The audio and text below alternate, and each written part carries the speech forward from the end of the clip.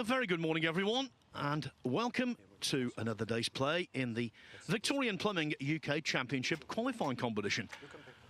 This is day 4 of 6 here at the Robin Park Leisure Centre in Wigan, up in the northwest of England. Whether you're watching on WST Play or the World Snooker Tour YouTube channel, welcome, thanks for your support. And I think it's going to be another action-packed day. Yesterday was historic. We saw the 16th 147 of the season, which sets a record for any season on the professional snooker tour. That came from Chang Bing-yu last night, even though he was defeated by Stephen Maguire. Take your first frame. Liam Pullen to break. We start today with an all-English battle between players from two different generations. 49-year-old Stuart Bingham, a former king of the Crucible, against an up-and-comer from the city of York, where the final stages of this tournament will begin on Saturday, Liam Pullen.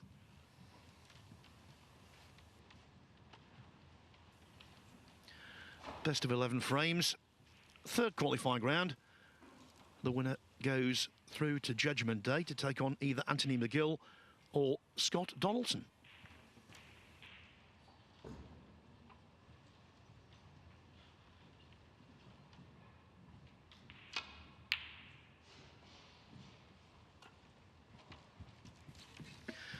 Only one previous meeting between these two, and it resulted in a convincing win for young Pullen. It was in the first round of the German Masters in 2024. He lost the opening frame, but ended up winning 5-1.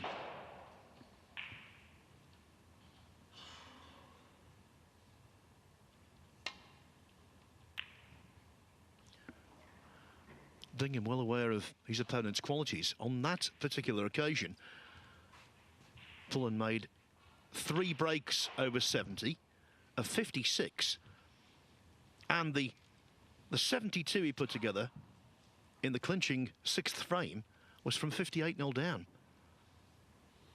So Bingham appreciates he has to be sharp today.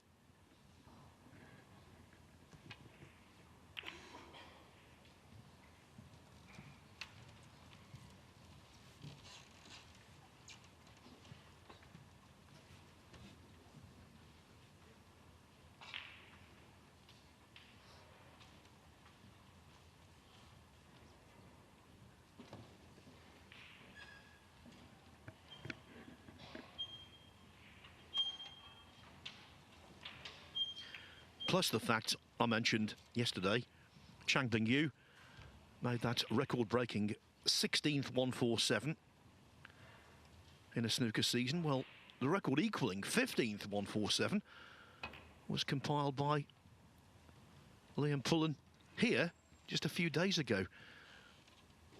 In the first round, he overcame Kailan Patel 6-1.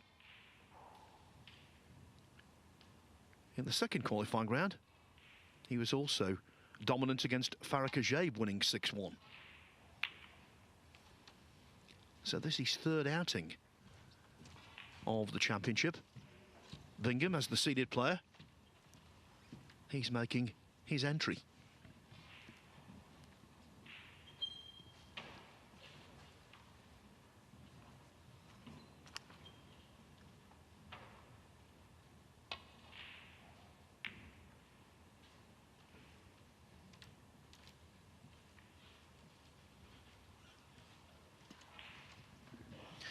Just a little bit of housekeeping from last night. We came off air with 2 matches still undetermined. Well, I can tell you Dave Gilbert squeezed through against Julian Boyko 6-5. And what a comeback to report for Liu Hao Shan. He beat Matthew Stevens 6-5, having trailed 5-1. And that was the 8th match yesterday, 8th out of 24 that went the distance. This qualifying competition has been the definition of competitive.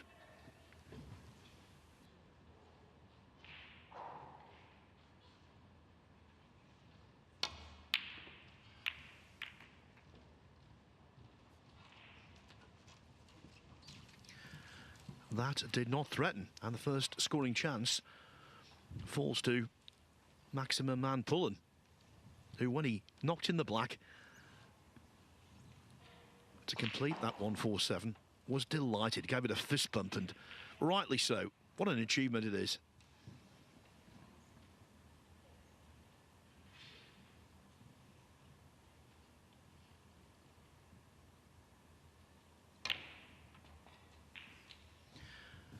Not going to happen in this frame now, but of course if Pullen does make another 147 in either this championship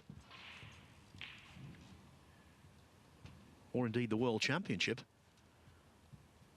he will qualify for a 147,000 bonus if he hasn't been beaten to it by someone else.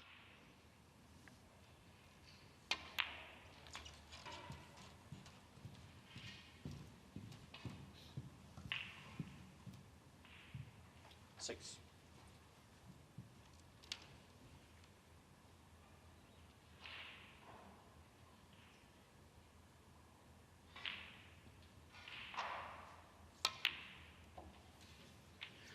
With regard to that 147 bonus, there were 3 chunks of £147,000 on offer this season. One was claimed by Ronnie O'Sullivan, who made 2 at the Saudi Arabia Masters, a qualifying tournament. So 2 remain.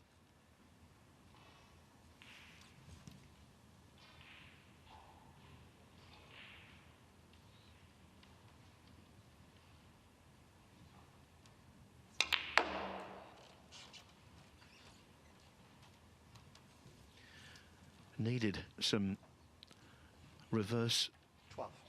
side on that screw shot to widen the angle to come down for the red to the right of the black, and nothing took.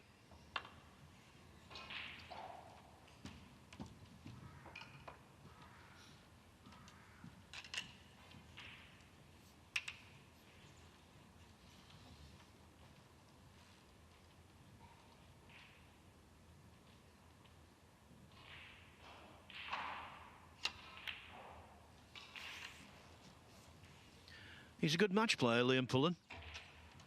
Liam Pullen, 12. But he didn't want that. That's the one place on the table he didn't want to leave the cue ball, because I think there's a gap for Bingham to access the red on the ball cushion.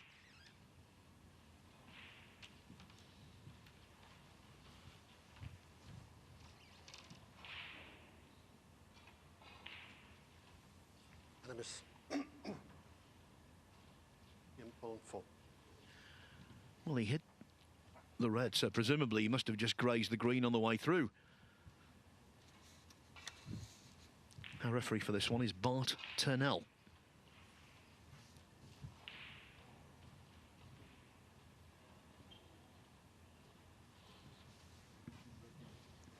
Okay.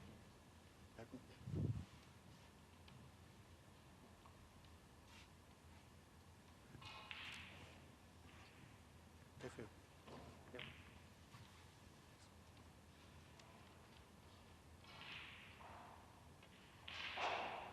Oh, miss.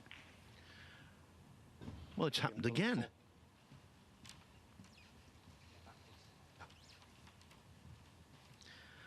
Stuart Bingham holds the record for most consecutive misses in a frame of snooker, 16 against Jimmy White at a PTC event in Ireland. Remarkably, he won the frame anyway. Can't imagine he's going to have 16 consecutive misses here, We'll lose the frame. because of course he's been warned he can see the red directly, or he can see a red directly, I should say.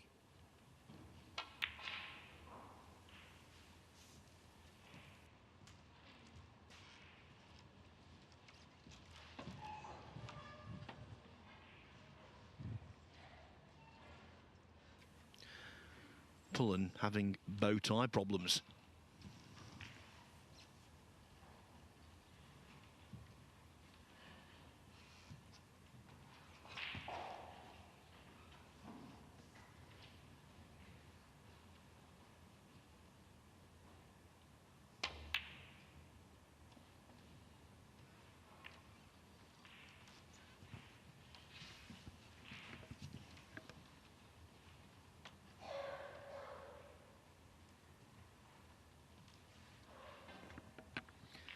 Yeah, still not quite right.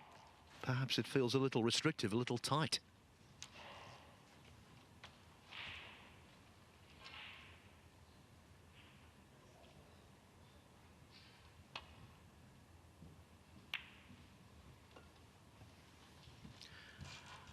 I recall many, many moons ago, the snooker authorities at the time decided to have a season where they relaxed the dress code. But for the World Championship at the end of the season, bow ties had to be worn. And of course, a lot of players didn't realise this and turned up at the venue without them. And so the forward-thinking tournament staff, who do a great job week in, week out on the tour, they had a box of bow ties ready for players to use.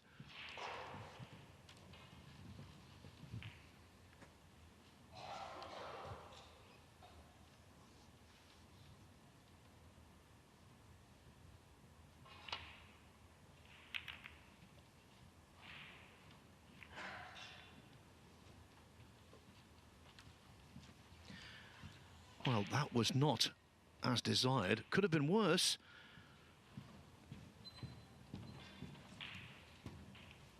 The blue here could be a hindrance. One thing that Pullen's got a great advantage with, he's a really tall lad, so he's got excellent reach.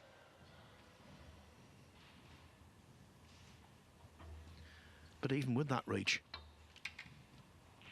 required to use the rest.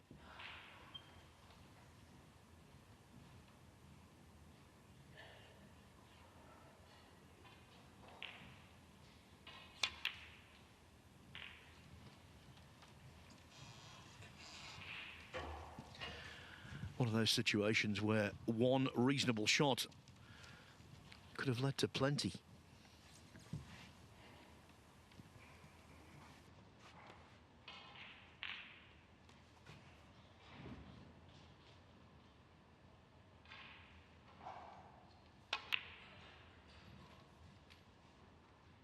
One.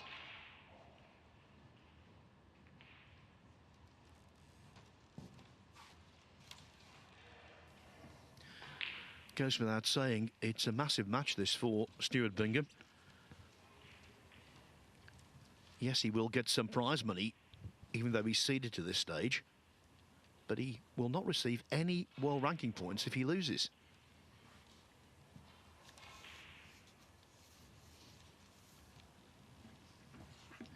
He's 20th in the world list now.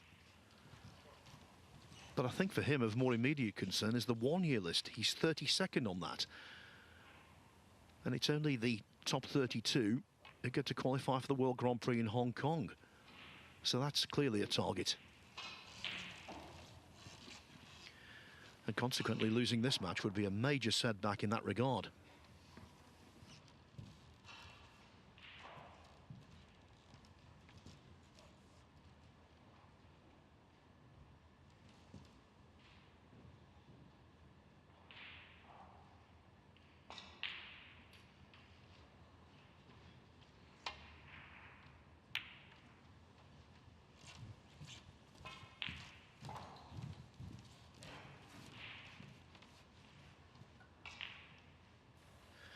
Liam Pullen, 86th in the world rankings, with all points added on at the start of this tournament, provisionally 83rd.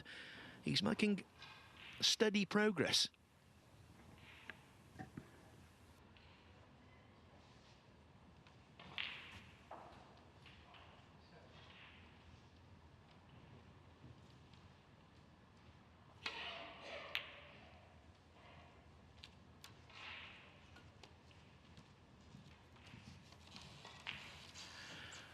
Miscalculation. Easy red to begin with.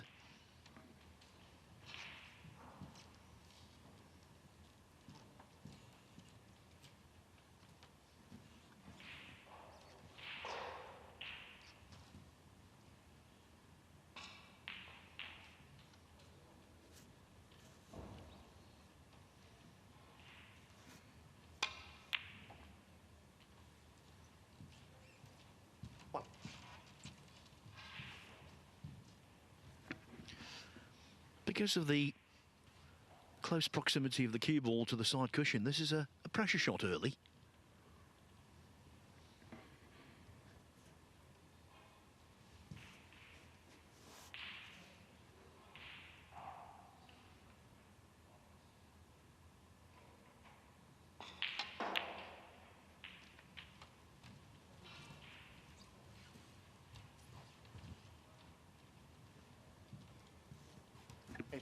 Well, I can only assume he must have thought there was going to be some kind of collision there, and there was no contact with any other ball.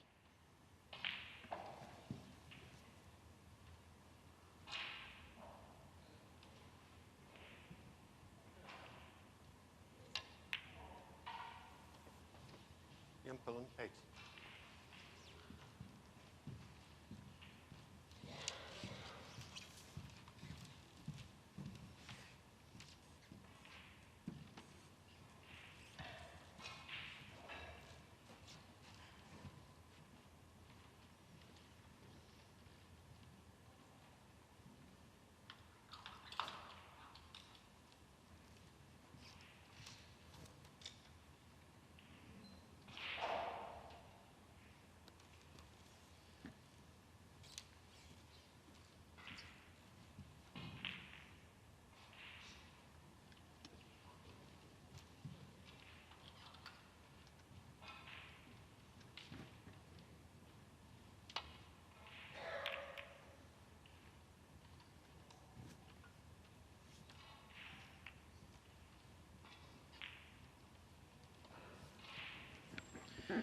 Those little flicks can so greatly help. But if the cue ball isn't fully behind the green, that red over the pocket is on. It is on.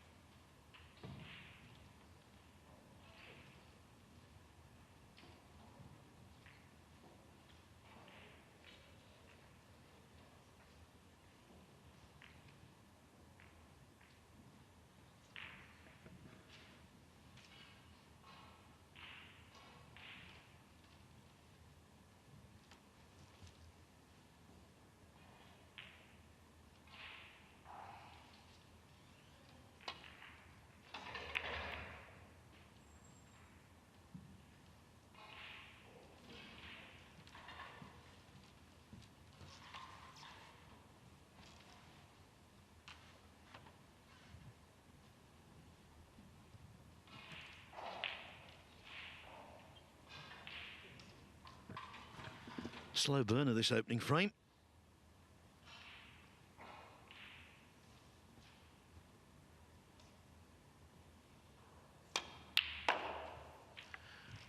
But there was nothing slow about that shot. It went into the pocket at a rate of knots. Brilliantly cued. Now this really is an obvious chance to draw first blood.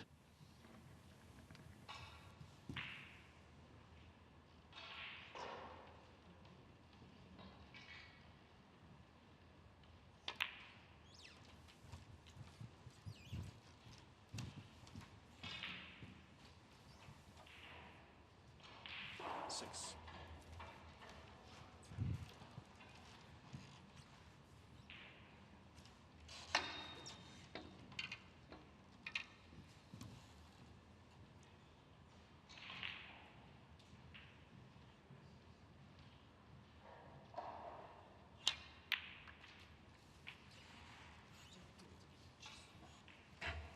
Seven.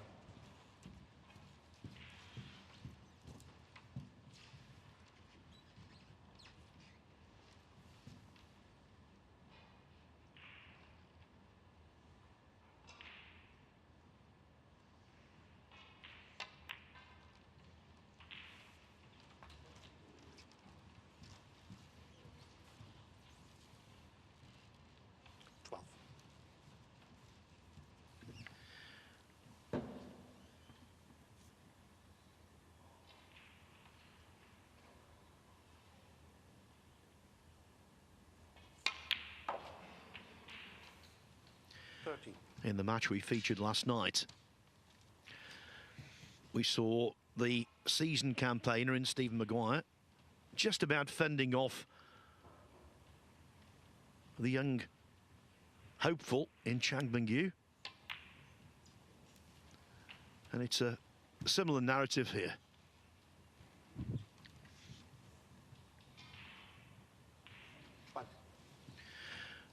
This time, though, Pullen hoping to strike a blow for the game's younger generation.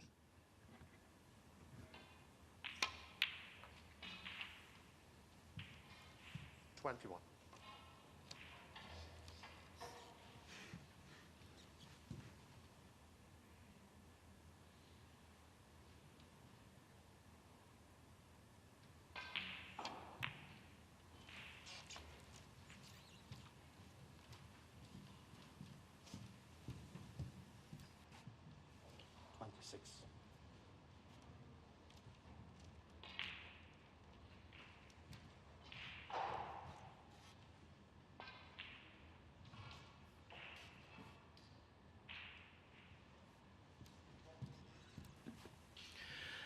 Well, he's cannon dependent here in terms of continuing the break after this red.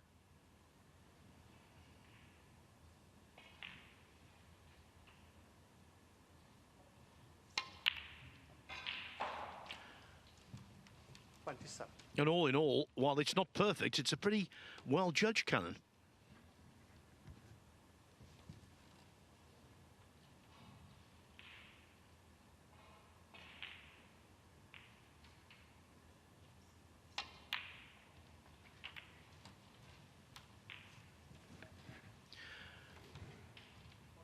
So almost there now in terms of winning this opening frame. He's 61 ahead.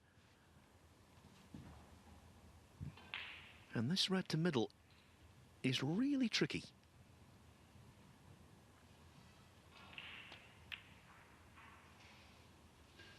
Yeah, they look a lot easier than they are. 34. So Pullen looking good, but the first frame not yet secured because there are 6 reds still there. That means 75 on the table.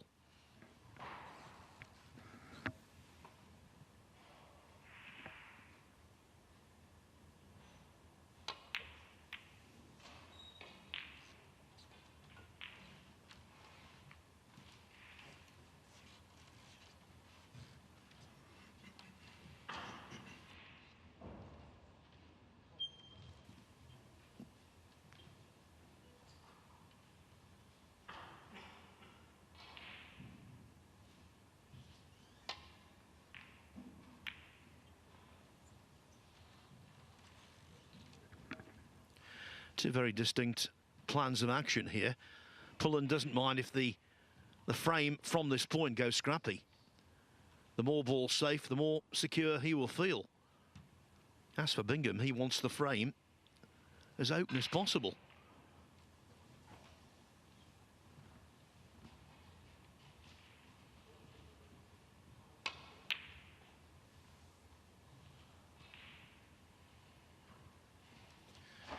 And another red going on a side cushion, not in his favour.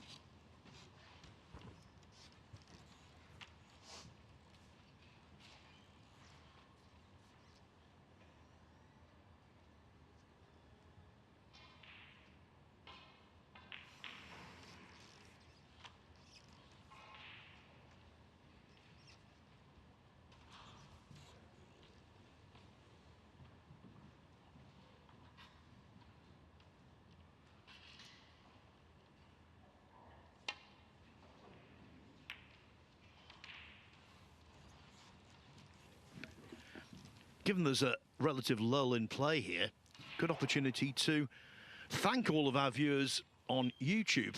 Yesterday, we had over 200,000 views for the day as a whole, so thanks for supporting us.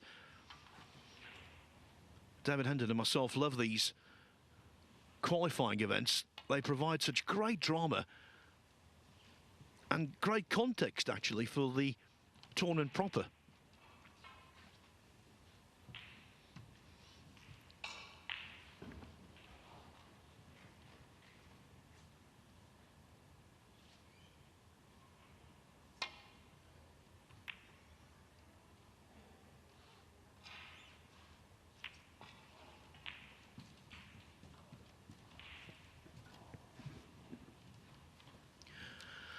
Bingham has spotted a solitary red so far this frame. It would be something else if he could pull the frame out of the fire.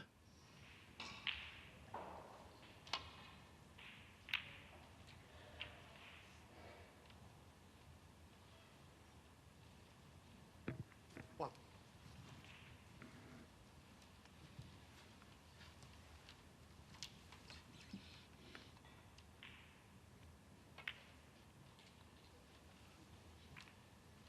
Bingham one. But potting a red with no colour does him no favours. Now the gap is 60, but only 67 remain.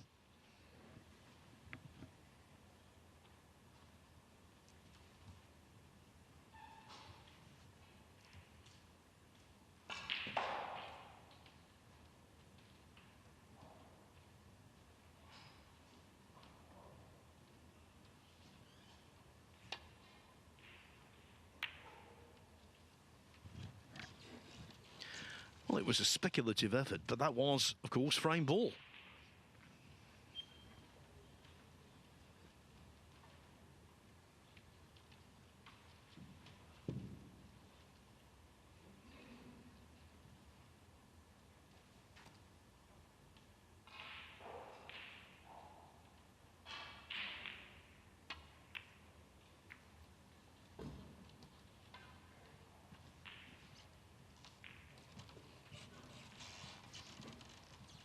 Bingham, quite rightly, in a match of this importance, being patient.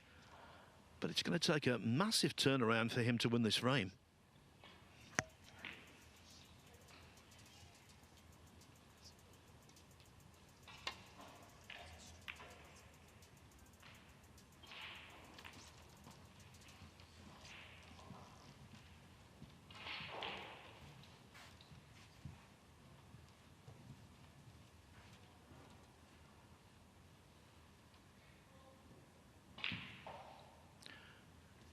Apart from the black, all other colours off their spots.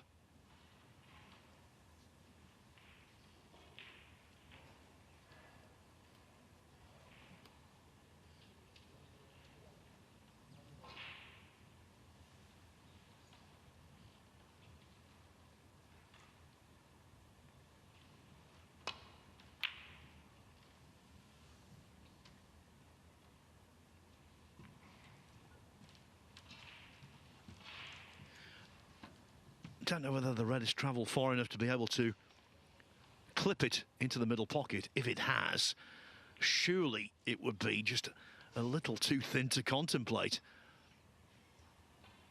It would need to be razor thin.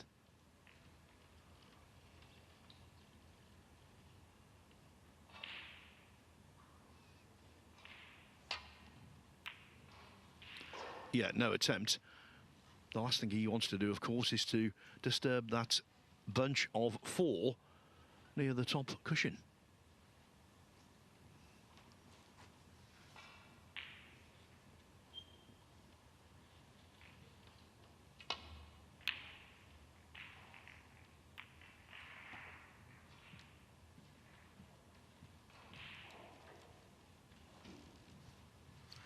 Well, I think Bingham's been a little unlucky there. There is a path between yellow and pink to this shot to nothing red that, again, is frame ball.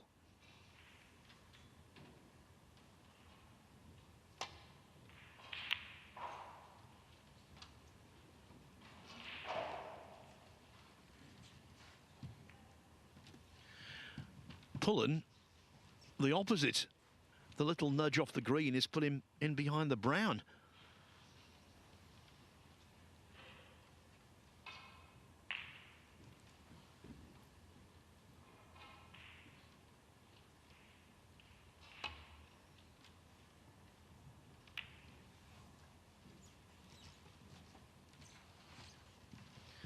Good hit from Bingham.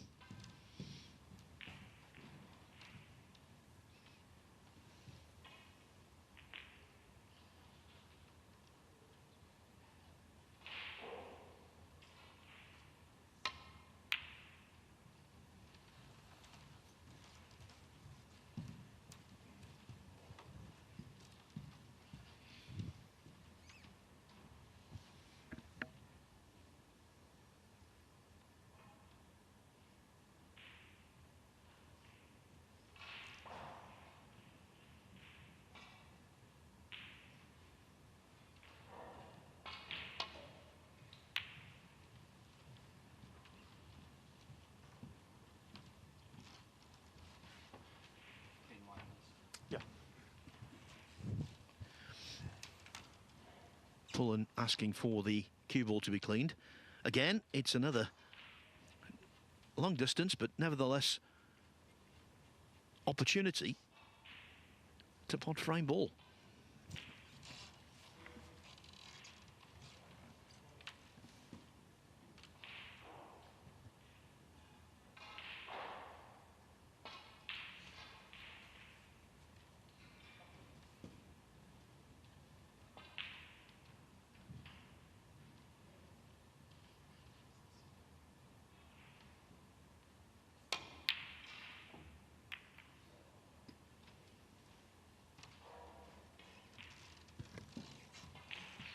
The last thing he wanted there was for the red to miss, trap in the jaws, go across the top cushion and majorly disturb the four awkward reds.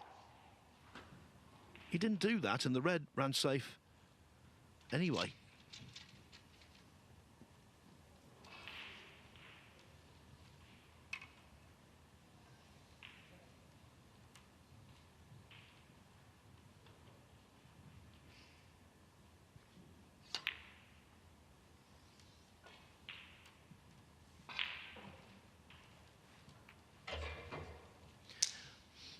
You've got to applaud Bingham's stoicism here, still battling away when the odds are very much stacked against him. But he knows these kind of frames, they can be transformed with one shot, either a slice of genius or a total misjudgment.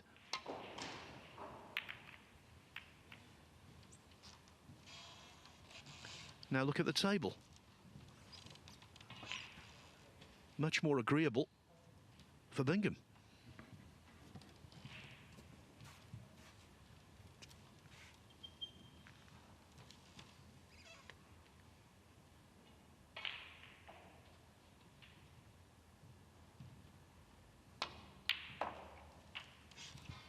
One.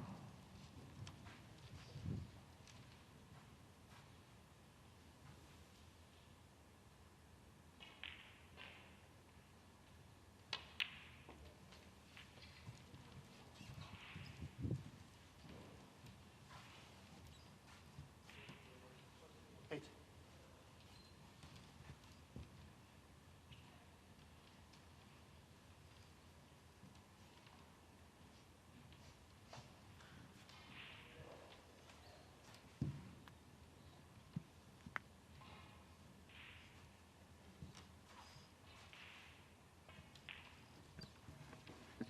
Still a lot of work to do.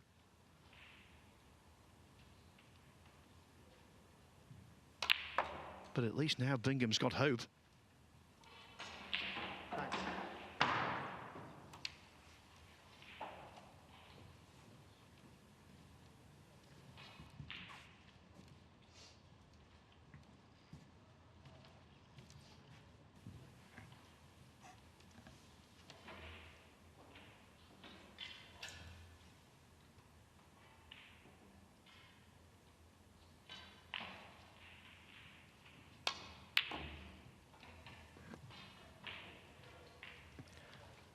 Spotting the pink was a must. So he's 51 behind Bingham. It means this red for Pullen will be enough.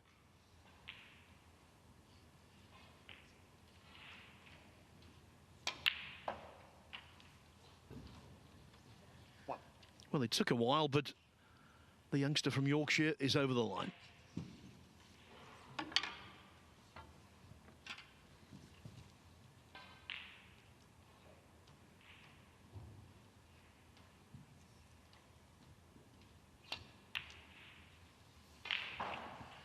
And the disappearance of the black in addition means that surely Bingham will not come back to the table. 8.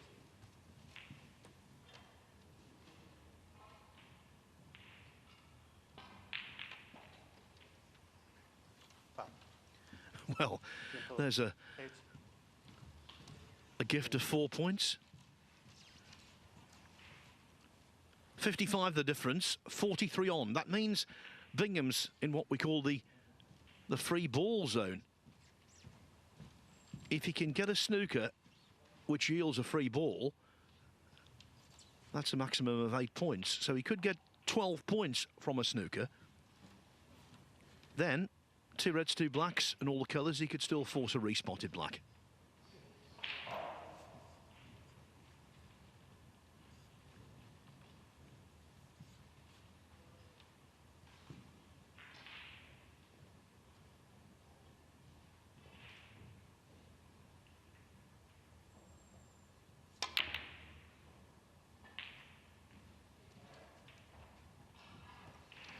Well, I could see what he was trying to do, but when you're in this kind of position, the last thing you want is rogue balls going around the table. It's speed.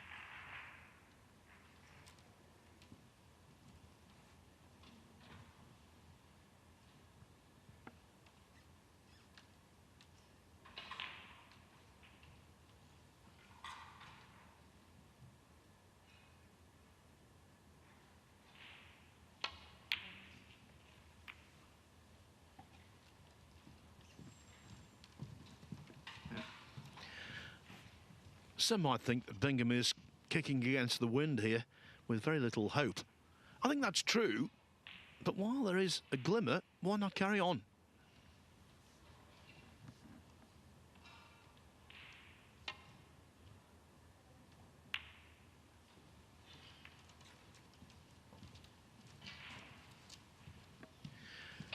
Now here, he's got an obvious chance to lay a snooker.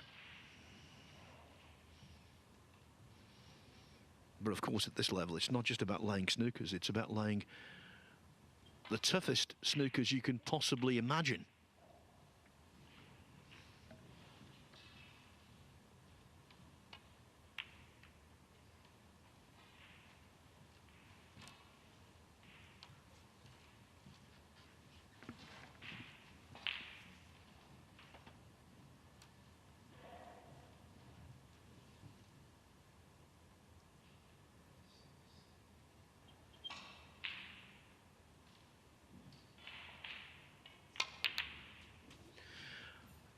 Clever shot from Liam Pullen, absolutely rubber stamps the opening frame.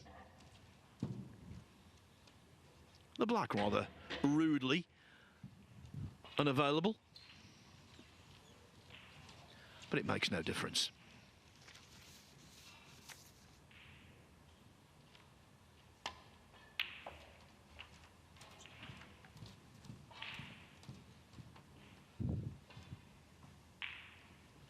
Seven.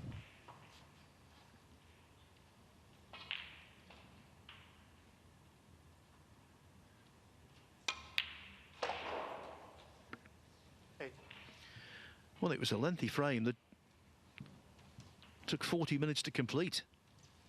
But that won't concern Pullen in the slightest. He's off to the desired start.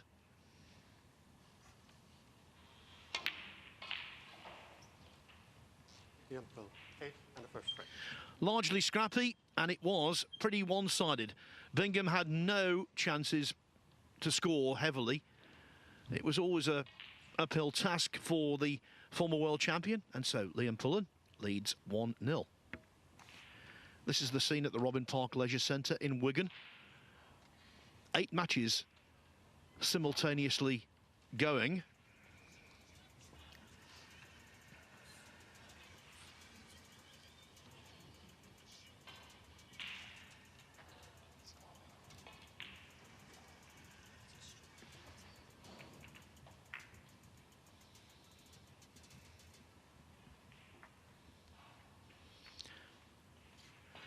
I can tell you, Zhou Yulong leads Marco Fu 1-0.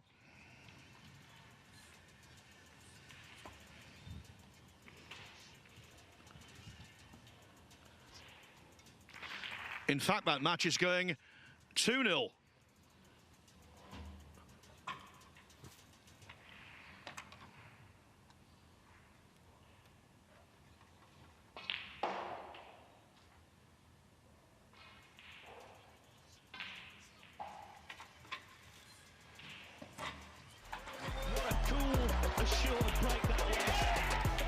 That is unbelievable.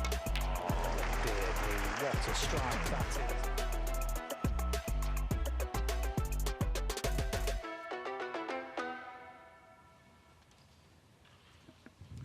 Frame 2. Karen Wilson, jump trot.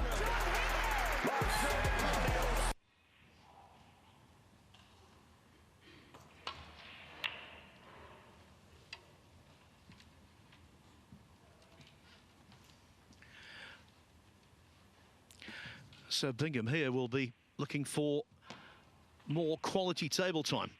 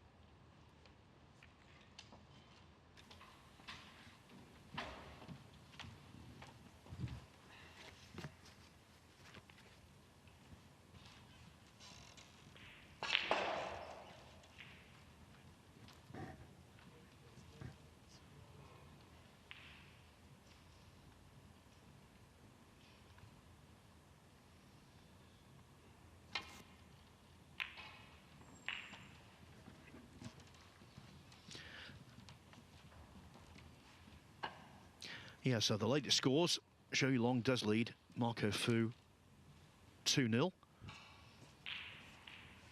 Scott Donaldson in the all-Scottish affair against Anthony McGill, he's 2-0 up as well. The winner of Donaldson and McGill will play the winner of this one. Donaldson made a 52 break in the second frame.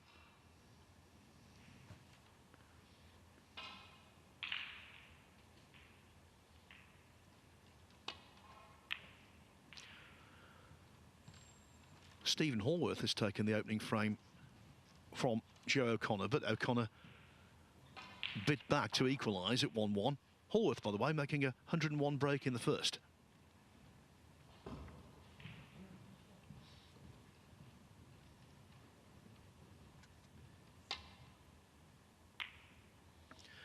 It's also 1-1 Elliot Slesser and Bulshu Revesh.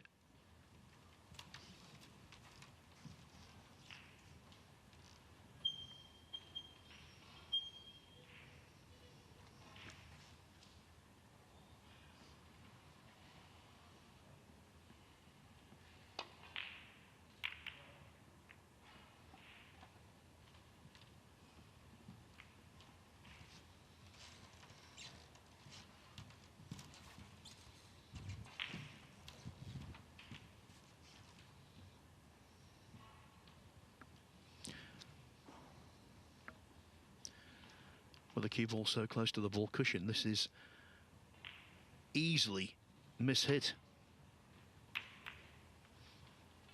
Well, he caught it just a shade too thick. That's why the cue ball didn't make the journey anywhere near baulk.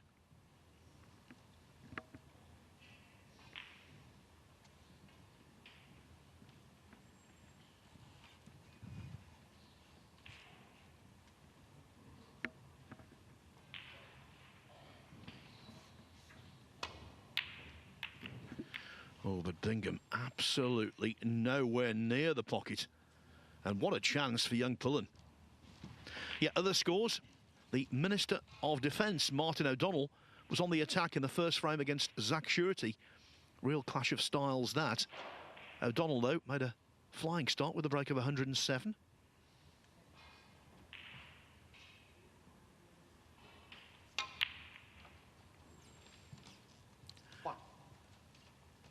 Ben Wollaston, who famously defeated Mark Selby at the Crucible this year. He's just about to take a 2-0 lead over Liu Hongyu.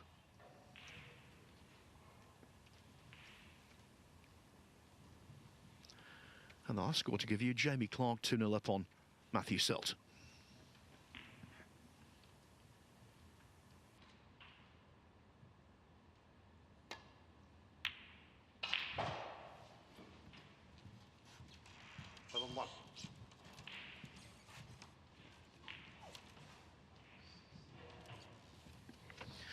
It was a big shot, and now he could be sitting there for quite some time.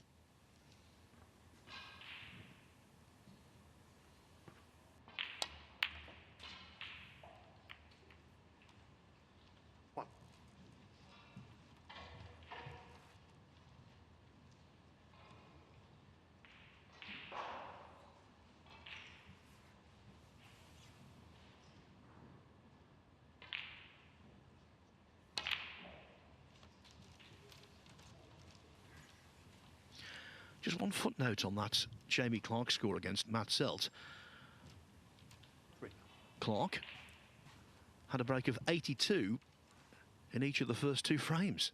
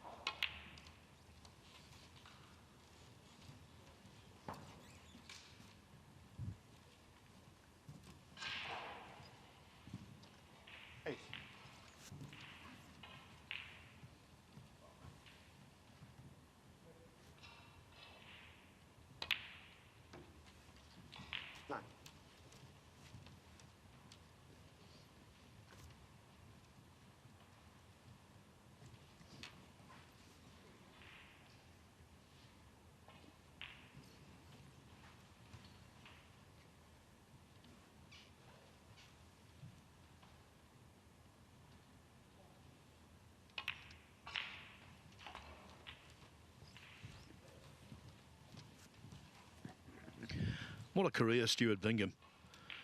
15 professional titles, 6 of which were ranking events.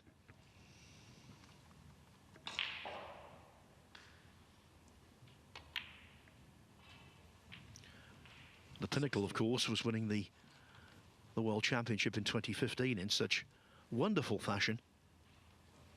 But he hasn't won a ranking title since the Gibraltar Open of 2019.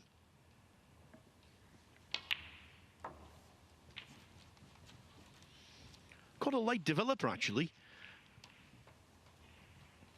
His first ranking breakthrough was the Australian Open of 2011, when he was in his mid-30s. But subsequent victories followed in Shanghai, Welsh Open, English Open.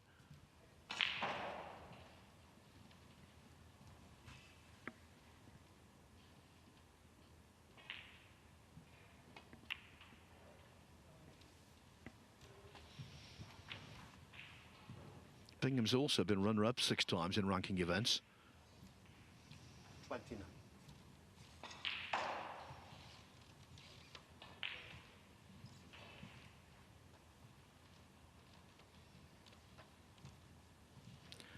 And having won the Masters in 2020, he needs this UK Championship to complete the Triple Crown.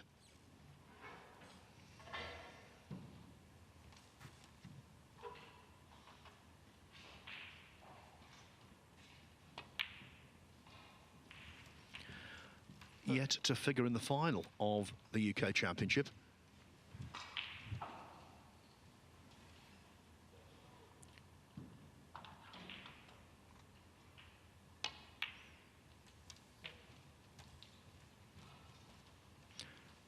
Bingham's personal best in this event. Semi-final appearances in 2018, 2014 and 2013. 38. Didn't quite get hold of the cue ball as much as he wanted there. Wanted to be a lot straighter on the pink than he is.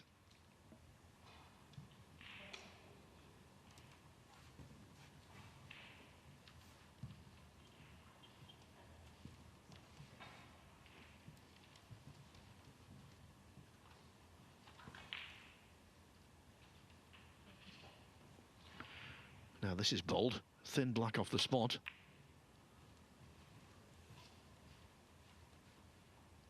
And he caught it marginally too thin. So close to dropping that. Now with the black over a pocket like this, that can lead to an extended bout of safety. The balls tend to congregate around it. Of course, with a 37-point lead, the last thing that Bingham wants is a re-rack. But we could see some extended tactics here.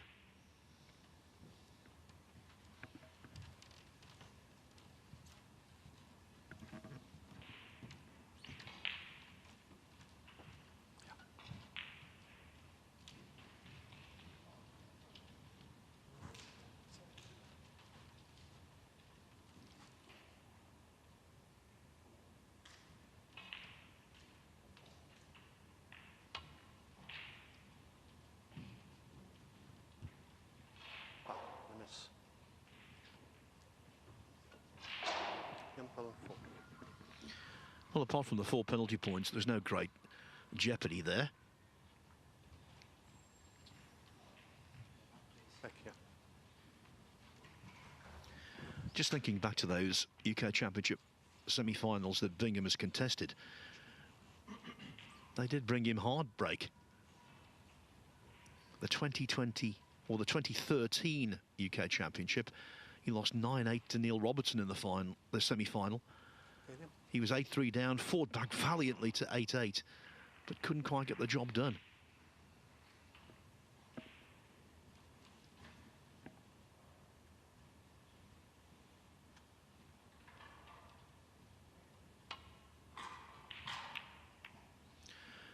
The following year, 2014, again, so close. In the semi-final, he was 4-1 up and 5-4 up on a certain Ronnie O'Sullivan. But O'Sullivan reserved his best for when it mattered most. Breaks of 117 and 94 in the closing 2 frames to win 6-5.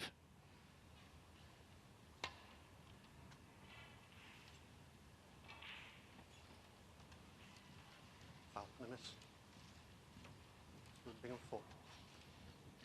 And then, would you believe, it was another deciding frame defeat in Bingham's 3rd and most recent UK Championship semi-final in 2018. This time, his narrow conqueror was Mark Allen, who trailed 4-2, 1-6-5. He's been within a frame of the UK Championship final 3 times, Bingham, and he's still to get there.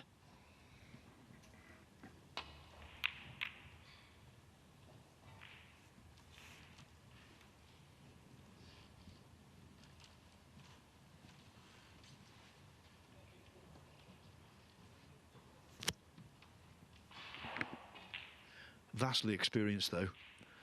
He's been involved in total in 24 world ranking event semi-finals, 48 quarterfinals.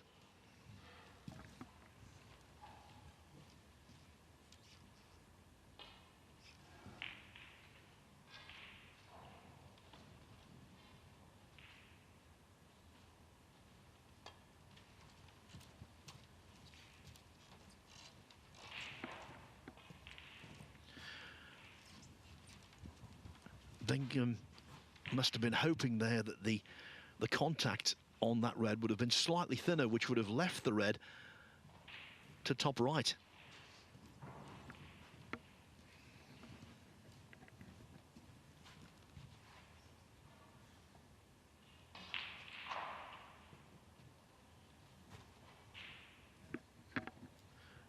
But this one could break the impasse.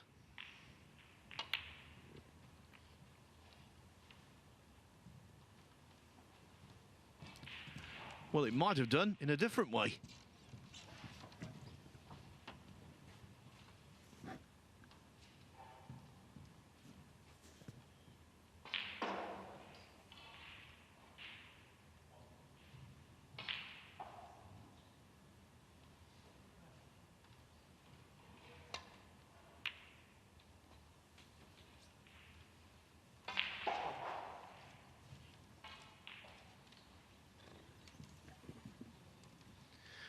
Wanted the gap to get through to the black, but the pink is blocking.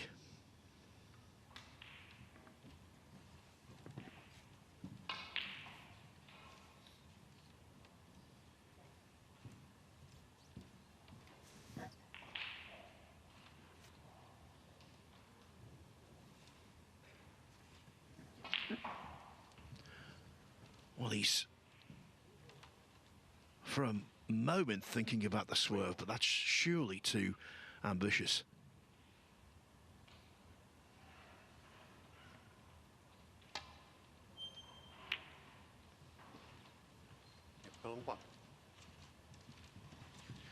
As predicted, these reds slowly but surely congregating around the black.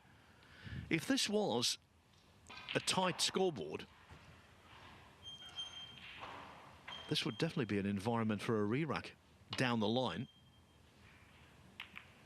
But as I say, with Bingham 36 in front, there's no way he wants that.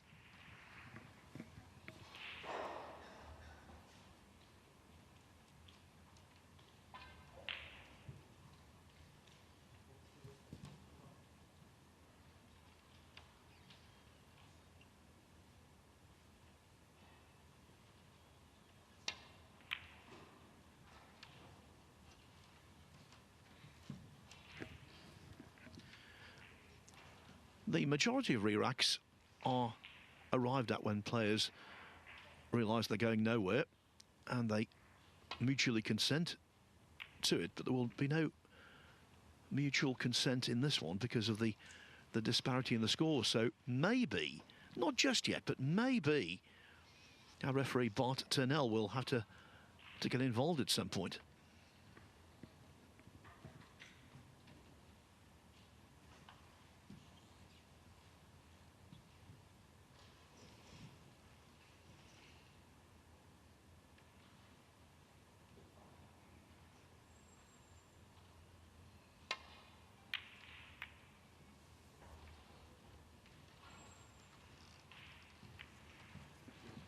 You see, unless the black is accidentally nudged in, they could do this till the cows come home.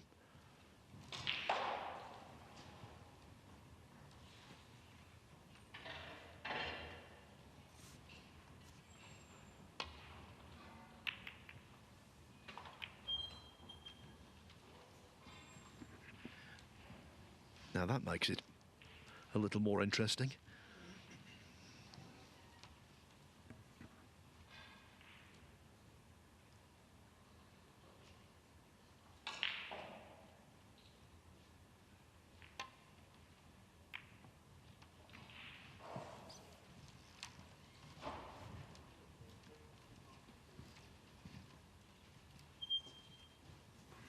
You've seen so much snooker over the years, you will know the two players normally give a look to each other. Yeah, let's get on with it, but that will not be forthcoming from Bingham here.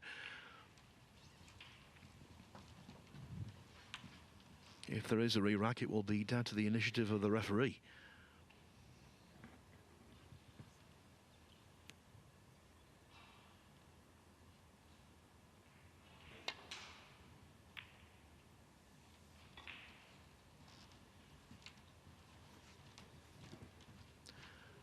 Don't think he needs to step in just yet, but we're not too far away from that.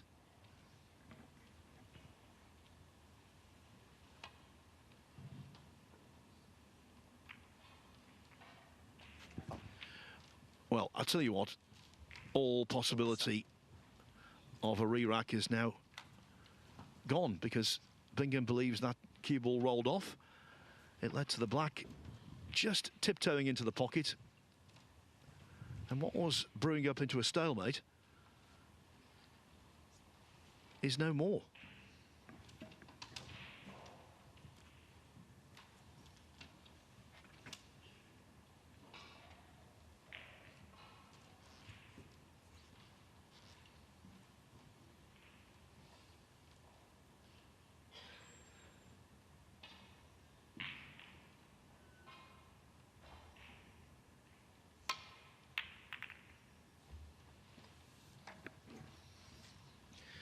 It always looked a tight squeeze, that. And so Bingham, actually knocking the black in, has done him a backhanded favour. If he can see enough of a red to make a plant. What a strange frame.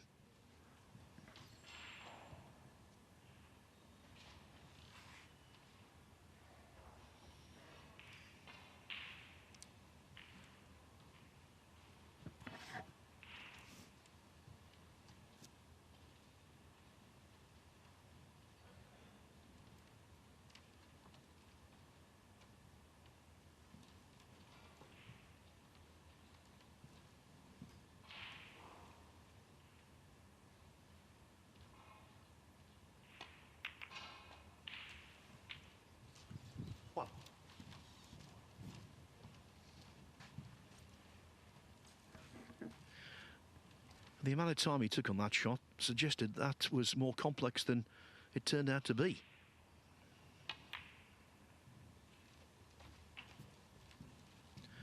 Well, from here, it really should be 1-1.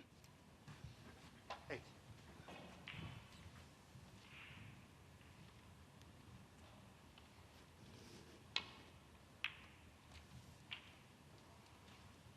Nah.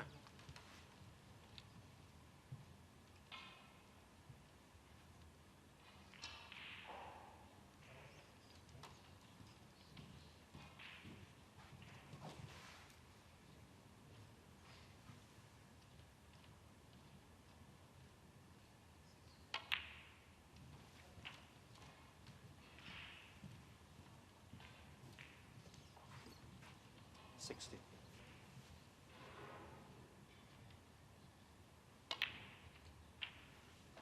$17.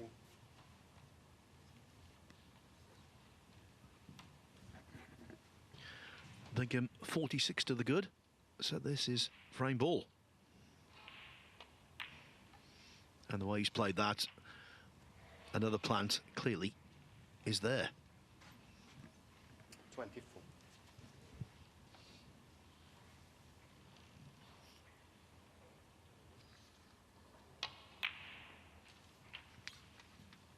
$25.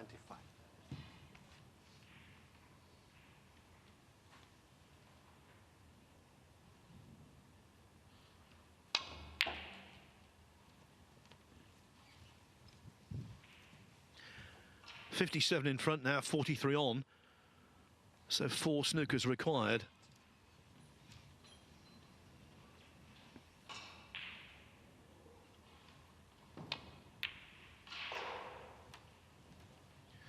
There's no movement from Pullen. He has conceded. And so the first 2 frames have been shared. No real pattern yet emerging in this match.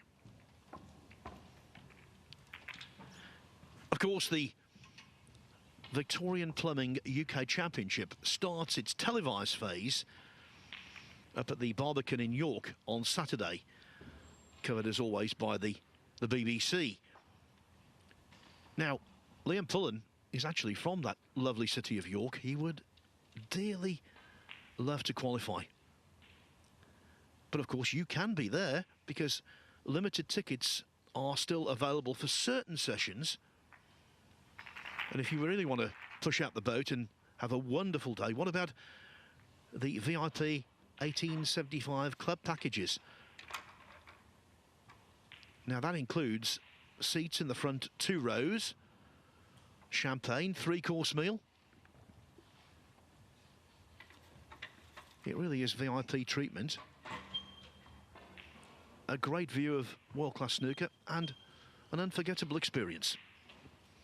And if you want to come down to the qualifiers in Wigan here, which conclude on Thursday, bear in mind tomorrow and Thursday, that's the final qualifying round, Judgment Day as we call it, well, tickets are available here as well. £12 for a day ticket. You get to see an awful lot of snooker. So if you want to take up what I've just been talking about, why not go to WST.tv, click on tickets, and it will become apparent how you get your hands on them.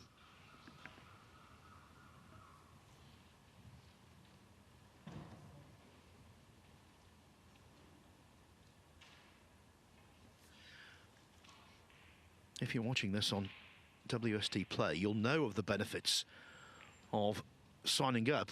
If you're watching it on YouTube, well, I'm going to give you the benefits. Basically, if you're signing up to WST Play, you get ticket priority for the biggest events. And how about this for an offer? Free tickets to the qualifiers. And you get to see a wide range of classic archive content, including Stuart Bingham's World Championship glory. Is it really 10 years ago?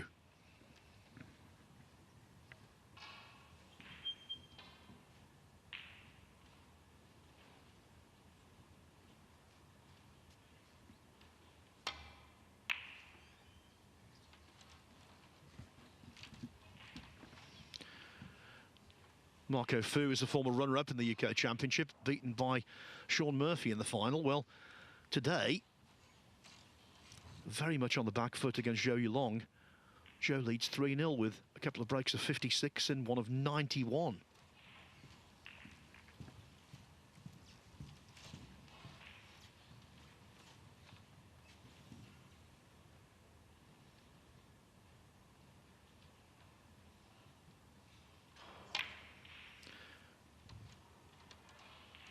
After securing the first frame with a century break, Stephen Horworth has fallen 2-1 down to Joe O'Connor.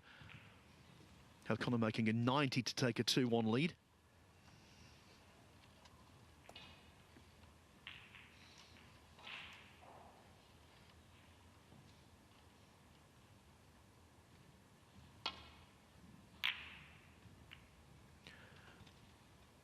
Also 2-1 for Elliot Slesser over Bolshu Revesh. After the breakthrough of Jack Lazowski, and indeed Wu Yuza at the International Championship, I think you have to include Slesser in the conversation for the best player still waiting to win a world ranking title. I would personally say it's Sergio Wei, but Slesser has to be considered.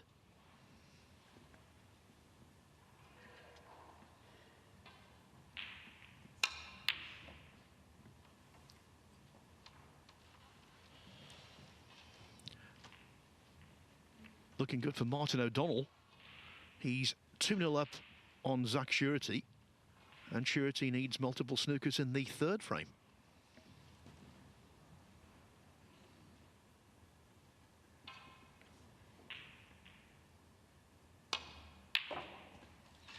Now that's a Bingham special. Terrific.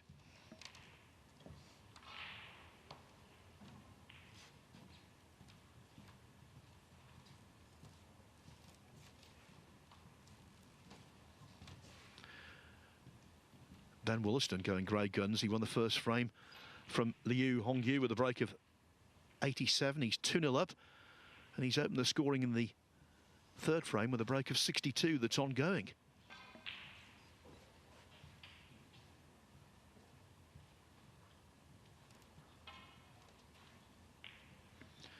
And the final score to give you, Jamie Clark leads Matt Selt 3-0. Clark making 2 breaks of 82 and a 63 so far.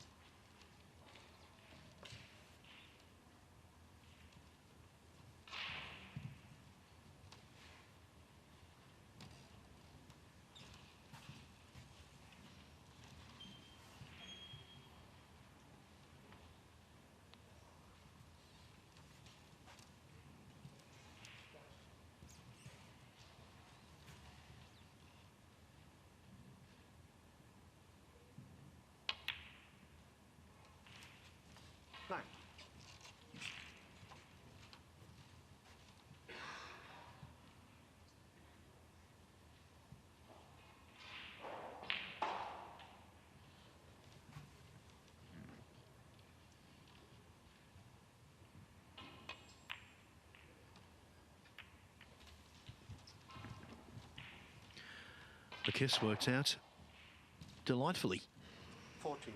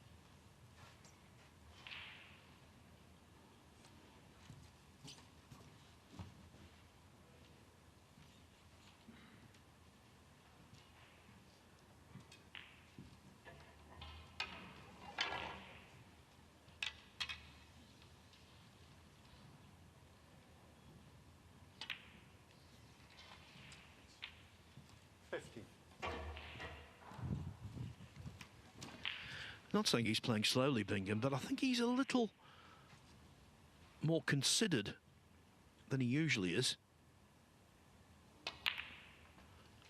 Normally very fluent.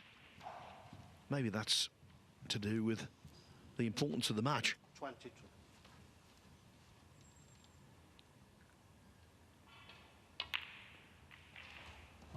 23.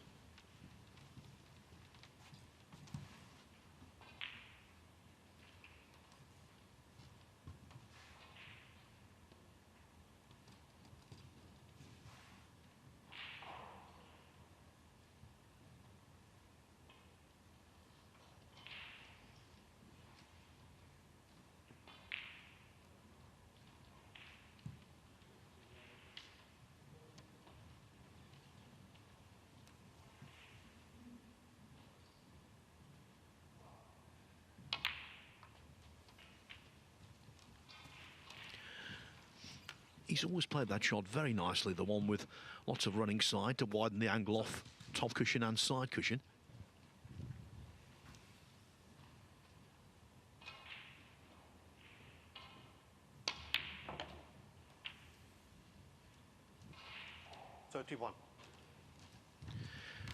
Now, he didn't play there. Almost overcut the red, so that's why the cue ball travelled more. But he's still okay.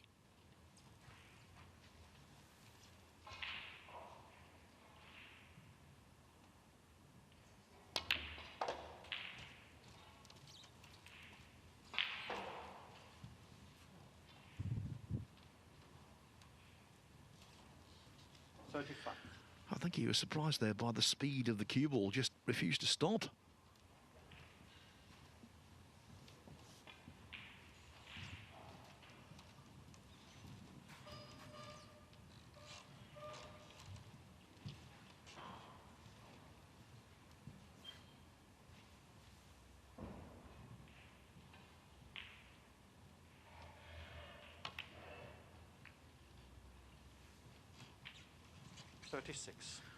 Good recovery pot. The knock-on effect, though, is that he's on the incorrect side of the blue.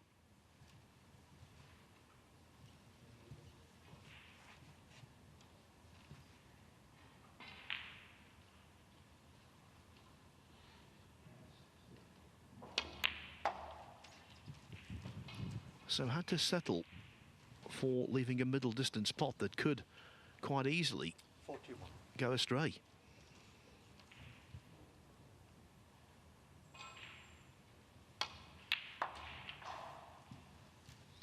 Doesn't though, it's centre cut actually, and now he should be in to win the frame.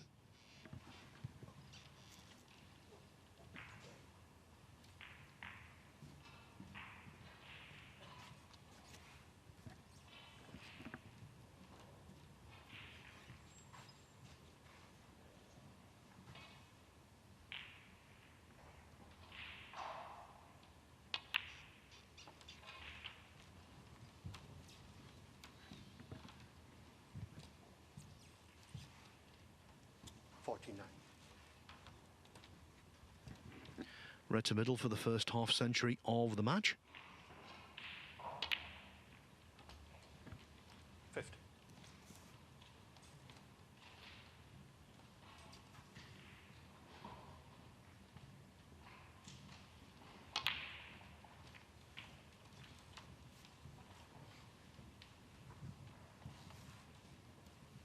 57.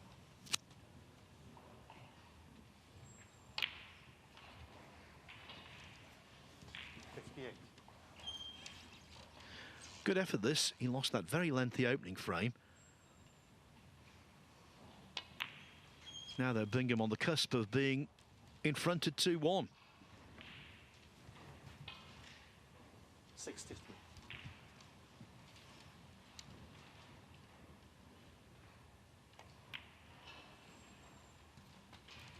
64.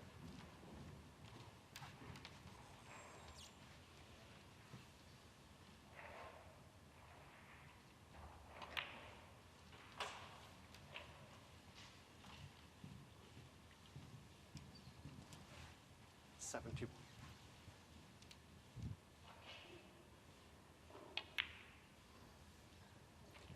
72.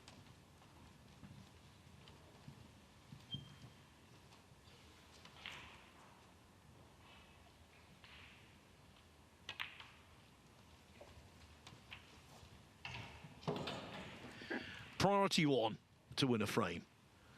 Priority 2 79. to win a frame in style. And that's what Bingham has done here. 80.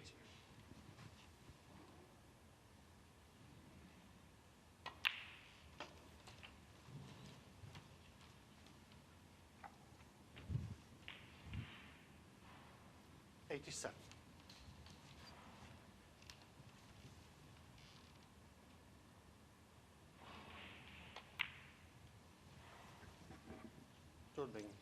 That's a shame. A source of minor irritation, no century.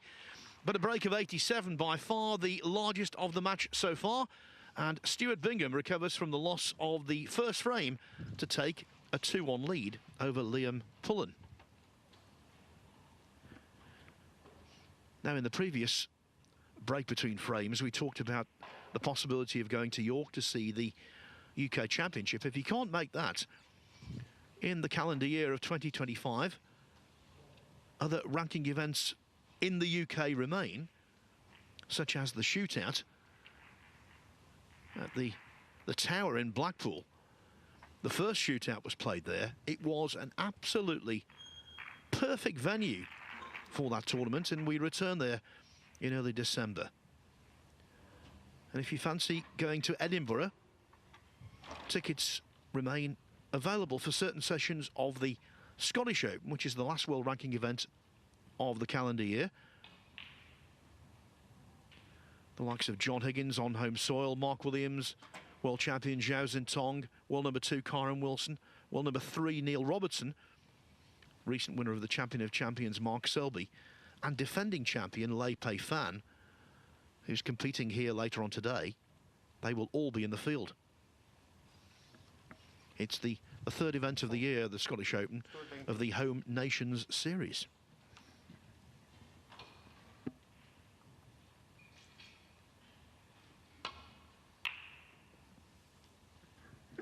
So one more frame to go before the interval. By the way, in the break,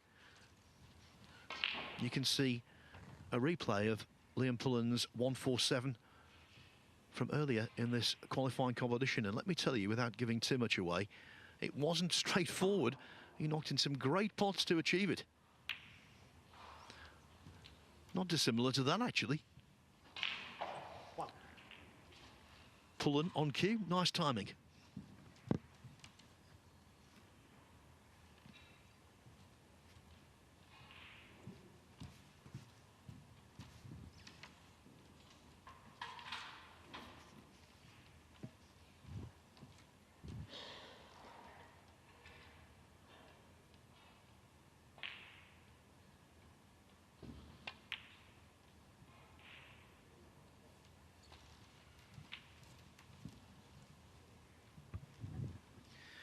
In frame 3, Bingham got a really good early chance.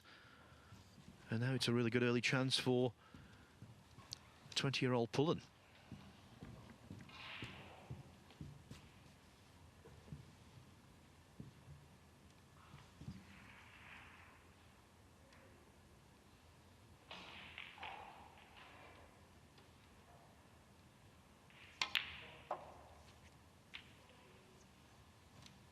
7. He's had a solid season, Pullen, but he will not be happy with that one.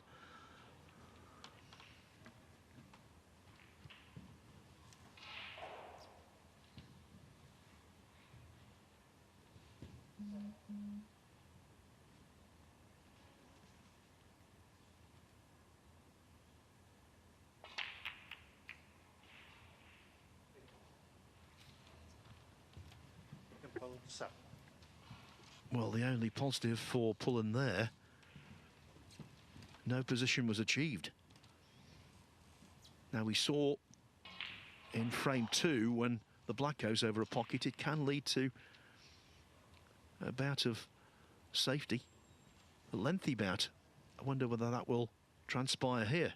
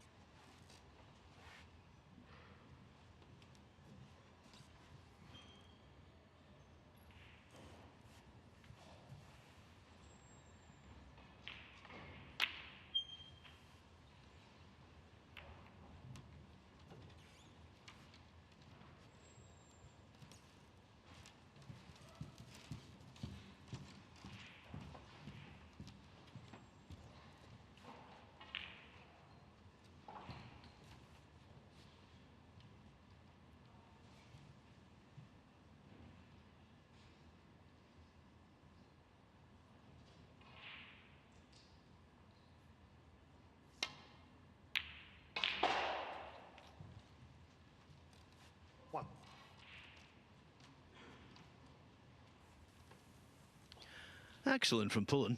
Excellent. Now he could really split these reds far and wide.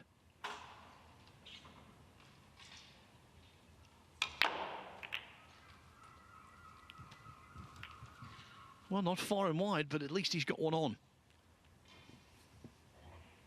8.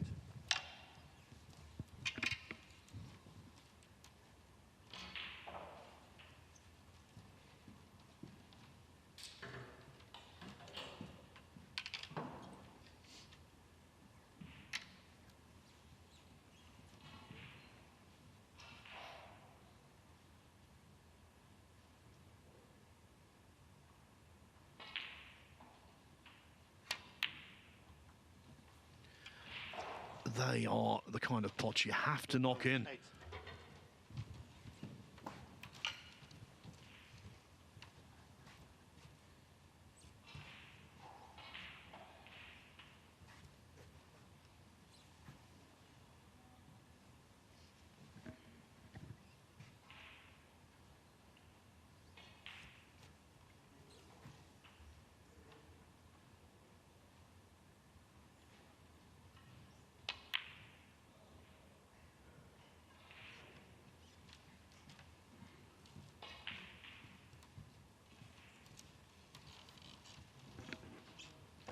Bingham reels away from the table. He knows that was a really good chance to take a 3-1 lead at the interval.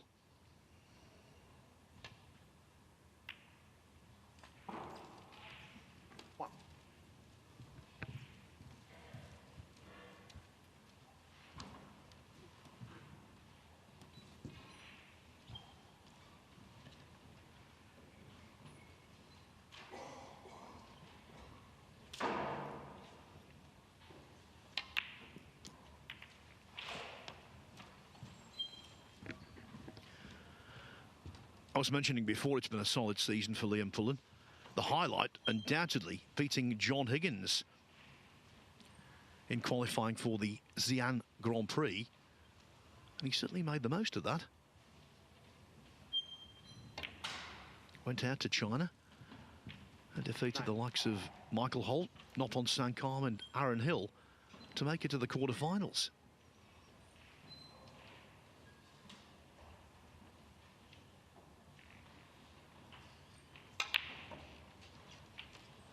Claimed another notable scalp. In fact, 2 at the English Open in September, beating a really good player from China, Lan Yuhao, and then Stan Moody As quiet as possible, please. before Thank losing you. to Ding in round 3.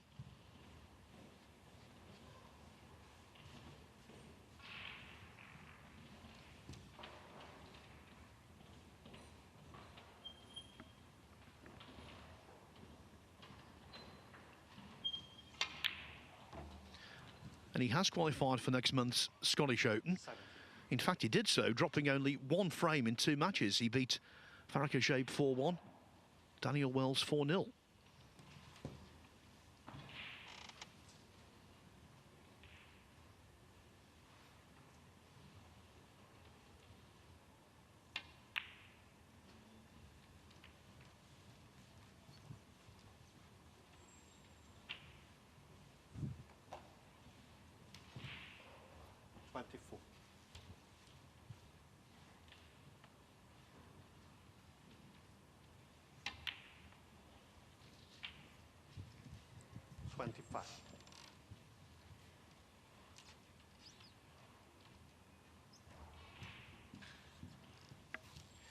But for sheer adrenaline,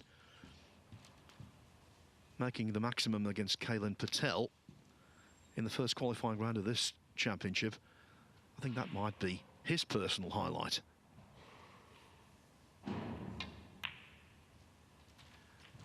And just to repeat, we will get to see that all over again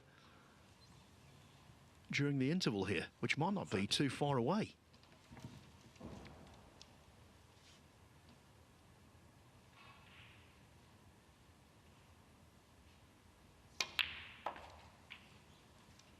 One.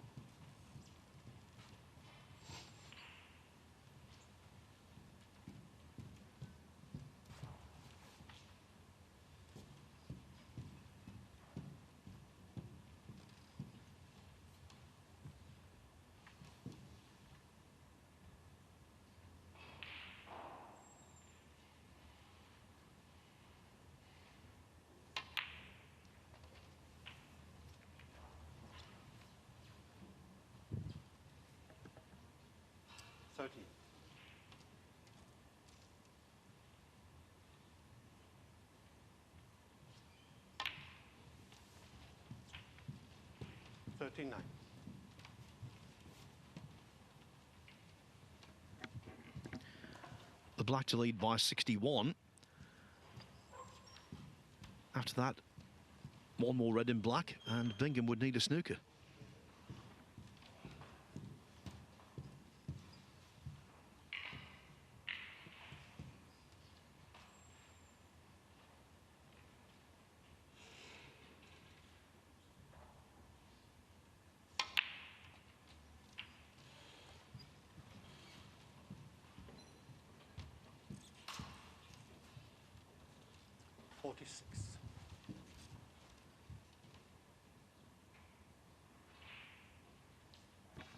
Now there, really good illustration of the fact that Pullen, although he's very orthodox the way he delivers the cue, when it comes to sighting, he's left-eyed.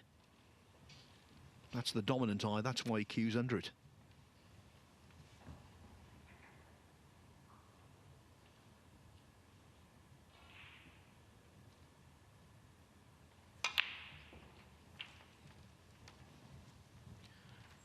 Bingham does need a snooker. If this red goes in, I think the interval will be basically upon us.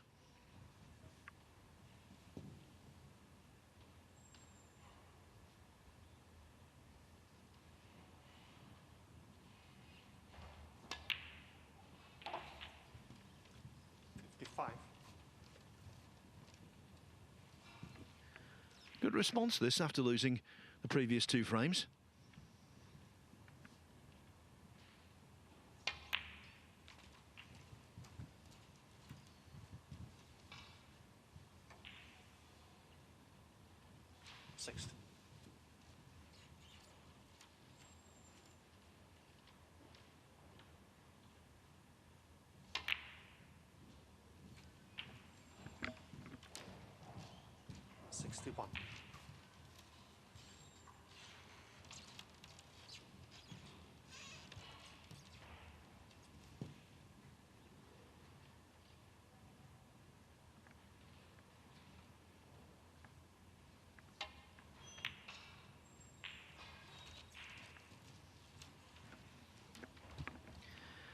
Intervals are strange things, having played such a good frame here.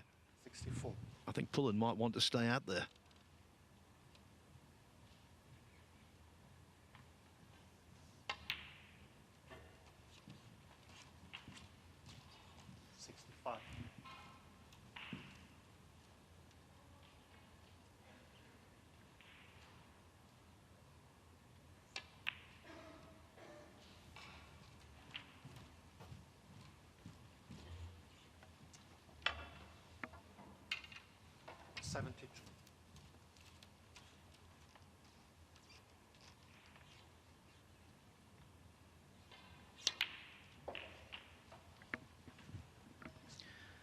Well, he missed a red with the rest at the start of this frame, but he wasn't punished.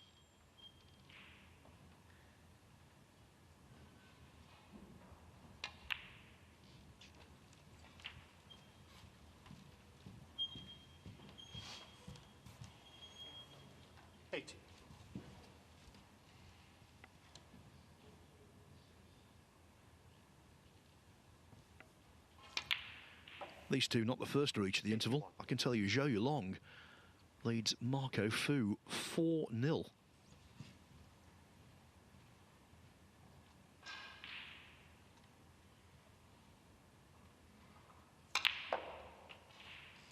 Also, at their break, Stephen Hallworth and Joe O'Connor 2-2. And in a second, this one is going to go to interval as well.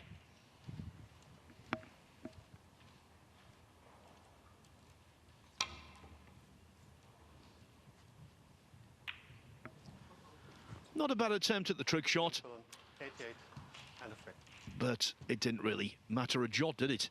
So, good stuff this. I think 2-2 at the interval is a fair reflection of just how the match has gone so far. Now, here I am, keeping my promise.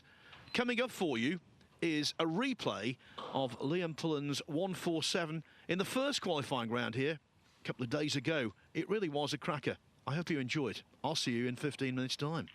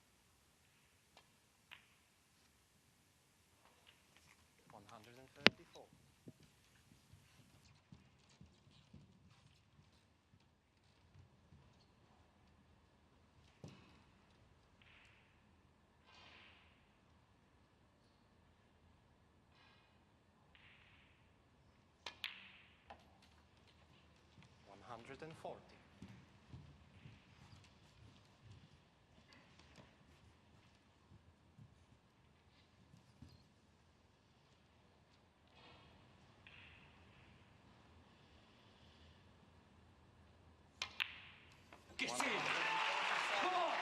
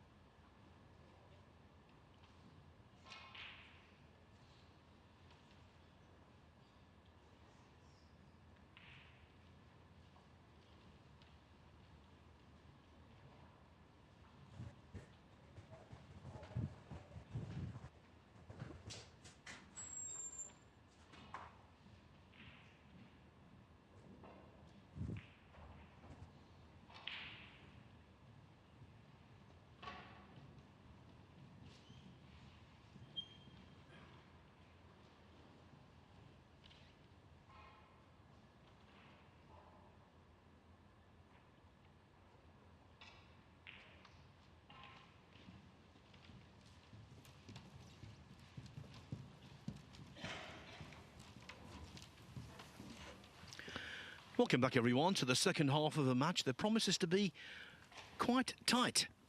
Couldn't be tighter right now. Stuart Bingham and Liam Pullen, 2 frames each. If you're just joining us on either WST Play or the World Snooker Tour YouTube channel, welcome. I can tell you Pullen won a very scrappy and lengthy first frame. The second frame was not much to write home about either. Bingham won that, then made an 87 break in the third. Pullen replied just before the interval with a run of 88. So, nicely poised.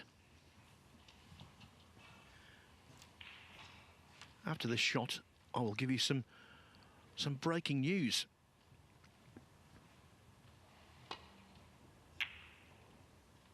We have our first result of the day.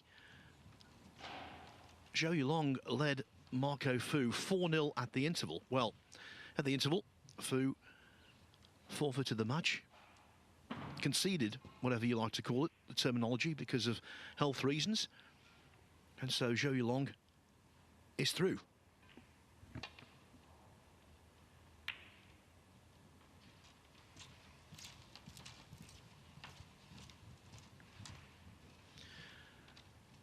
I know that Fu recently had to miss a couple of tournaments due to an elbow injury.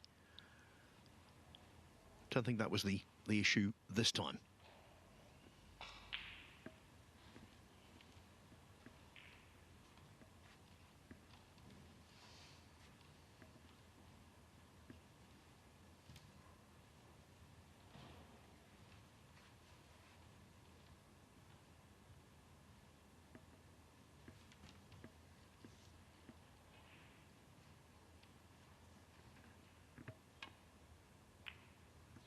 So Zhou Yulong will go through to face either Jamie Clark or Matthew Selt in the final qualifying round.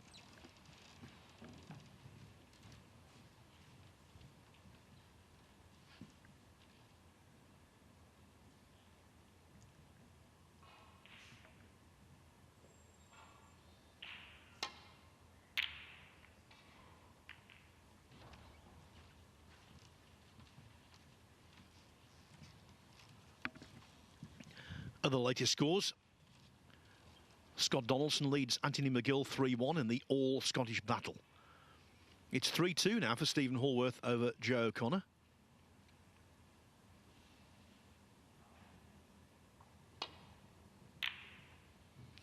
A surprise brewing on table 3, where Elliot Slessor is 3-2 down to Hungary's Bulshu Reves. Martin O'Donnell 4-0 up on Zach Surety at their interval. Ben Wollaston has just returned from his interval against Liu Hongyu with a 4-0 lead. Ben's playing lovely stuff. Breaks with 87, 83 and 118 so far. And Jamie Clark leads Matt Selt 3-1.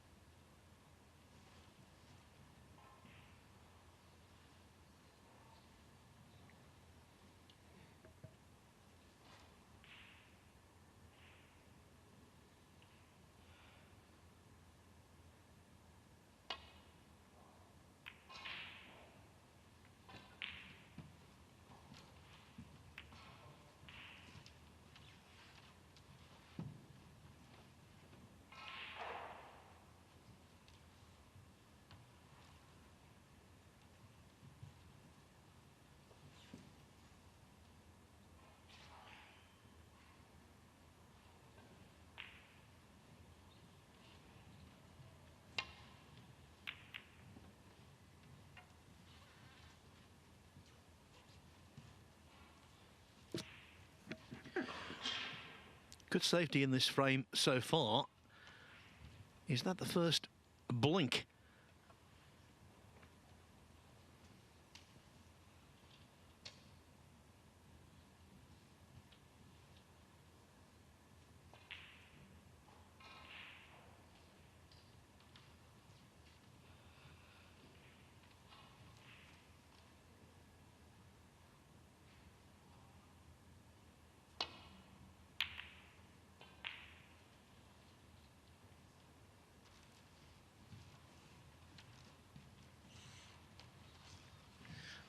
Well, the red is clearly onto middle, but with the cue ball so close to the ball cushion, this is really tough.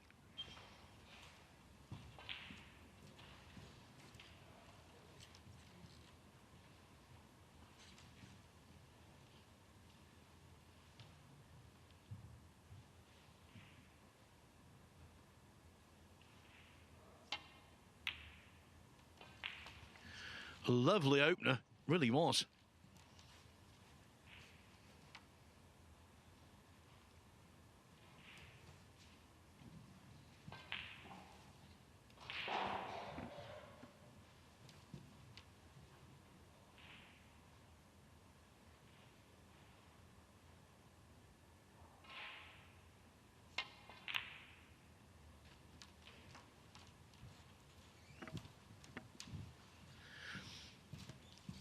Pullen would have had a brief nanosecond there where he wasn't quite sure whether the blue was in, but it just about flopping off the jaw.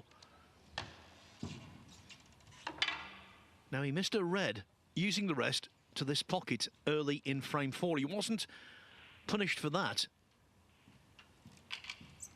This one, just a shade tougher than the one he missed.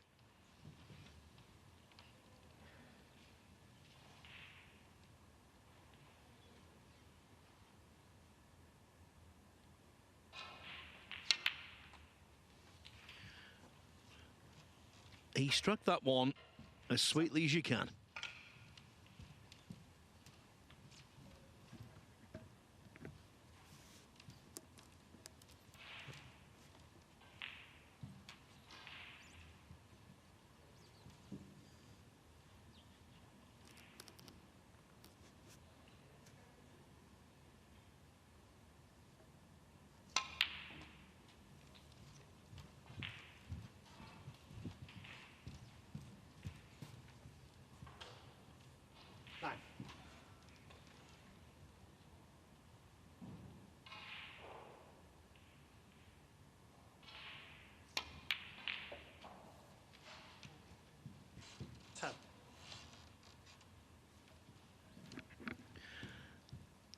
We saw Stan Moody on the main table yesterday, playing some good stuff.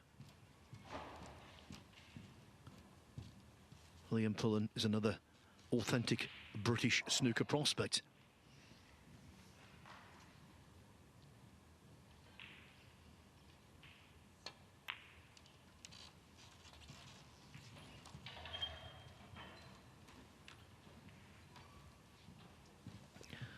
He would love to 15. Liberate the black and or the pink.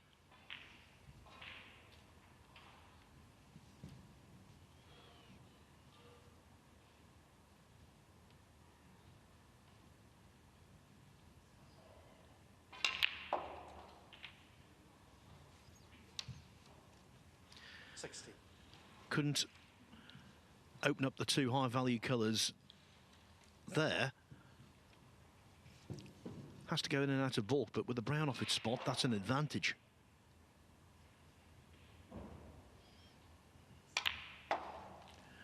Wide gap between yellow and green. You could get a double-decker bus through there. 21.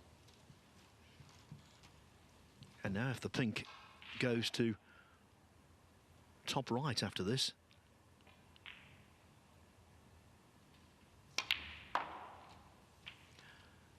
Well, clearly it doesn't because he played for the blue.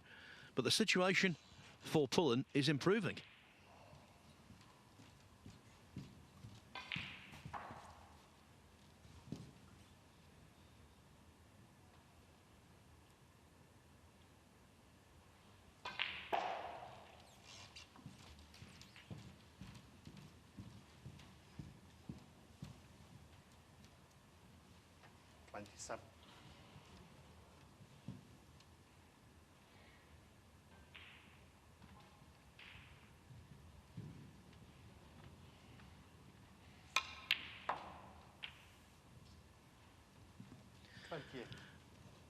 Well, he played to screw back for the blue to middle. Didn't quite get hold of it as he wanted, but he's got the alternative blue to yellow pocket.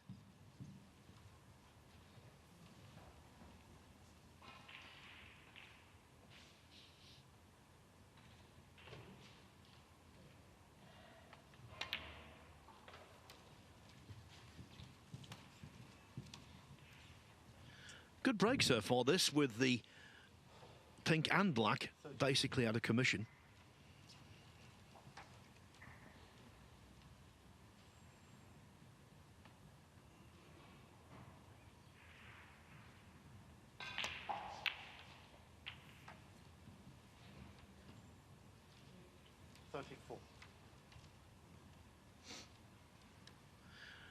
Well, he didn't play for the green quite like this, but he's actually got the perfect angle.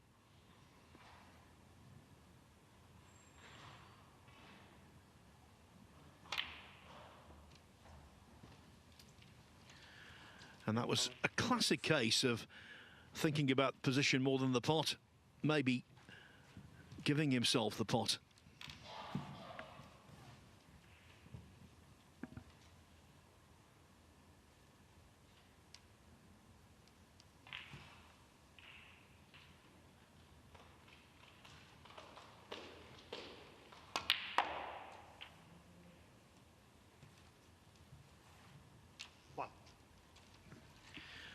Now the awkward pink and black become Bingham's problem.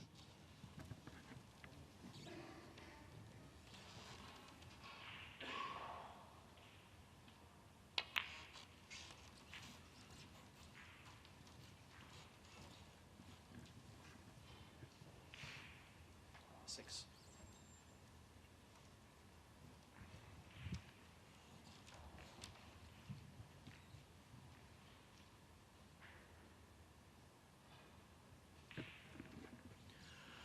Well, from that viewpoint, you could clearly see that the pink pot's into the top right.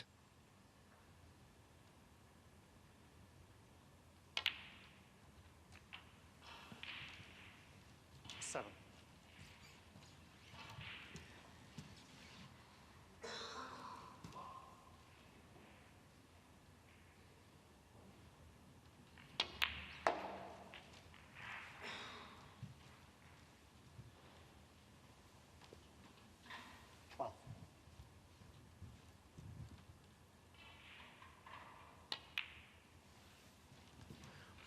And now the pink will go to all four of its natural pockets.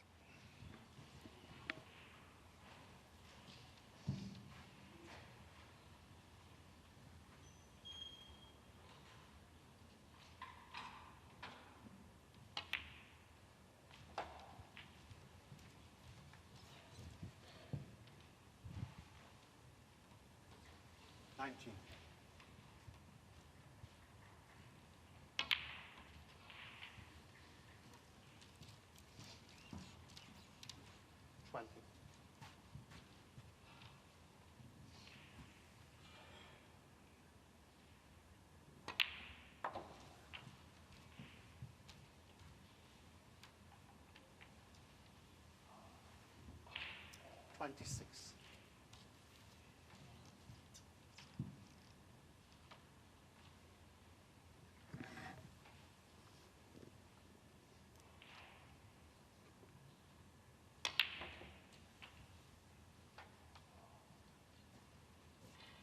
$27.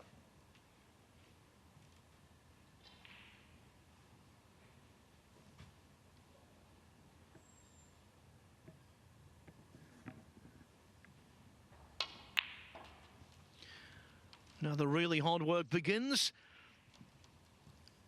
Don't think one red caressed the other quite far enough, did it?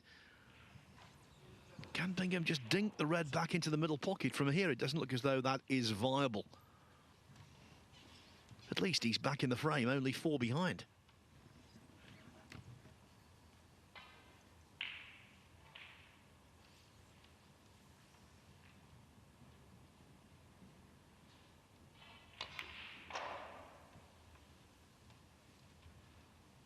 Bingham's third.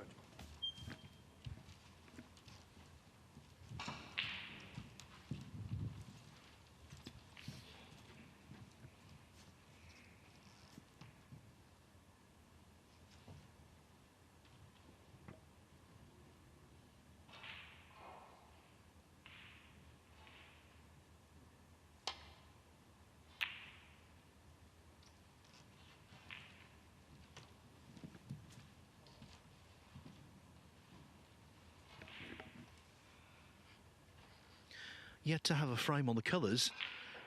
The first two frames were disjointed, but they were, in the end, one-sided. Then we had breaks of 87 from Bingham, 88 from Pullen. So this could be the first frame that goes quite deep.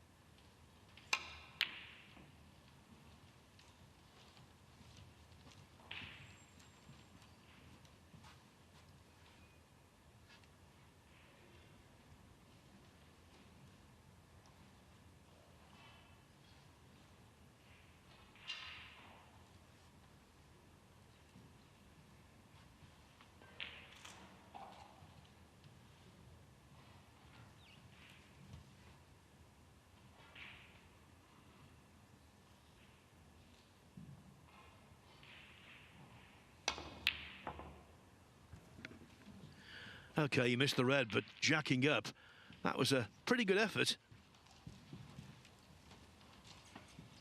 Nevertheless, this could be a really useful opening for Pullen.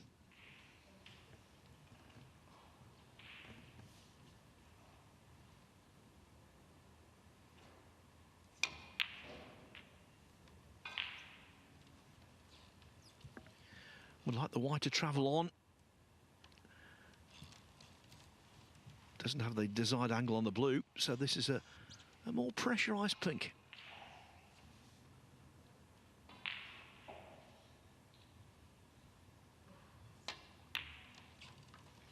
Equal to the task. Very good.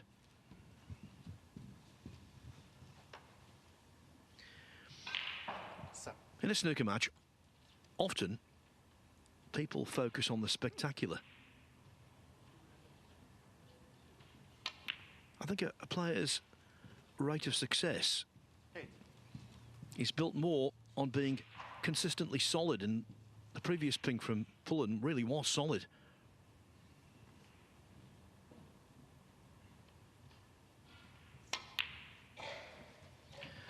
Another indication there that he's left-eyed, Pullen. He's also annoyed that the cue ball has gone a little too far. Get the impression there he thought he'd had a big bounce.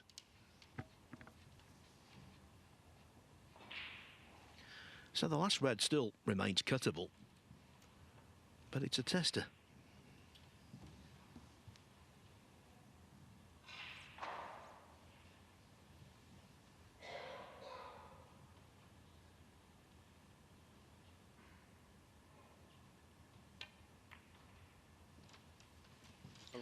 So much so that Pullen decided to batten down the hatches.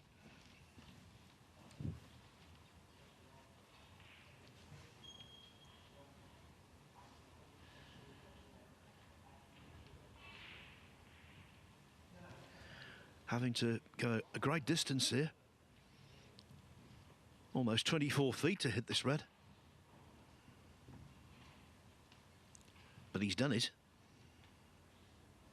Pretty much on the nose. So much so, actually, that he gets that double kiss. Long rest, please. Yes.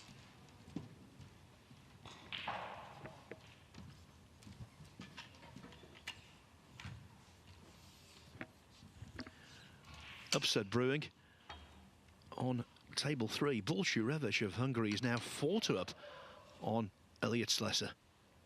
And boy, is he playing well, Revesh. He's had breaks of 144 and 101 in consecutive frames.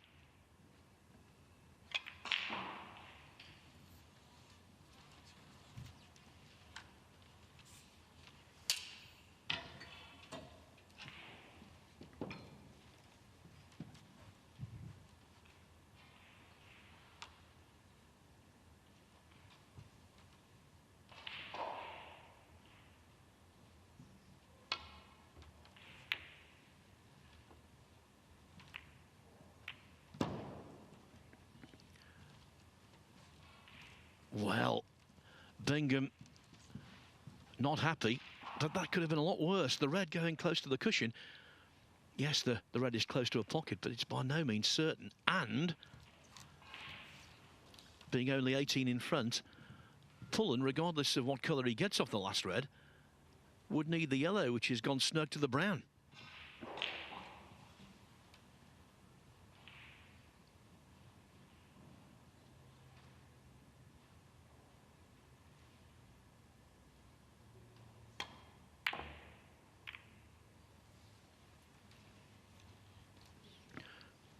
Pullen, I think, gets second prize. Just going back to Bolshu Revesh, 4-2 up on Elliot Slesser. Well, the 144 break I told you about, he's highest in professional competition, so congratulations for that. He made a 140, his previous personal best, in the 2023 UK Championship. And remember, Revesh, still only 18 years of age.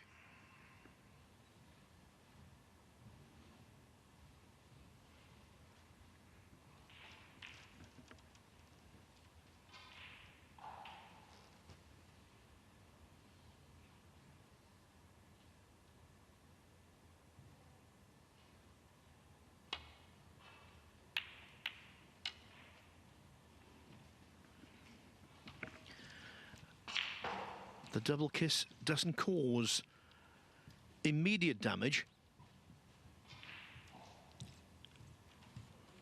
but really Pullen should wrest away the tactical initiative here.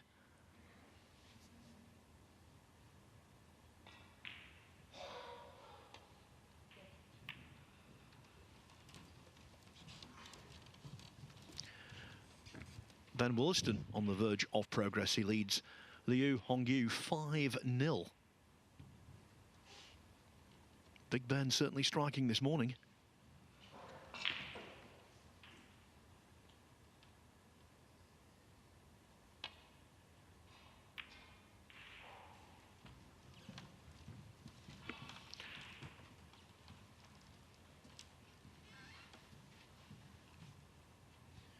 Good hit from Bingham, but again, Pullen could put him in trouble.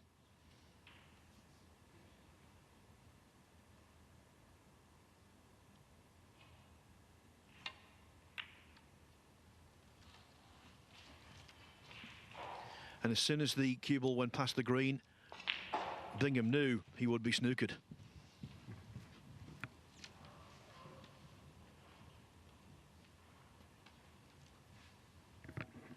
And I think it's fair to say this snooker might be a little more worrying than the previous.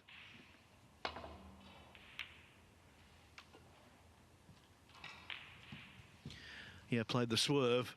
The only problem with that, the white had check side on it, and that's why it remained at the business end of the table together with the last red.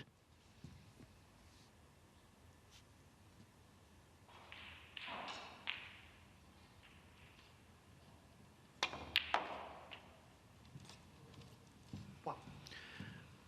19 ahead, Pullen. So a routine blue plus the yellow, and Bingham will need a snooker.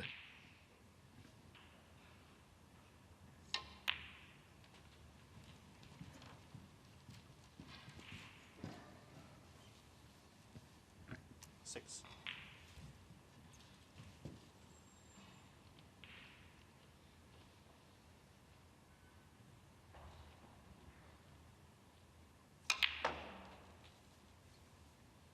Eight.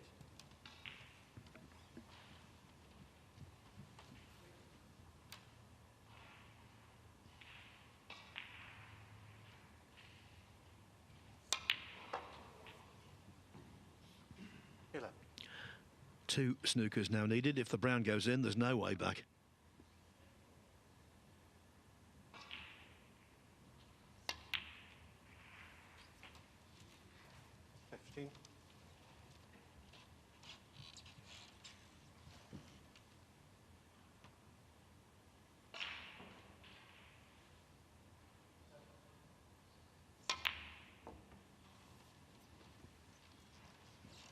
Liam Pullen, 15. Stuart Bingham leaves the arena, concedes.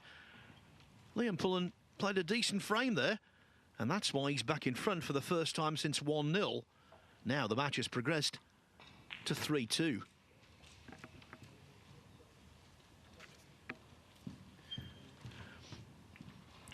These days, podcasts are very popular indeed.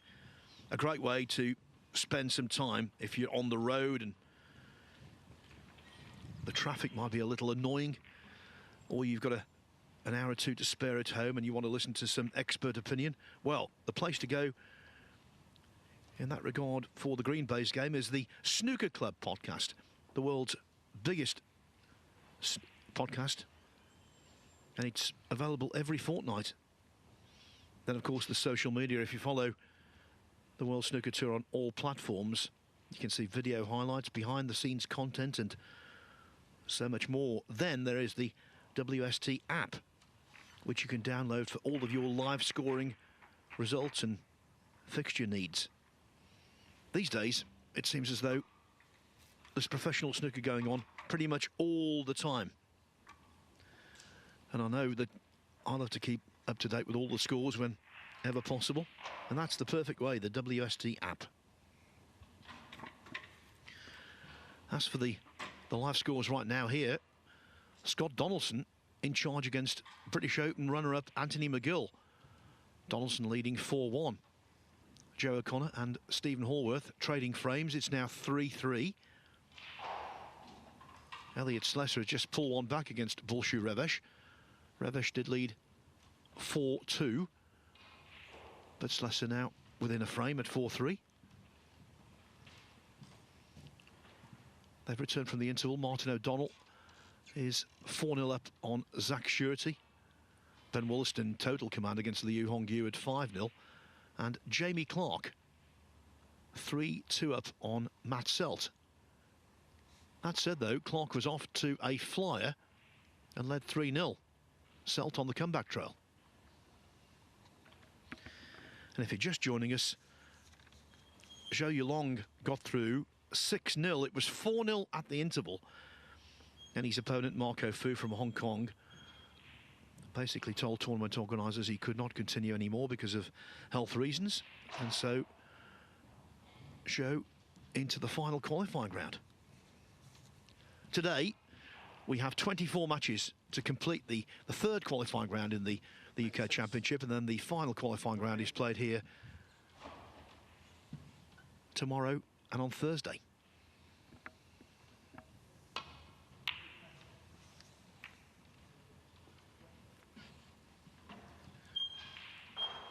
Both those days are called Judgment Day. And both of these two players are desperately hoping to be involved.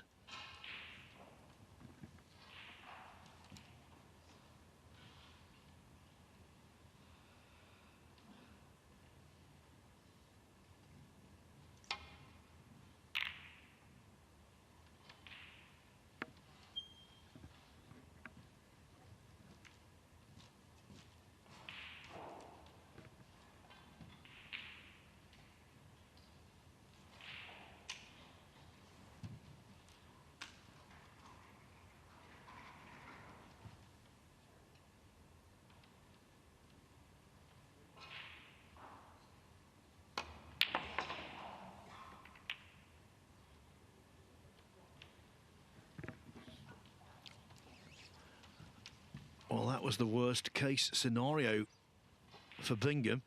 Not just missing the red, but leaving on a choice. And what's more, the black becomes free for use potentially by Pullen.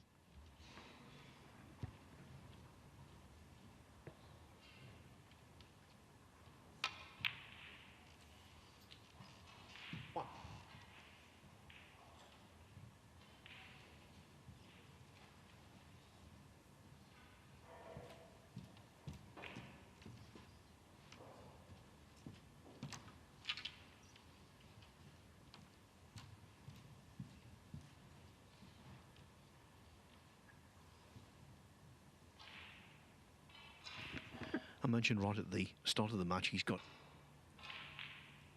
good reach.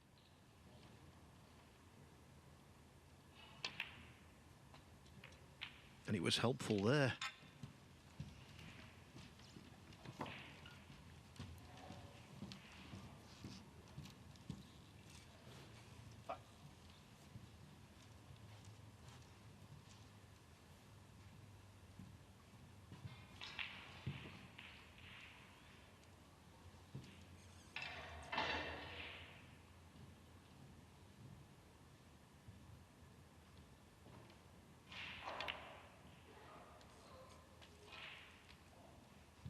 Six.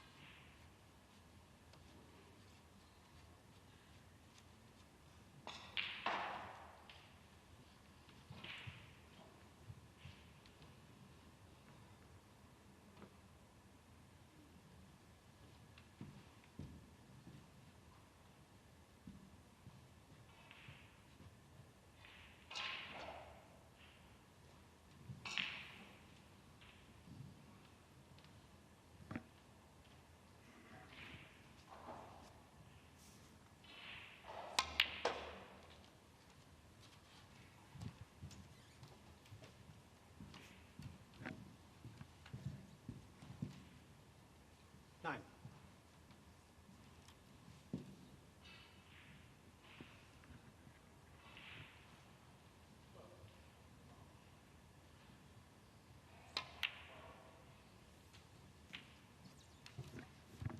Thought he looked a little tentative early, even though he won the first frame. But I think he's really growing into this match. And right now he looks the stronger of the two.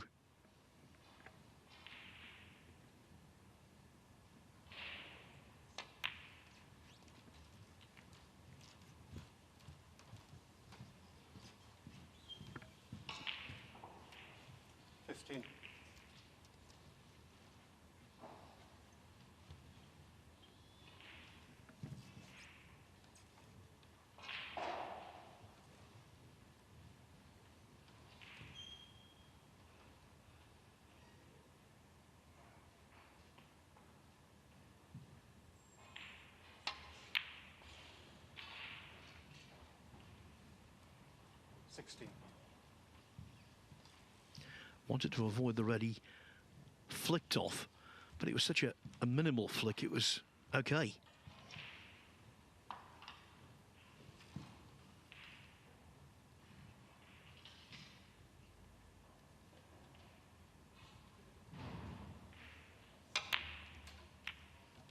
That is not okay.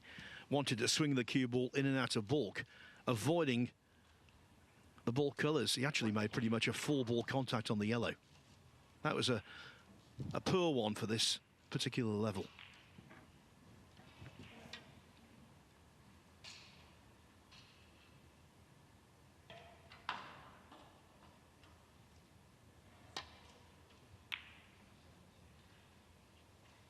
Liam Pullen, 21.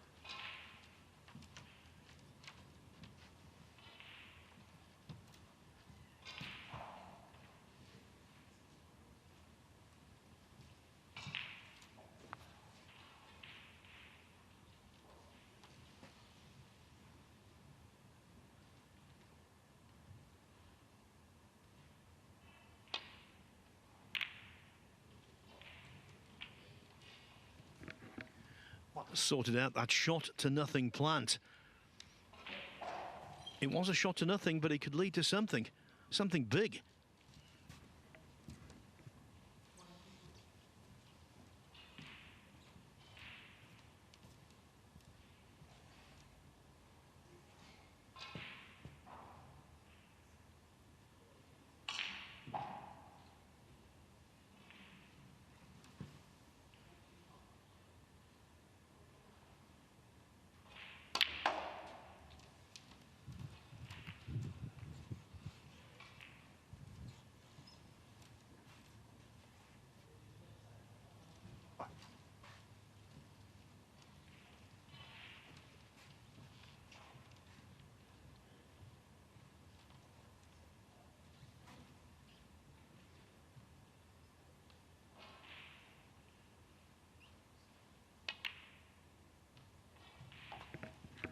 Six. Good shot, that. Lots riding on it. Easy where the pink is slightly in the way to try and avoid that and maybe overcut the red to middle. So good job from Bingham, and it could yield a rich dividend. 30.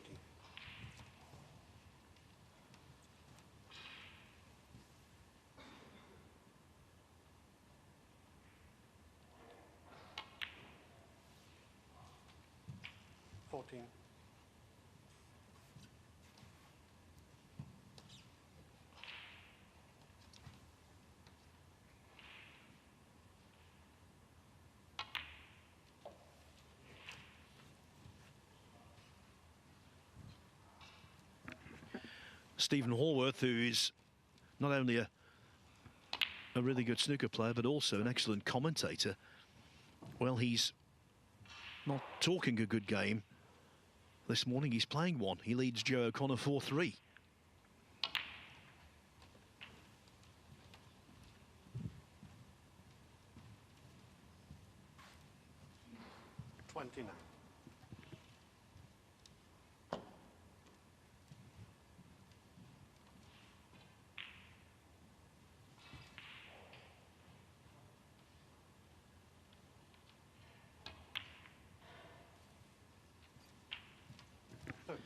Caught that secondary red just a tad thicker than he wanted to, which means he's not absolutely ideal on the black. Still shouldn't be an issue, you would think, but there is just a degree of doubt here, especially having to stretch over.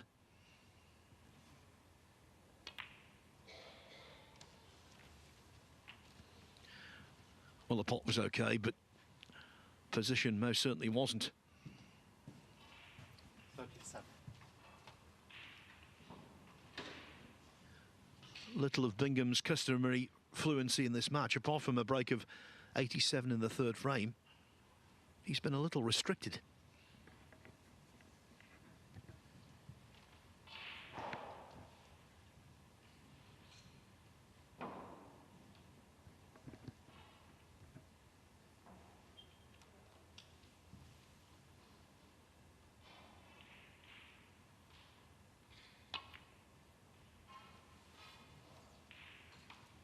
Bingham, 37.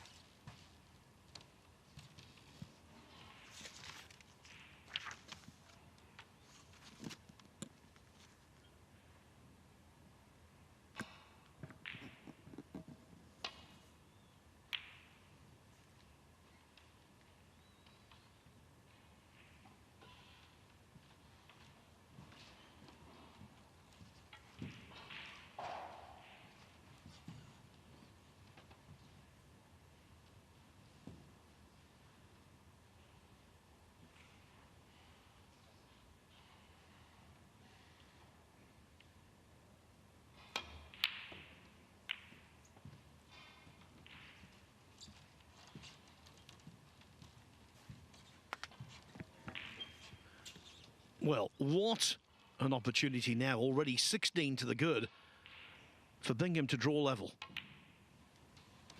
He won't have a better one.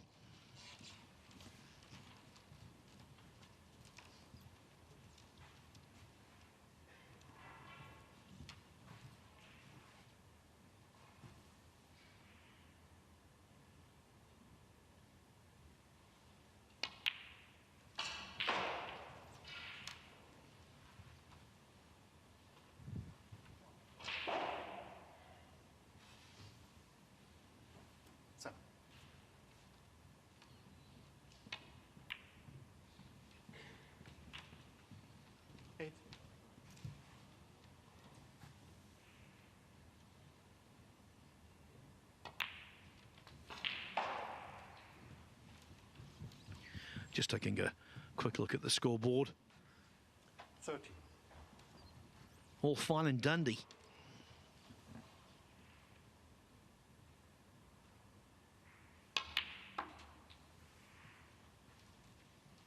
14.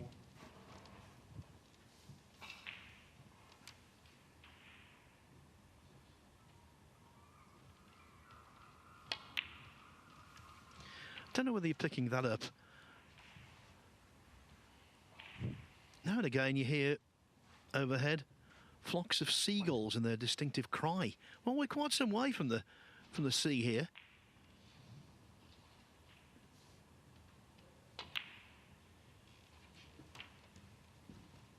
Twenty-one.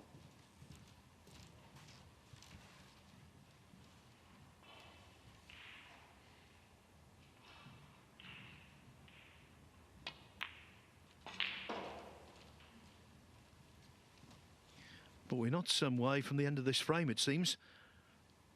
26. This is frame ball.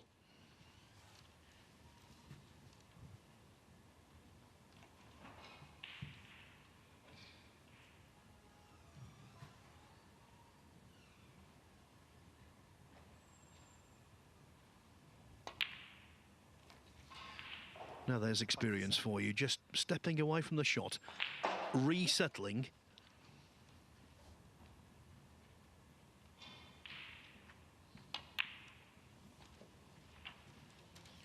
And that really puts the frame beyond doubt. 34.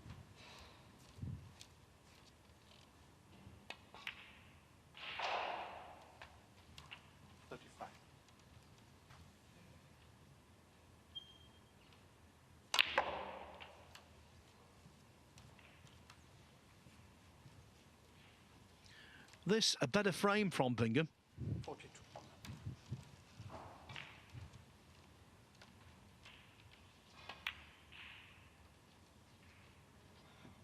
Look at that ball go out.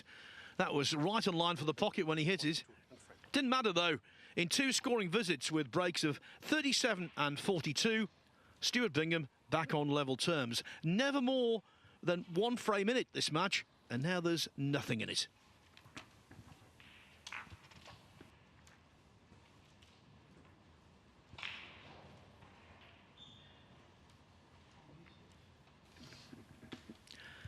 So what about these other matches? Well, Scott Donaldson on the threshold of victory already. Thought that was a tough match to call against Anthony McGill.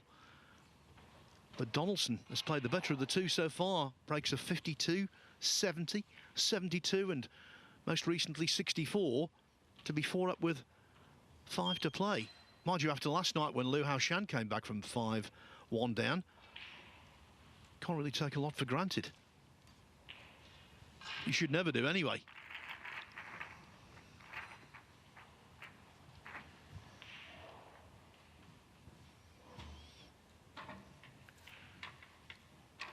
Stephen Hallworth remains 4-3 up on Joe O'Connor. They're in the early stages of the 8th frame.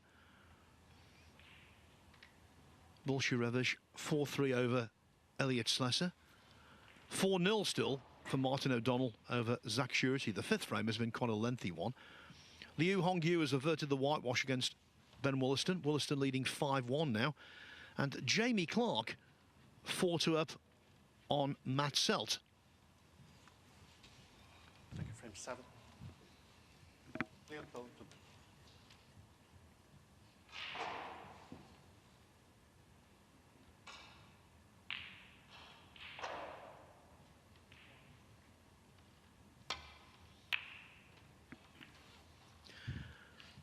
Stuart Bingham, of course, quite correctly was favourite before the match began.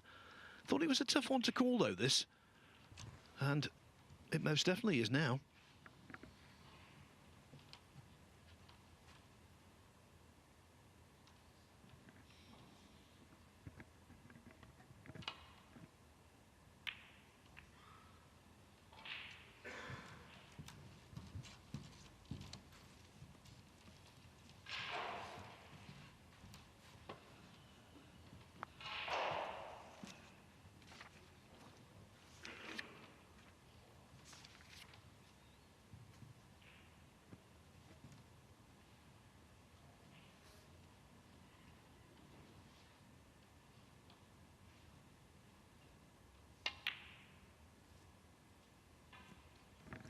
The red was always going towards that near jaw.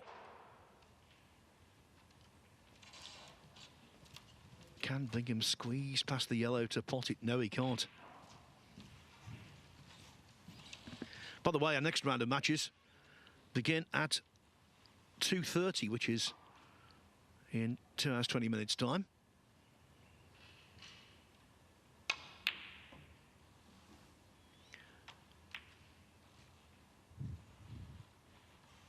The feature as Bingham leaves the red will be recently crowned Northern Ireland Open champion Jack Lisowski against Louis Heathcote.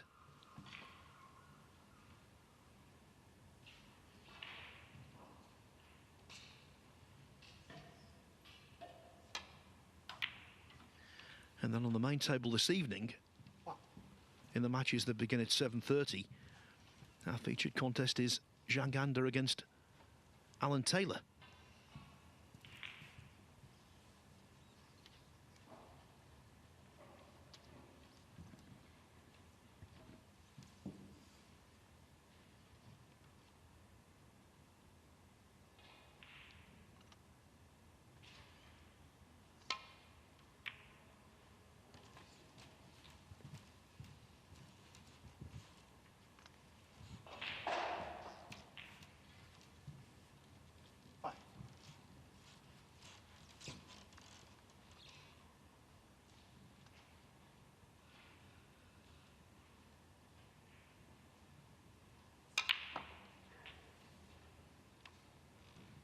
Six.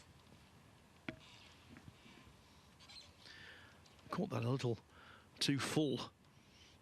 So just the nestling behind the ball colour, surely. Yellow.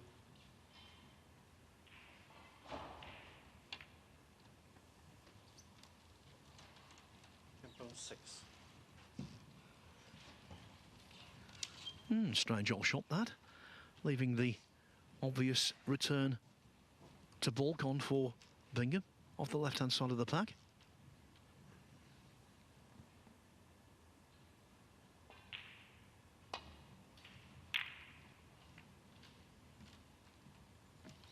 Yeah, I don't know what Pullen's motivation was for that particular shot. He was basically asking for the position he finds himself in. Maybe he thought if Bingham plays that safety, he might well leave a red to top right. Obviously, had he nestled in behind the ball colour, the chances of Bingham missing such a large pack were small, but you never know.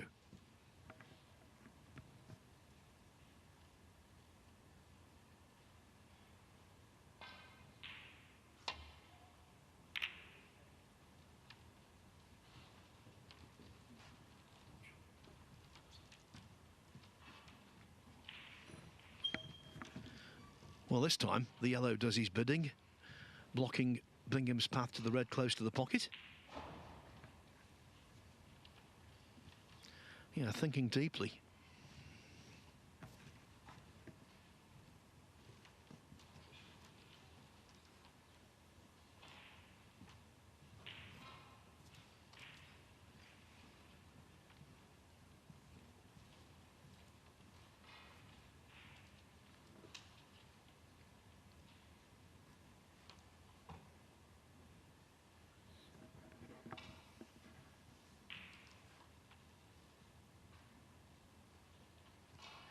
Now, at this point, I think I have to sound a note of caution. It's coming up to 12:15 here.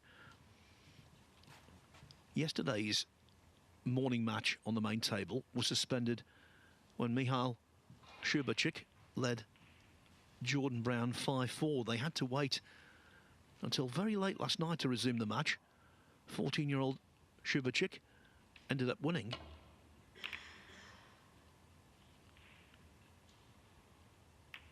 And here, with a possible 5 frames still to be played, you can't fully discount this match being suspended.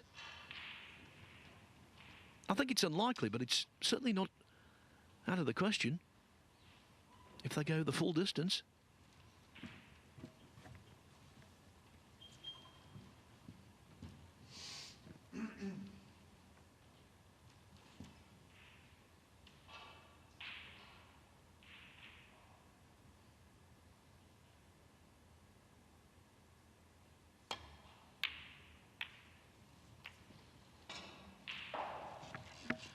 Oh dear.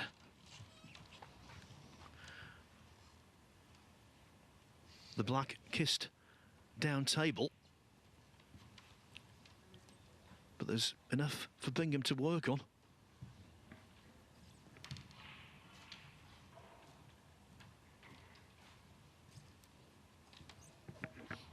He's a fine match player, Elliot Slesser, and I can tell you he's recovered from 4-2 down against Bolshurevesh to 4-4.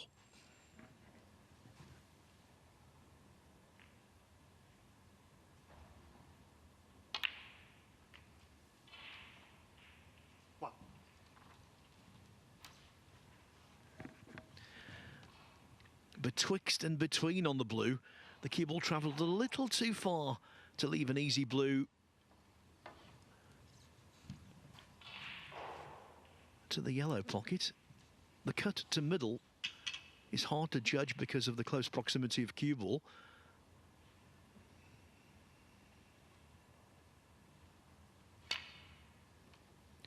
And using the rest. Bingham's done well there, very well. 6.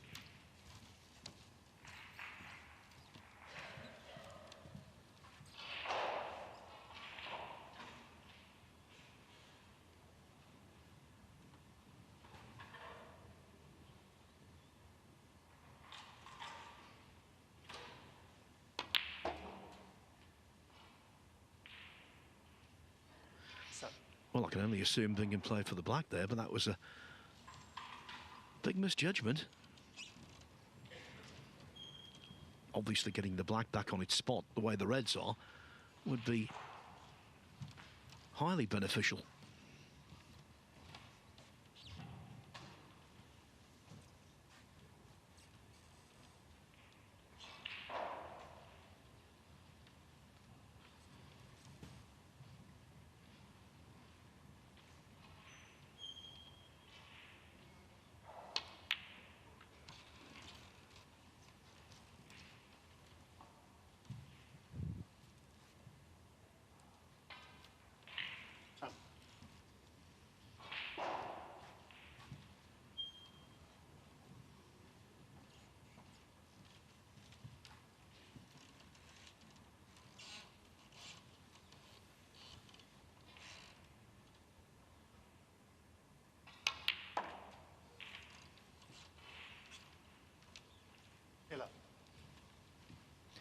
Well, this time the black pots easily.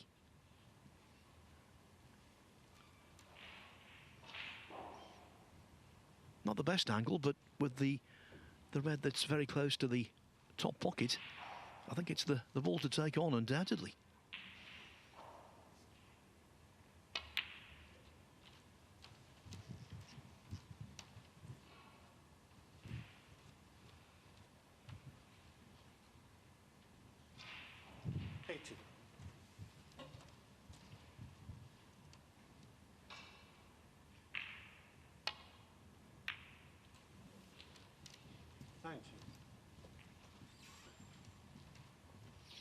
Class act, Stuart Bingham. If he starts to play anything approximating his best,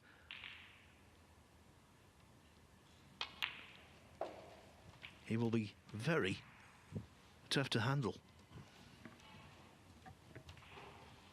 26.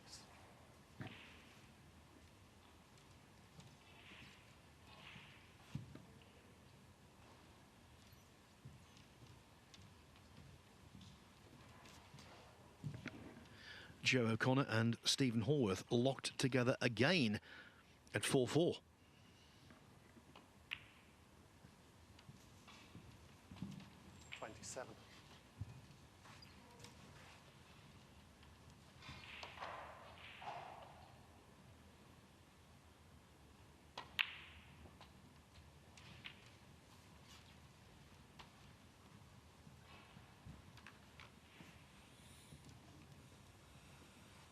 $34.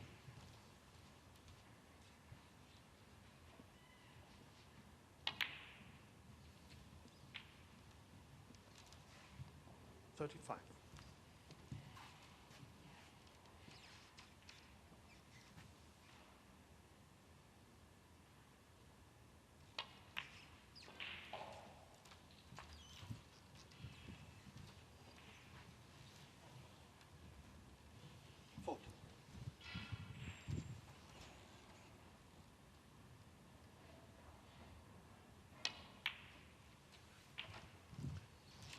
41.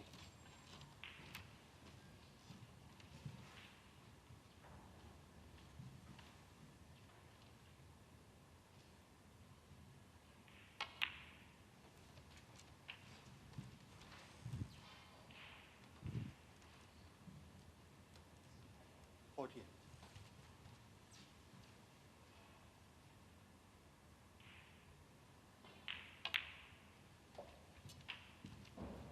49. The black for Bingham's second half century of the match.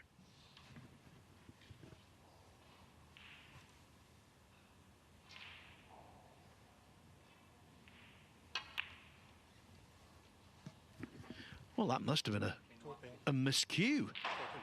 What a strange error to make.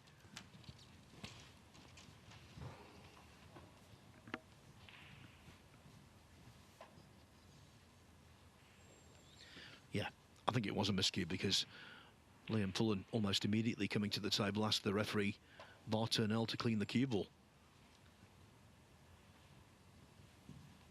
Apart from missing the black, Bingham had no hint of position on a red.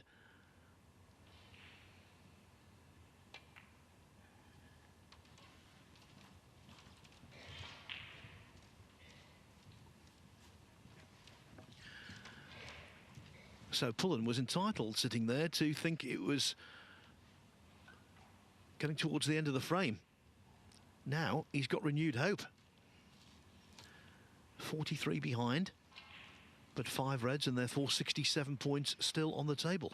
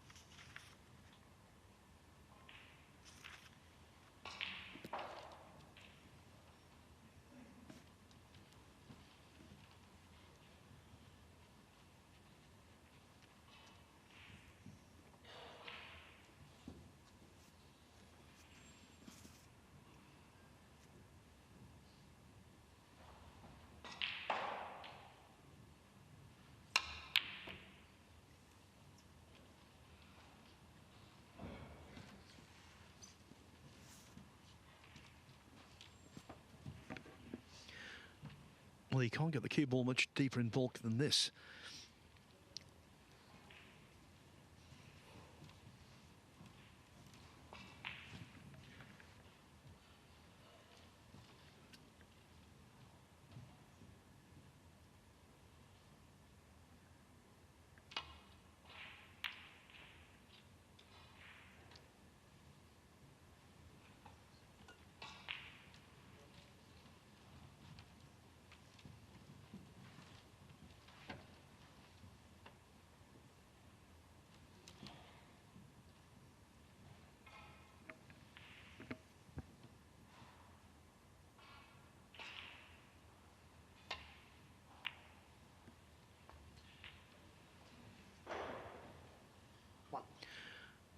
Now can Pullen strike a real blow? Once he knocks in the brown, if he knocks in the brown, there's only one awkward ball on the table, the red on the left-hand side cushion.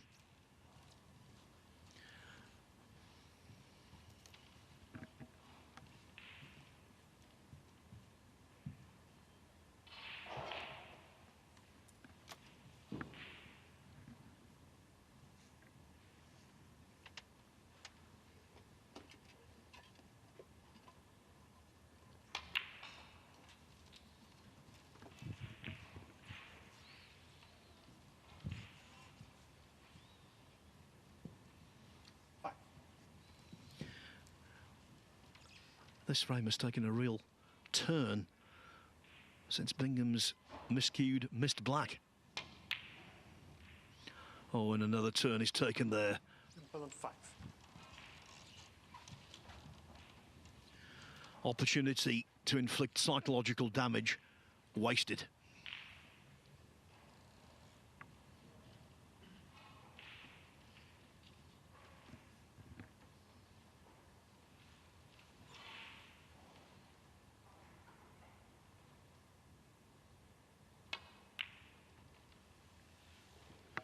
News of another result. What a fine morning it's been for Perth's Scott Donaldson.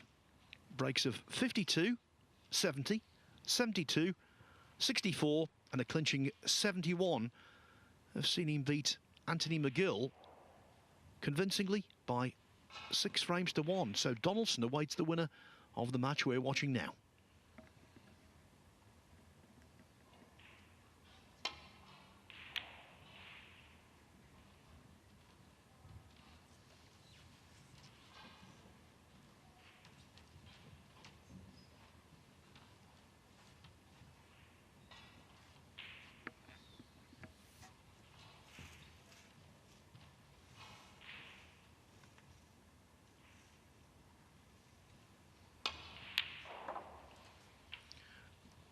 Superb.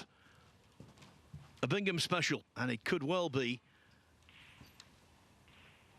the key that unlocks frame 7.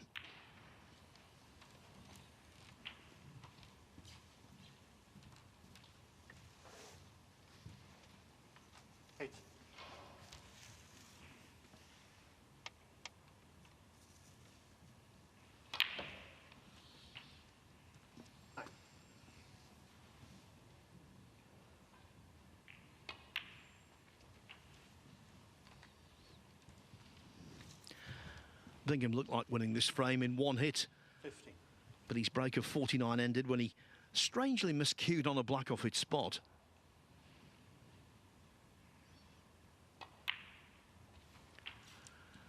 But the miscue didn't cost him the frame, it just delayed his victory in it.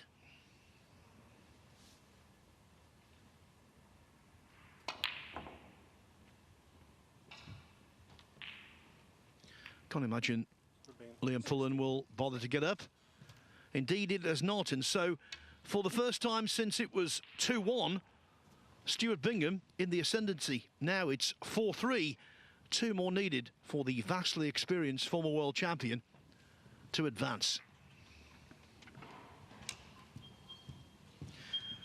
I was telling you earlier that Jack Lazowski and Louis Heathcote, who, by the way, Louis from Leicester, is a really good scorer. I think that will be a really attractive match. David Hendon will be providing the commentary on that one for you from 2:30.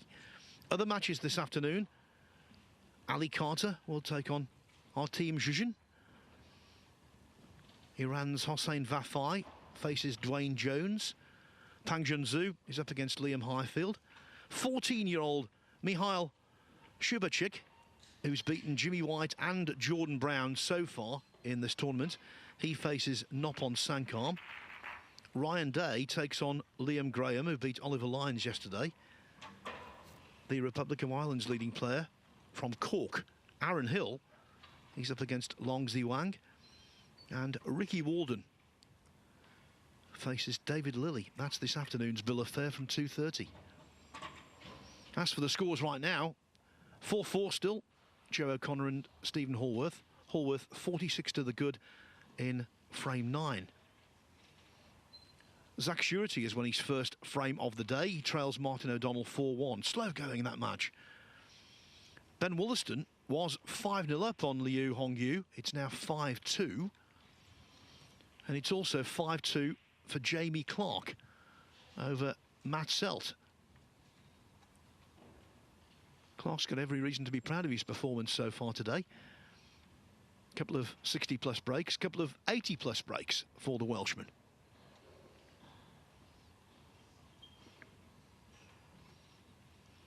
Just thinking about Ben Wollaston there, 5-0 up on Liu Hongyu.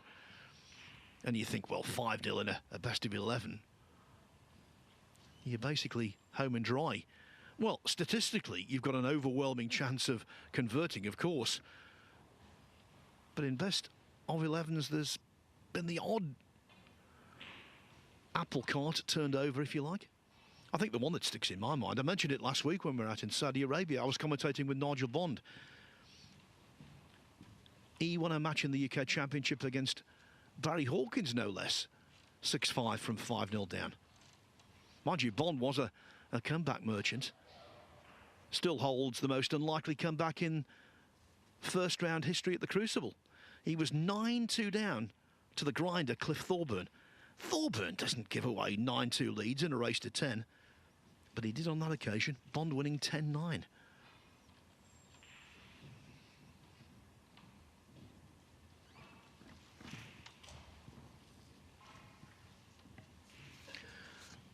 As for this evening, well, we've got Zhang Anda and Alan Taylor on this table. Also playing to complete this penultimate qualifying round, former World Championship runner-up Jack Jones against Julien Leclerc, Lei Pei Fan against Zhang Jun, Tom Ford against Sam Craigie, Jimmy Robertson, Sanderson Lam, Zusa against Jamie Jones, the uber-attractive mega scorer Tepchai Unu against Robbie Williams, and young Stan Moody takes on her Guo Kwang.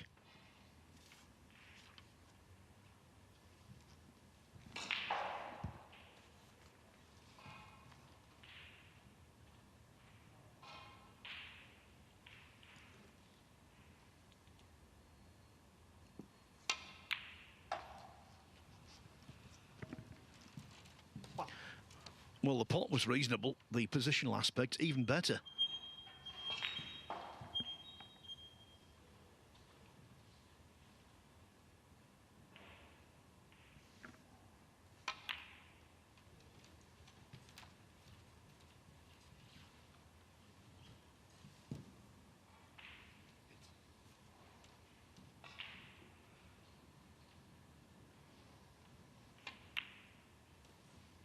Nine.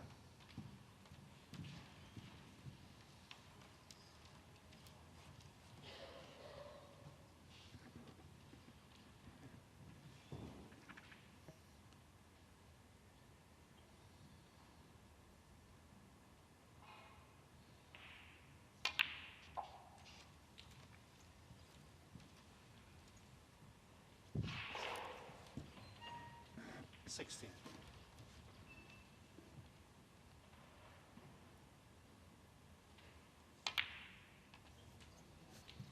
17.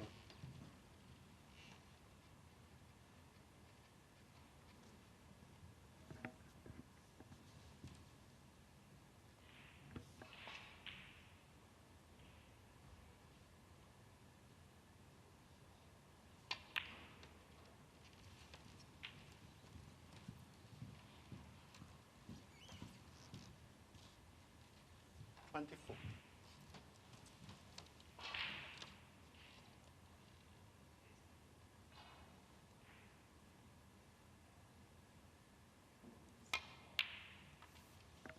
25. Well struck.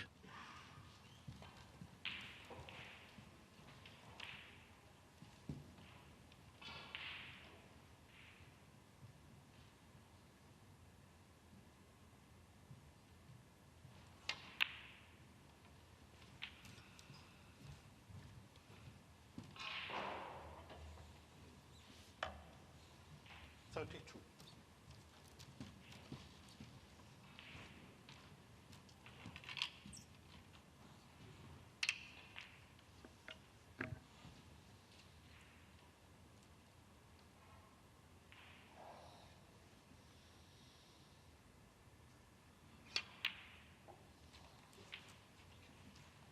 33.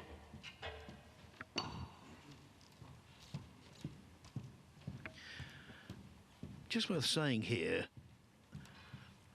that if a player makes 2 147s in certain selected tournaments, they will receive £147,000 bonus. We've mentioned this before. If you do it in the Saudi Arabian Masters.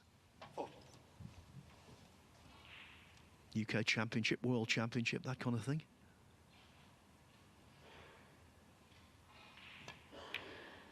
Doesn't have to be two in the same tournament, just two in those designated tournaments. And of course we saw at the interval Liam Pullen making a 1.47 in the first qualifying round here this week.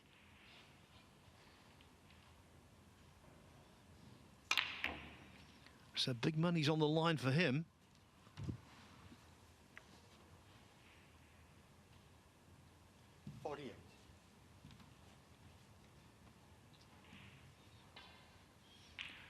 But in these kind of situations, risk has to be tempered. You can't push the boat out too far in search of a massive jackpot. Winning frames paramount.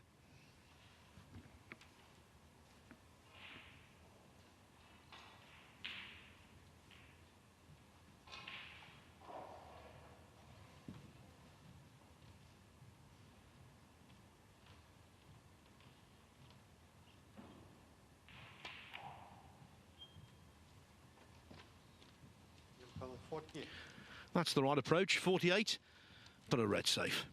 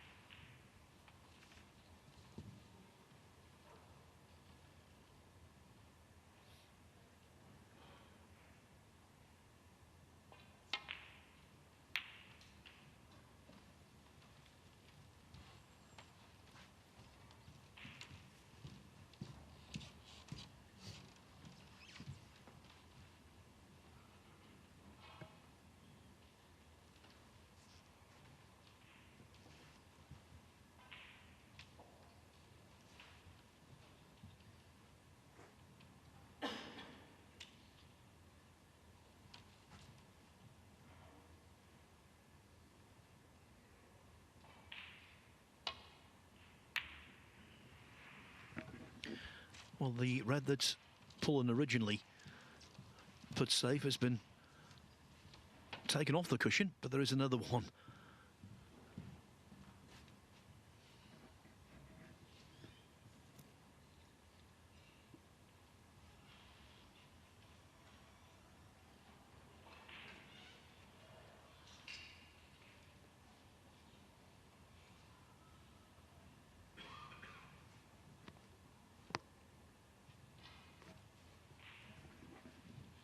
Zach Surety 4-0 down at the interval to Martin O'Donnell. Won a very slow fifth frame. He's just won a very quick sixth. So Surety, one of the most improved players on the circuit, and a keen potting eye that gentleman has got. He trails only 4-2 now. Well capable of a full-scale comeback.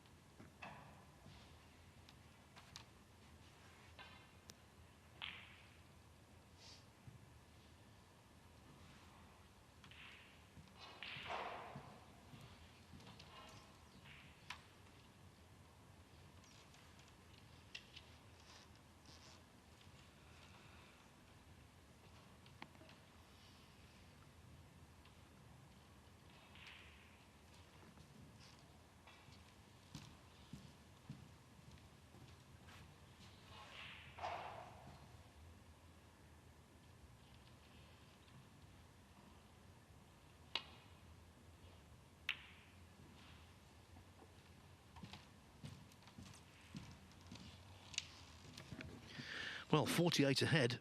Pullen will not mind in the slightest. Another red running awkwardly.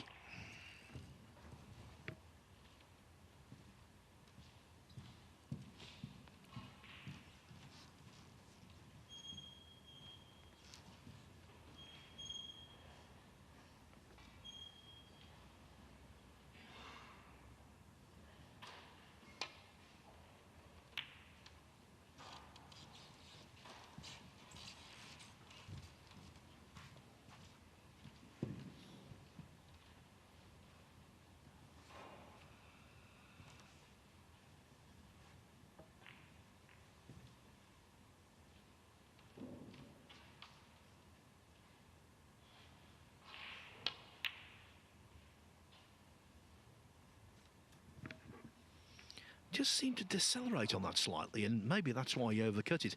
When a player decelerates into a shot, the overcut is the outcome.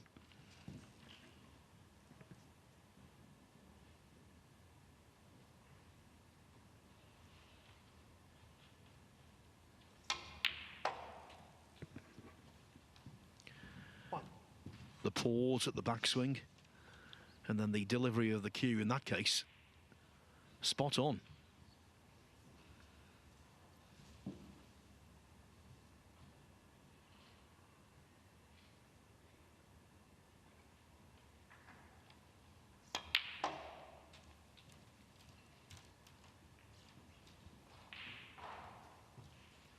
That, though, wasn't spot on. 3.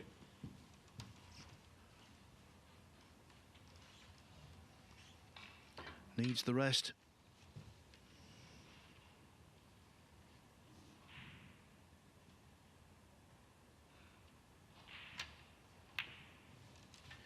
Very nice. Very nice indeed. Kept that simple. Didn't try and do too much with the cue ball.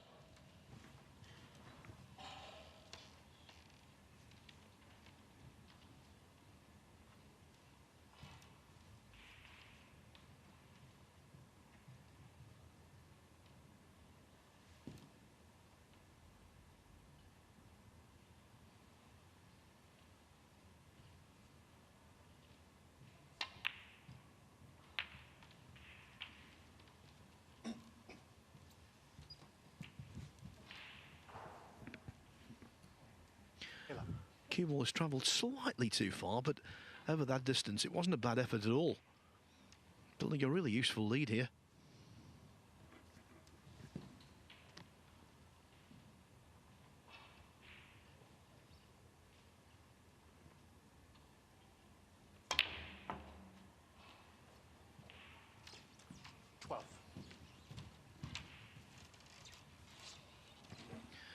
Six reds on the table still, so that's a maximum of 75 that could be available for Bingham. So Pullen needs brown, red colour.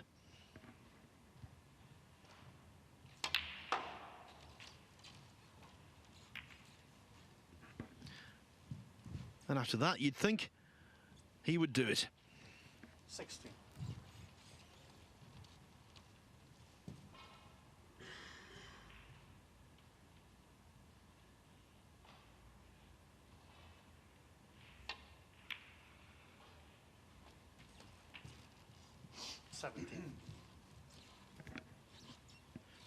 After losing the previous two frames, just the kind of response that Pullen was looking for.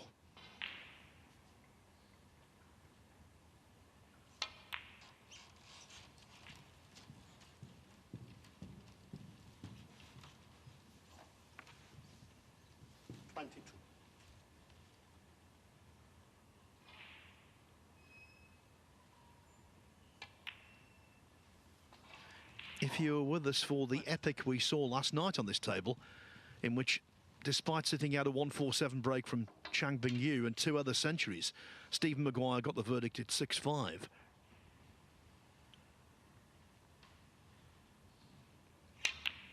Well, you'll know there was never a frame, more than a frame, in that match. And it's exactly the same in this one. 29.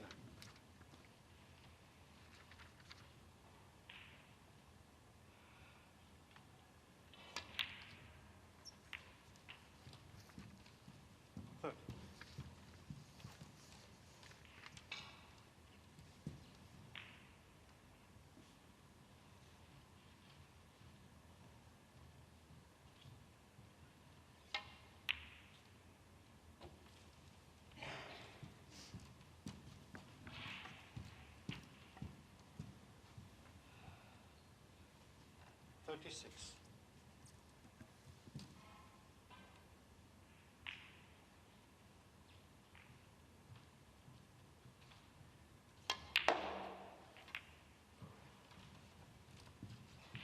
Thirty-seven.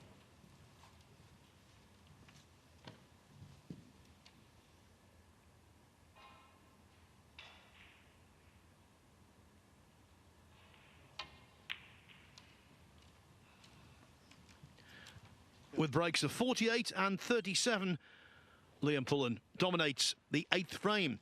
It was 1-1, it was 2-2, it was 3-3. Now it is 4-4. A best of 11 when we started out has been distilled to a best of 3. I'll be back in a moment.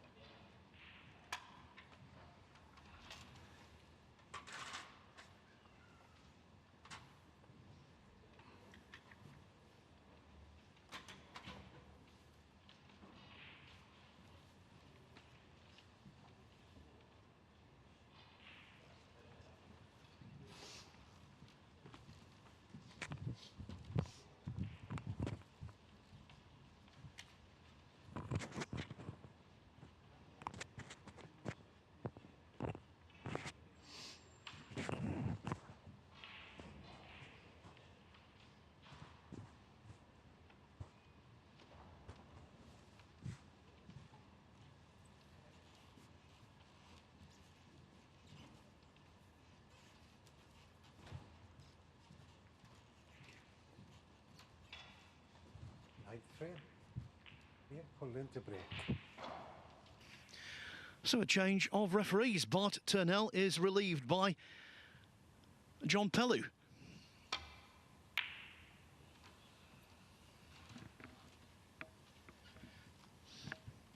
The reason for that, Bart will be officiating on table 3 this afternoon, Hossein Vafar's match against Dwayne Jones.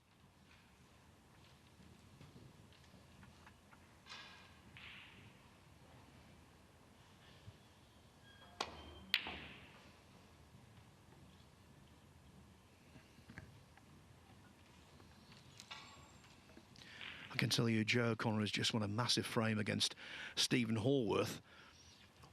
Hallworth was in charge, it seemed, but he missed a really tricky dink back into the middle pocket, undercut it, caught the far jaw, and in the end, O'Connor snatched the frame, so he's won it with 2 to play.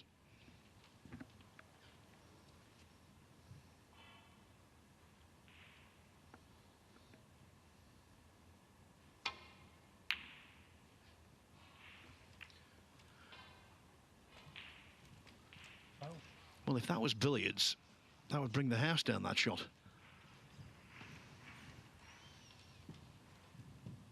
Of course, it's not just the 4 penalty points, it gives Bingham ball in hand.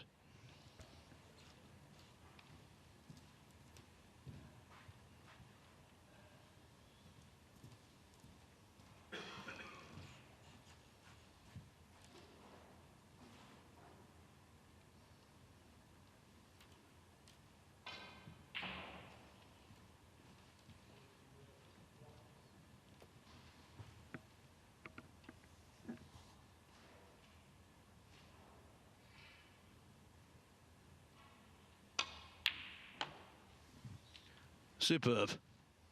Let me quickly give you another result. Jamie Clark has beaten Matt Selt 6-2.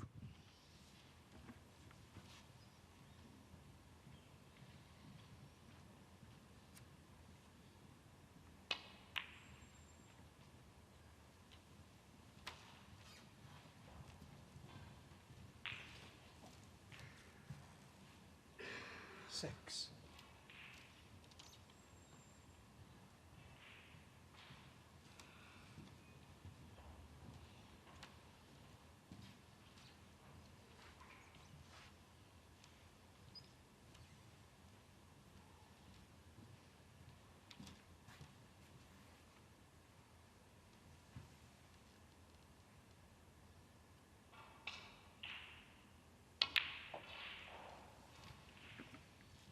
Seven.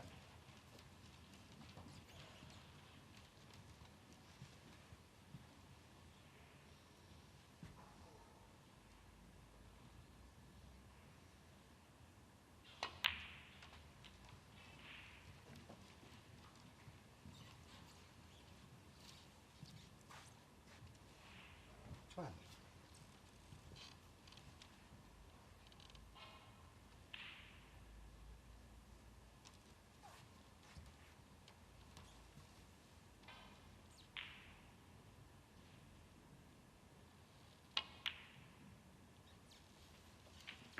13. When you've been on the cusp of winning the Masters, the World Championship, you know all about snooker pressure at its most heightened. But this is a different kind of pressure.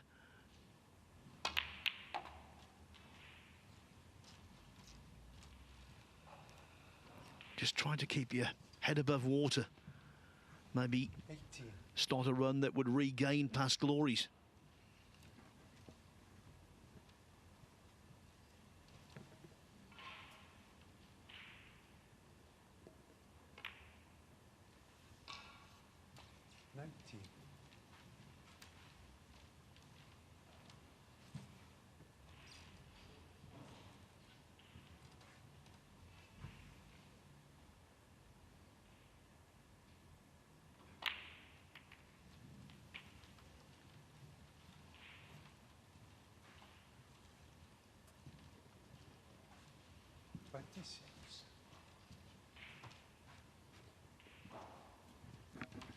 Yeah, just one of the detail on that Joe O'Connor gargantuan frame against Stephen Hallworth. O'Connor 5-4 up, well behind in frame 9, and yet he came back to win it by a single point on the black. Can Hallworth respond to what was a major setback?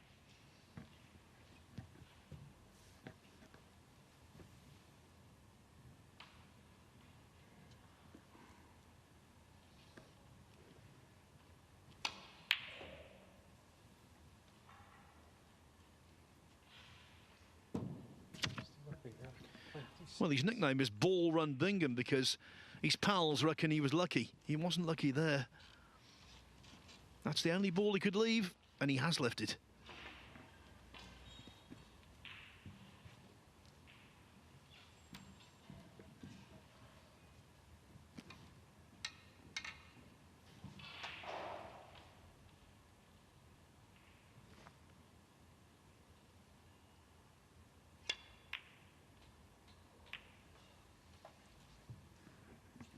That was a weak one. Poor shot, that. What?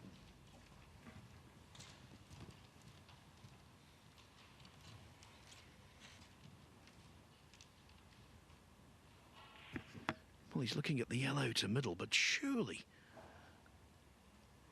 that's just play not on.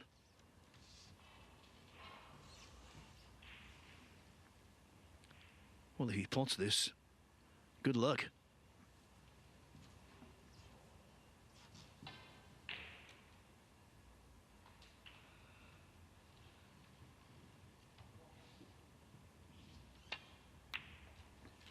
Well, he had to thread a needle there. It wobbled around, but he did knock it in. 3. Only 3 points, of course, but that was was a much better pot than it looked.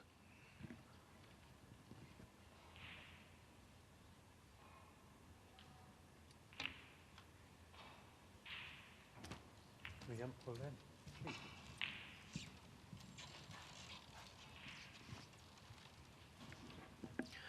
Martin O'Donnelly's just about to take a 5-2 lead over Zach Surety.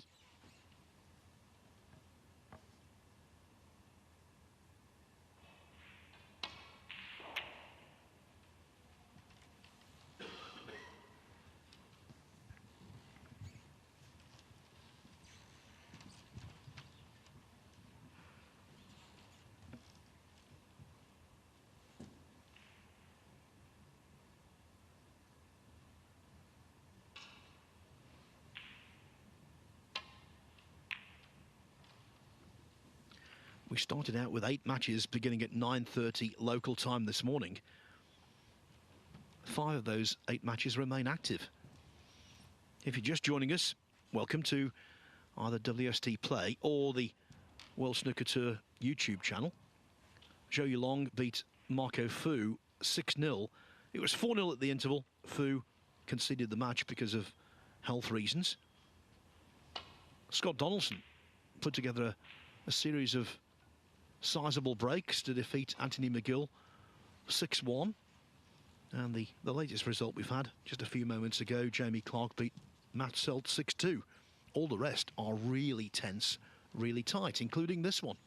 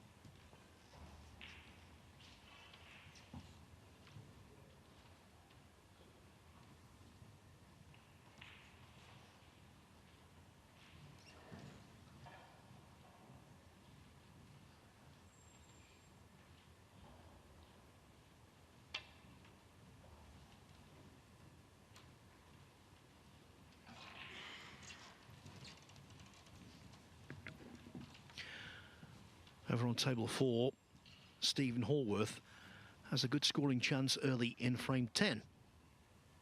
Trying to force a decider there, the man from Lincoln.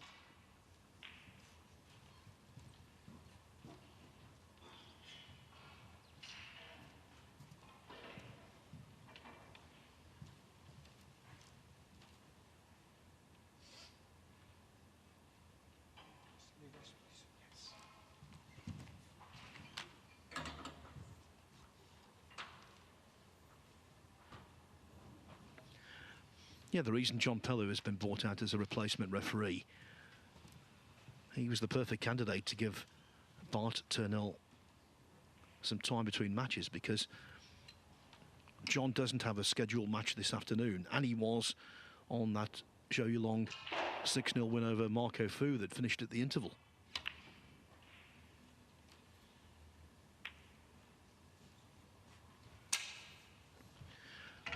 John got a referee at the recent Champion of Champions at the Mattioli Arena in Leicester, and I thought he did a really good job.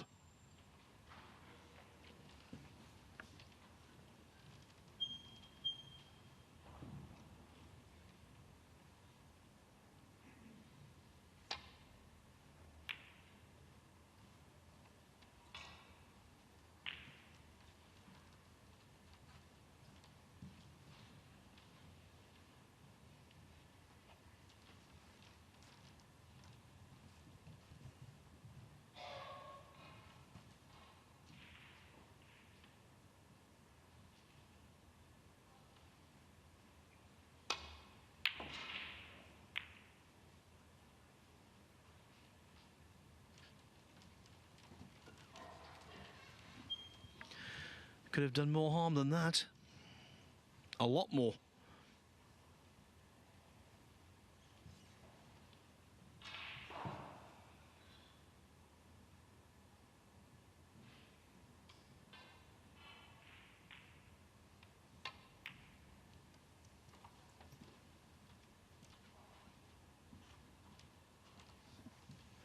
Excellent from Pullen. When a ball is where the green is now, it's always a very good target to hide behind, but you're still going to play the shot. You're still going to get the line and the length correct, and he's done that to a T.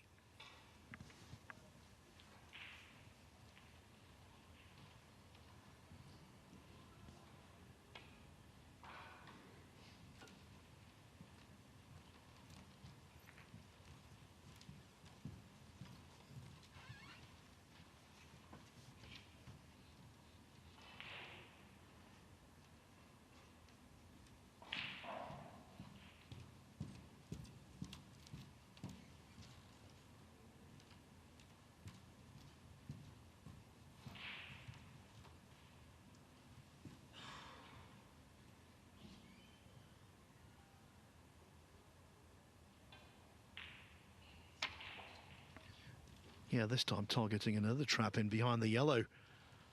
And that one is equally effective. In fact, that might be better than the original.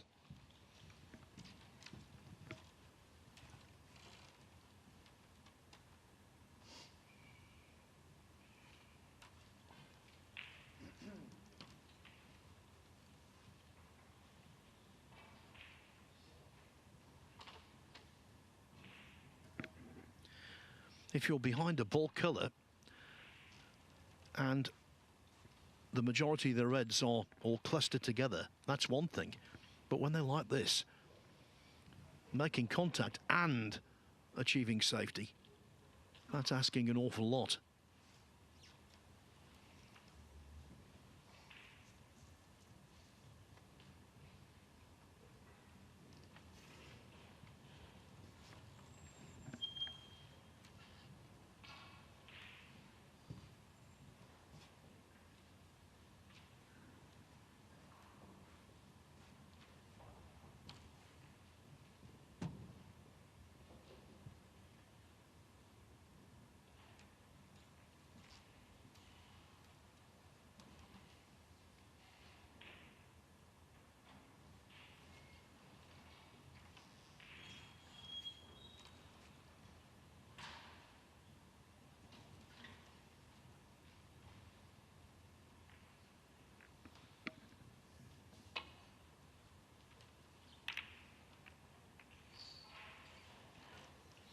Yeah, one of those situations where it looked as though young Pullen could get a chance, and this is a golden chance.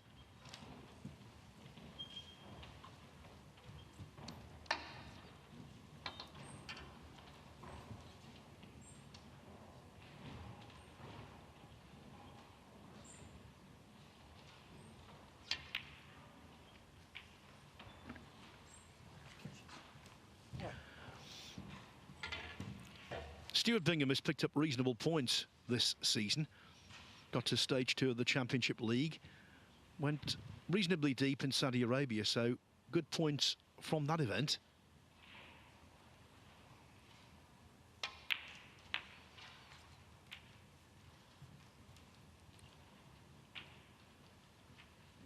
But he's yet to figure in the latter stages of a big tournament this season.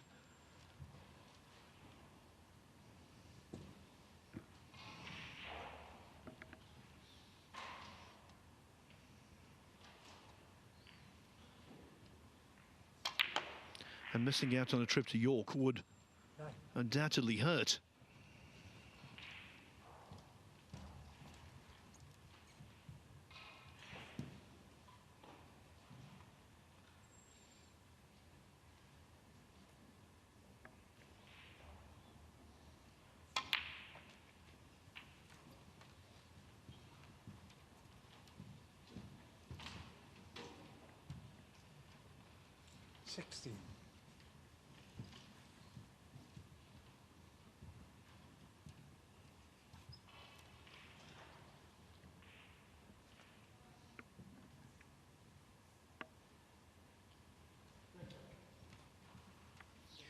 has to be remembered as recently as early March of this year, Bingham reached a big final, the World Grand Prix in Hong Kong, overcoming the likes of Mark Williams, Wu Yize, Mark Selby and Judd Trump.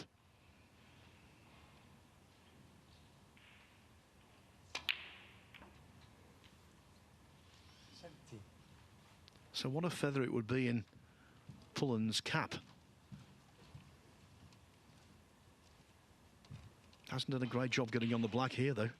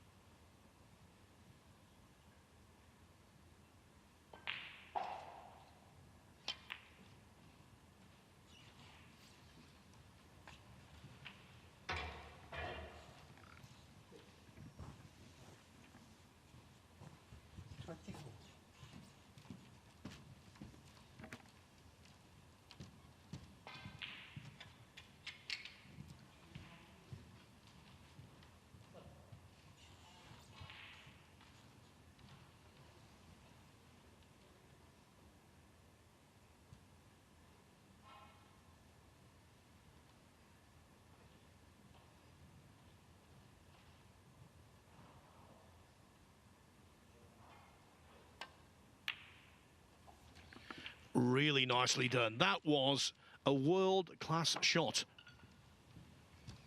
I think that's, given the circumstance, the best shot he's played all match.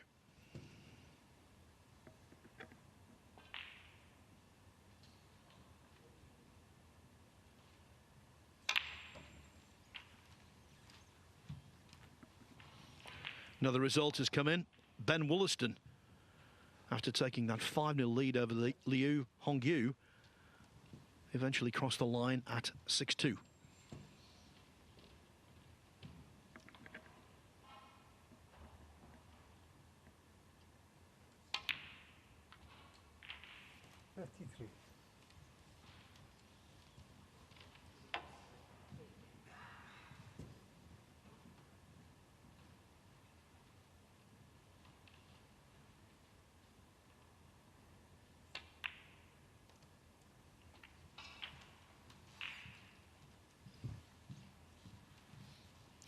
One of those matches where the lead just keeps changing hands.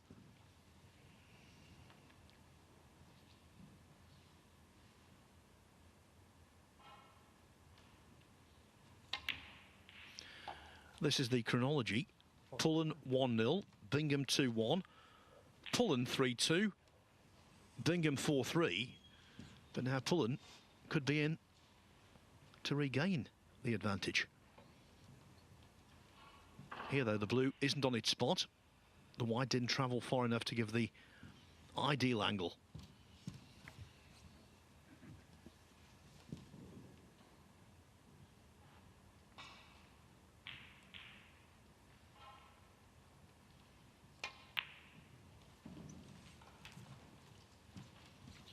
So again, trusting his technique, quite prepared to leave a mid-distance spot. 46.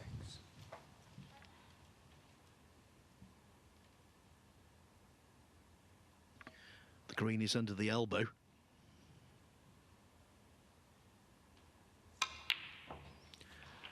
But it didn't distract.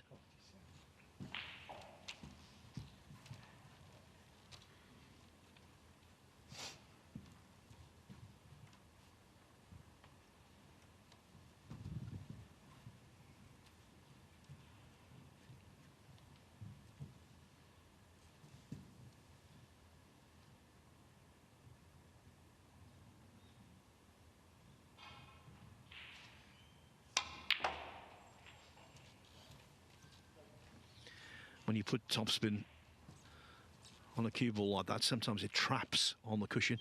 That's what happened there. No great movement for Pullen.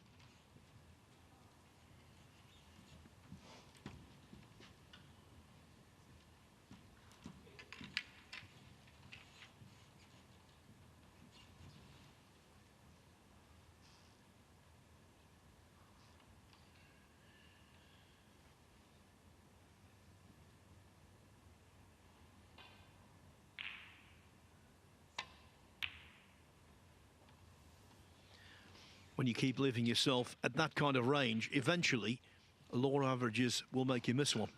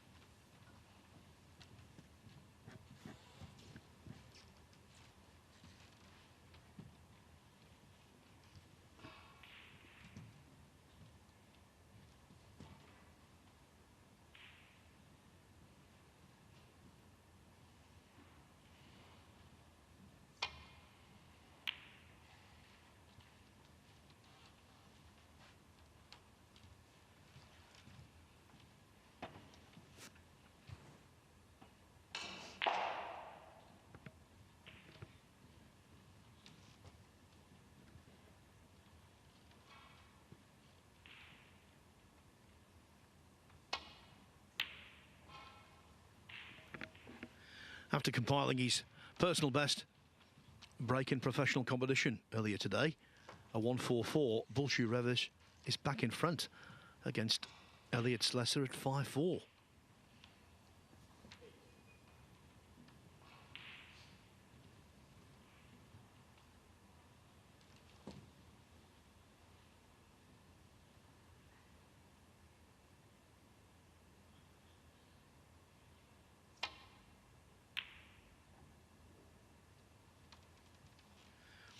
That one was a little loose.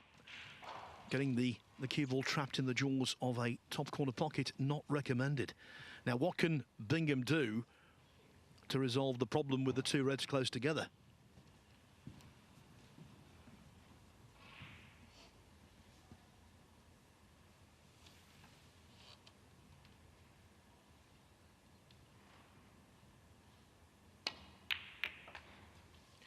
Well, that's what he can do. Don't think he quite played an on-the-nose double kiss, but it works out okay if he can knock in the recovery blue.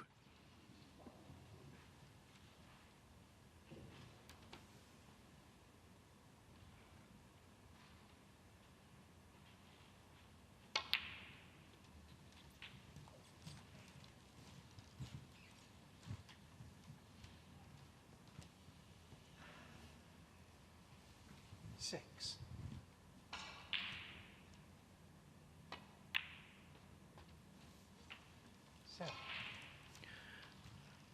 And that one wiped its feet.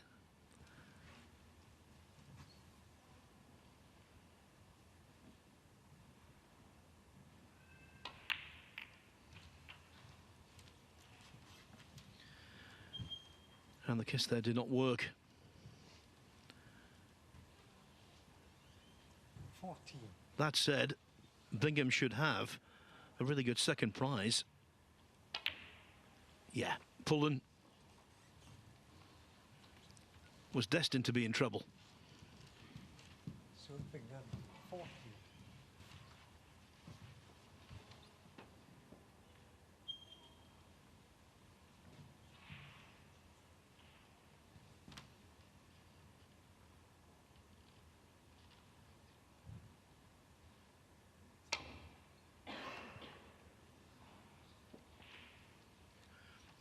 Now, this could quite conceivably be a free ball.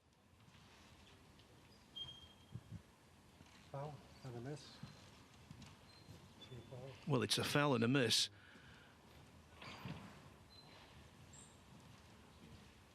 And with the cue ball horrible next to the pink, that isn't the worst outcome, you know, for Pullen.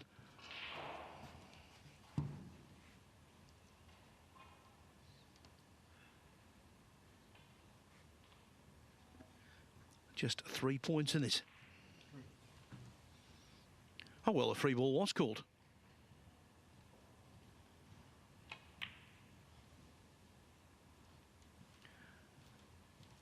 John Pellew speaks so quietly, I didn't hear that.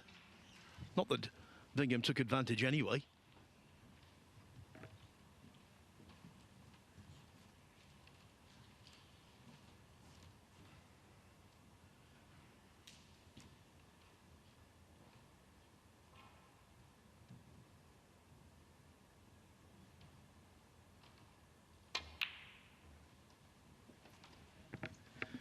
This has been a match where the pendulum has swung one way and then the other.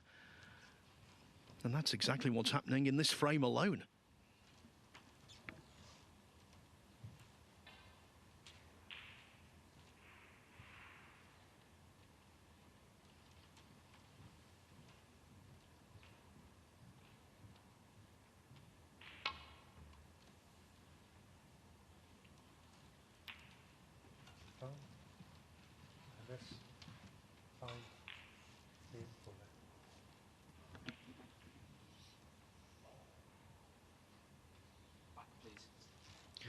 Asking for the balls to be replaced.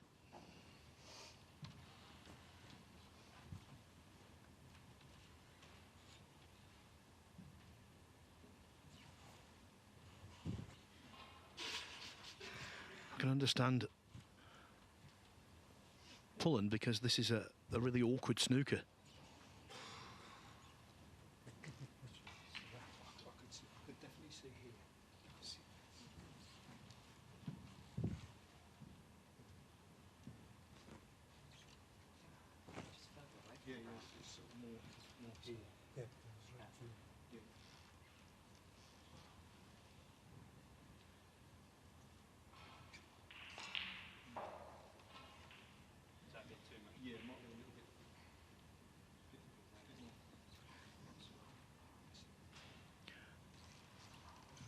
Both players offering their opinion, and you know you can trust them to the nth degree.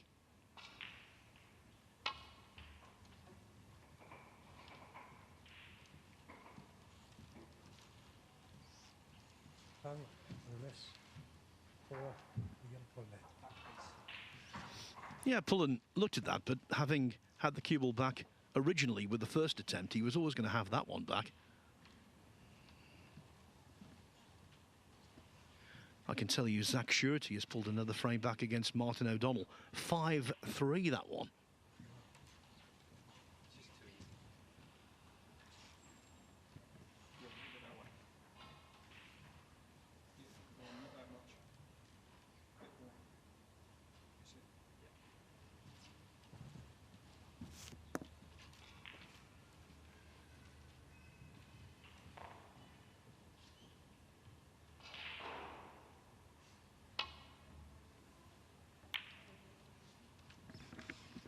Well, this time he nails the escape, but leaves the red.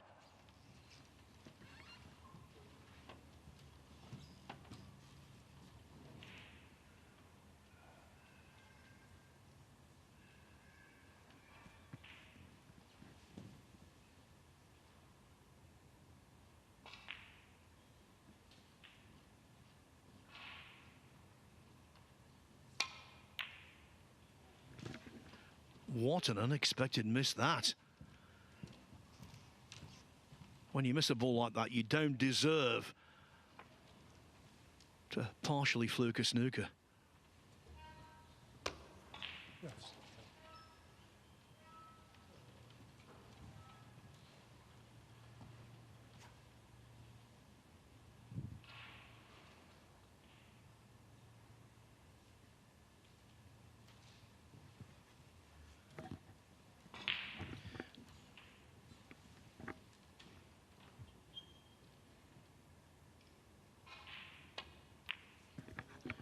Couldn't see the potting angle.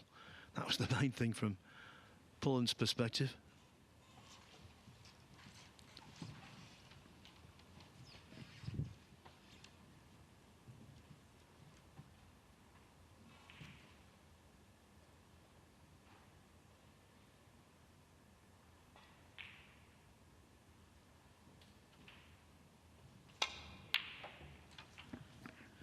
Now that was really well cued. The blue, of course, goes to the yellow pocket, but how does he get on the yellow?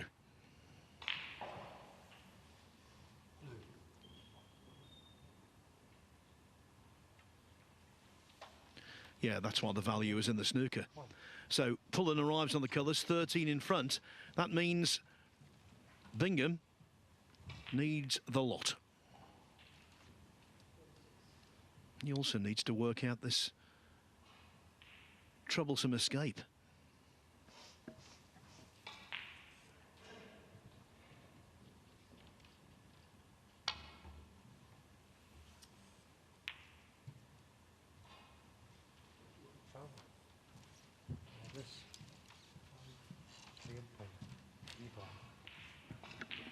Yeah, this time I was listening intently.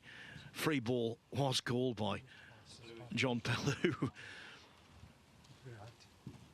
Just a little bit, only a fraction, only a fraction. No, no, no, closer, closer, closer, closer.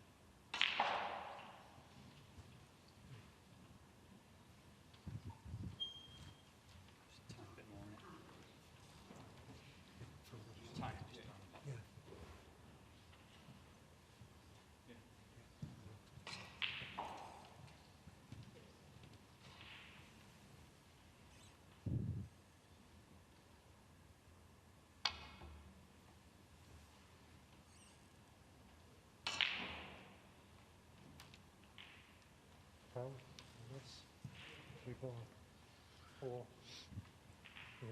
Well, free ball called again, but Stuart Bingham fully anticipating the cue ball being put back because he's remaining rooted to the spot.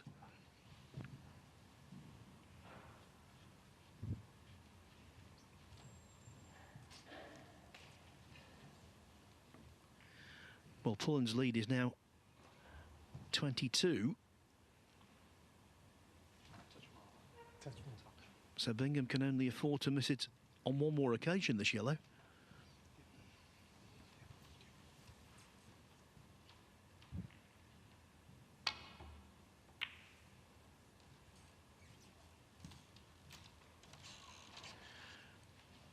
He will settle for that all day and every day.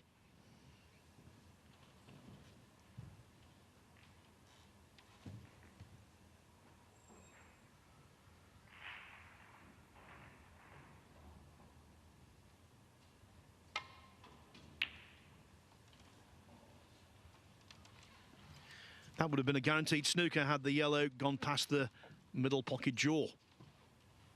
Can tell you, Elliot Slessor, real warrior. He's got back to 5-5. He's forced a decider with Bolshurevish.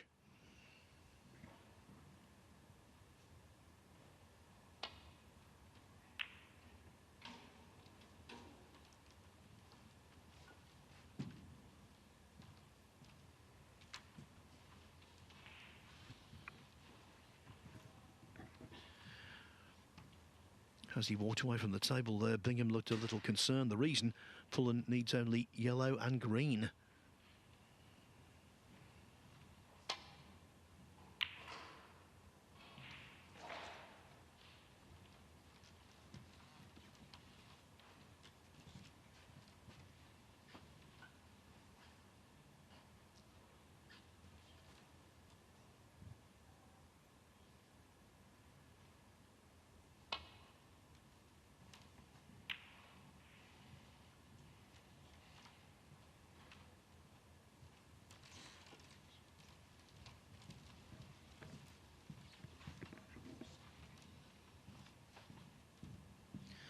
Well, I think the yellow being potted is a given.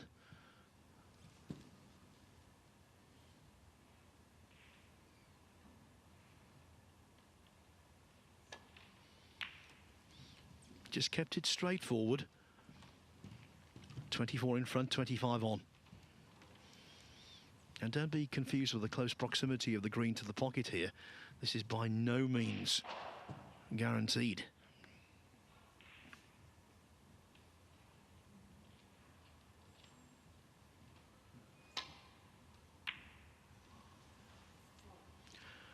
Oh, that could be the moment we recall that turned the whole match.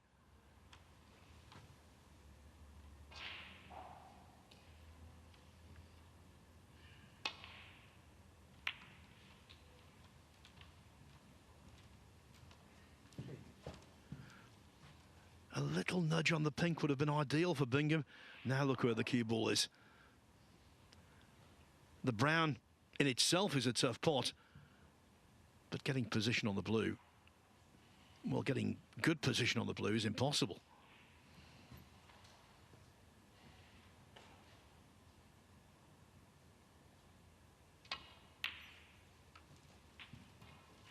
Set.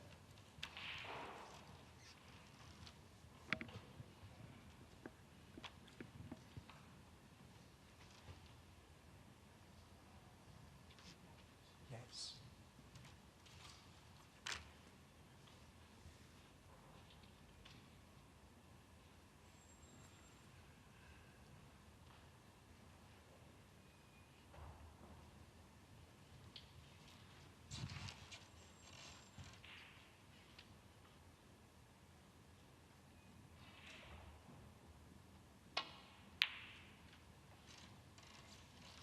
Of course, Bingham bides his time, waits, and how about that? Set.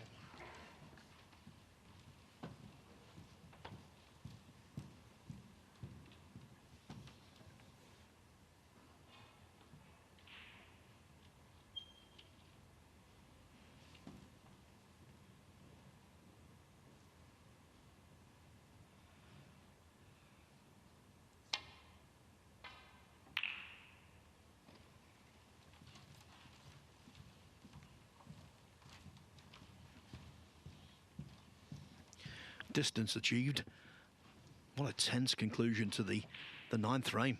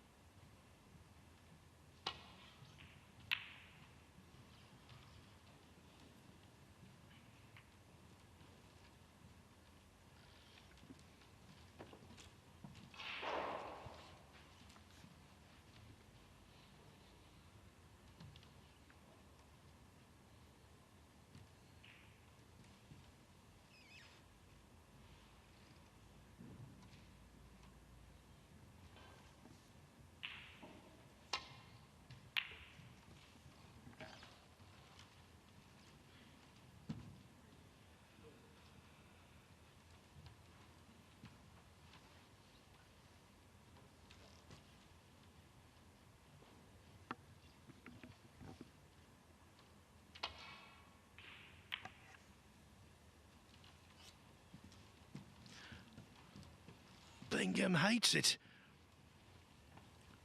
He served up frame ball.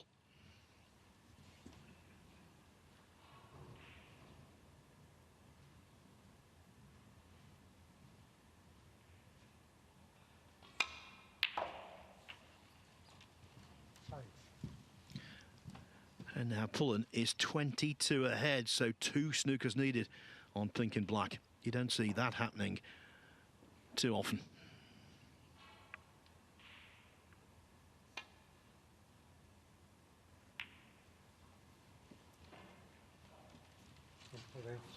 Yeah, it would have been a real shot in the dark for Bingham to win that frame from there. I think he's done the right thing to concede. He leaves the arena. And Liam Pullen, in this match of radically shifting momentum, is back in front.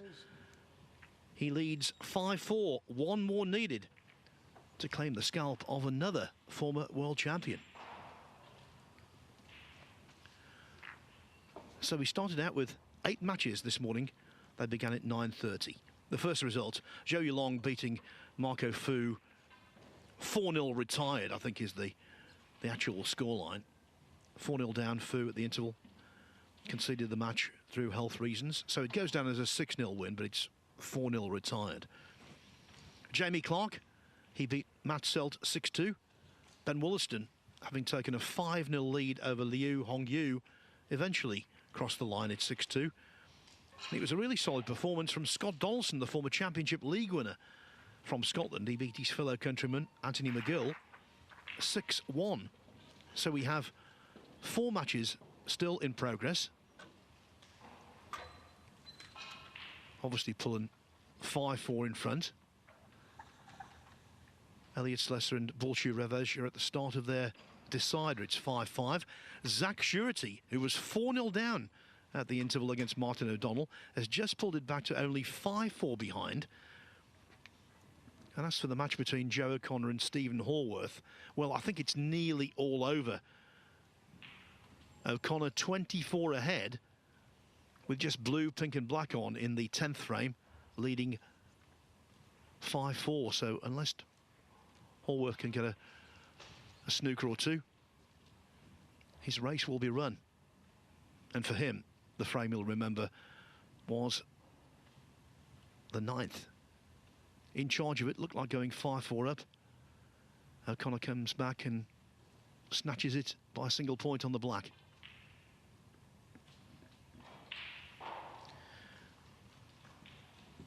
O'Connor slams in the blue, so that is that. In fact, Hallworth concedes, shakes hands. Joe O'Connor, he's through by a score of 6 frames to 4. So just 3 matches now left out there.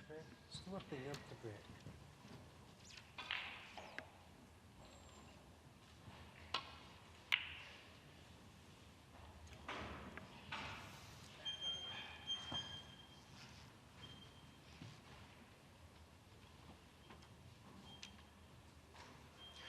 Twice in this match, Bingham has come back from a frame adrift to lead, from 1-0 down to 2-1, from 3-2 down to 4-3.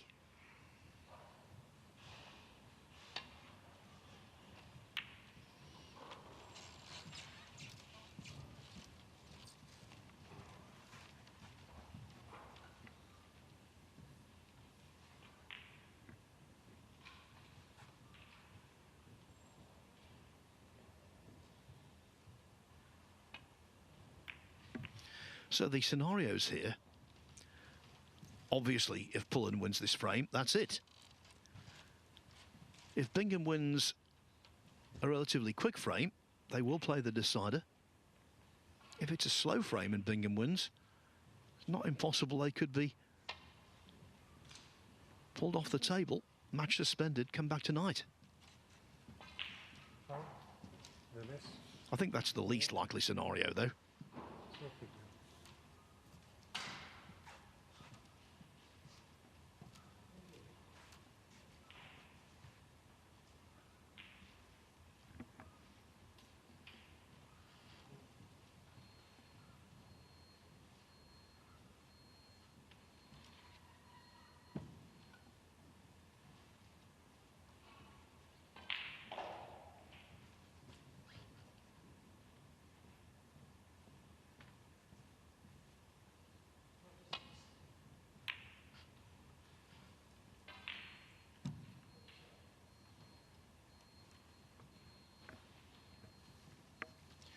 So much riding on this for both players, but for Stuart Bingham, who's 32nd on the one-year list, defeat here would really harm his chances of going to Hong Kong for the World Grand Prix, where, as mentioned before, he was runner-up this year, last season.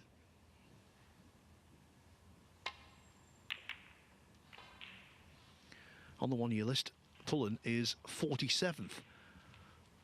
And you never know, with a good run in the UK Championship or the Scottish Open, maybe even the shootout, he could be going to Hong Kong. It's the 32 players who are on top of the one-year list at the cut-off point who make that event, the World Grand Prix. Then it's 16 players who qualify for the Players' Championship. And the ultimate goal is making the Tour Championship.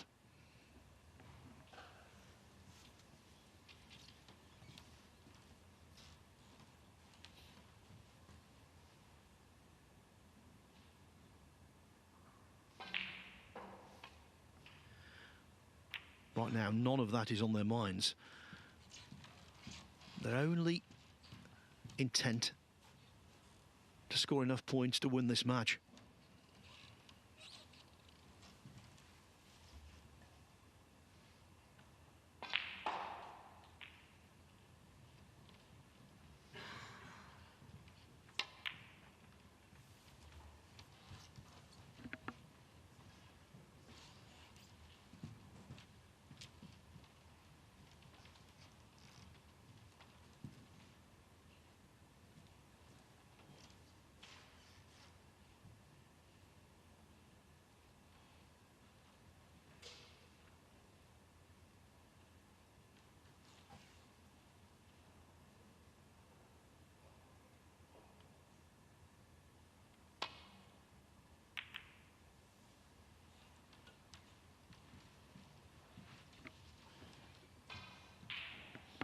As mentioned earlier, Bingham 3 times a semi-finalist in the UK Championship. On 3 occasions, beaten in the semi-finals by a single frame.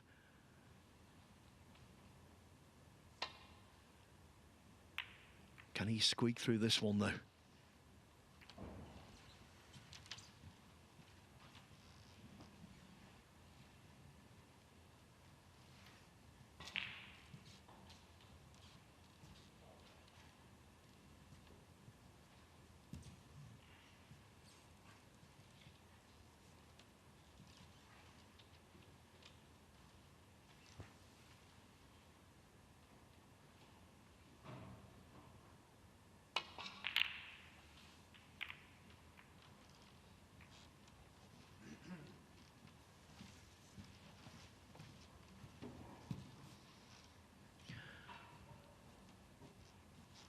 News of table 3, 5-5, Ravesh and Slesser.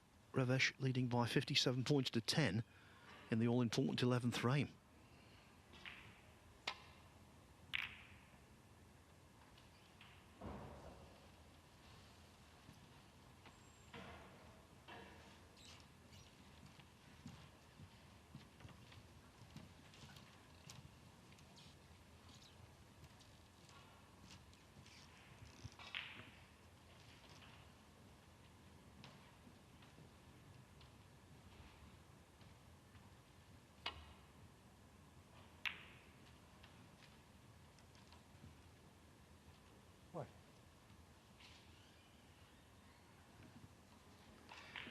Just lost command of the cue ball.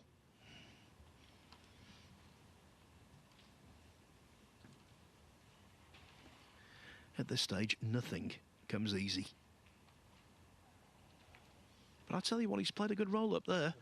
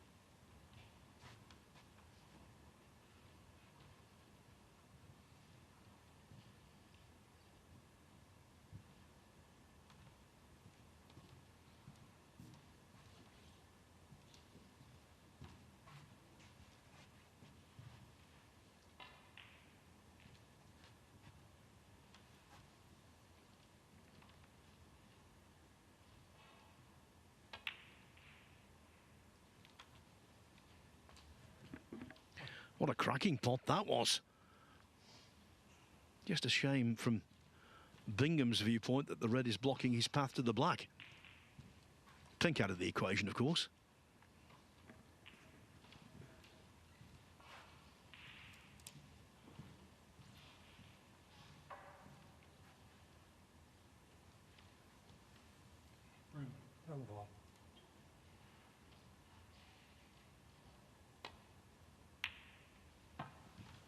Stuart Bingham, 1.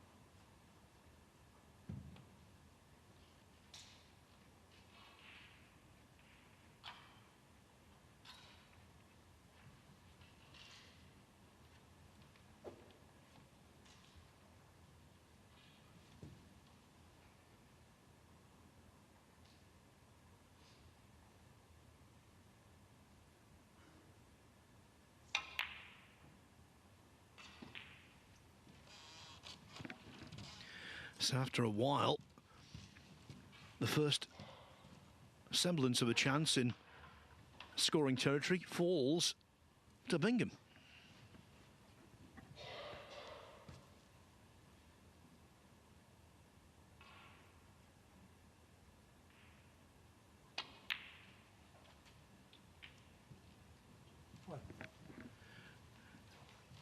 Well, in the space of a second, Bingham's worries changed to glee. That could easily have gone into the middle pocket, the cue ball. As it is, he caught the far bump and he's on the pink.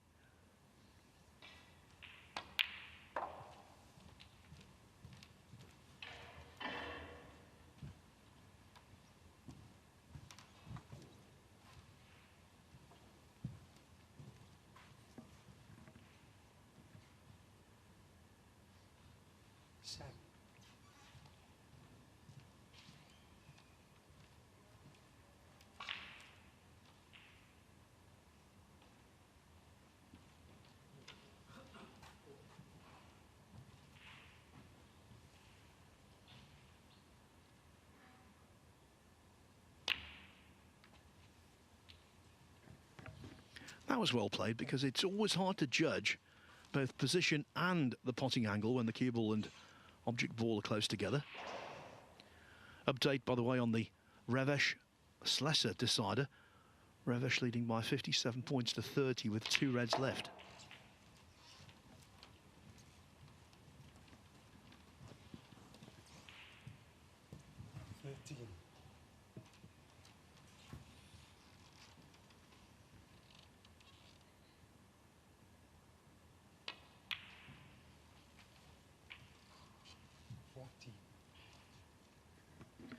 Well, we've seen some really tight battles, dramatic battles on this main table already.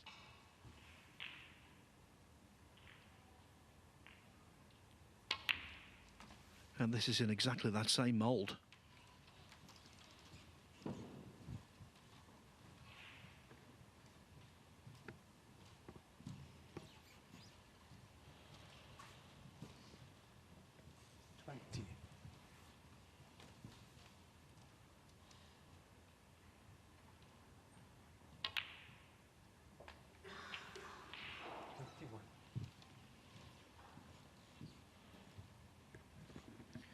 Just gone past 1:45. I think if Bingham were to win the frame at this visit, the decider would be played here and now. If it's got bogged down a little, maybe the decider would have to wait until this evening. Important for the players to block out any kind of thoughts about that.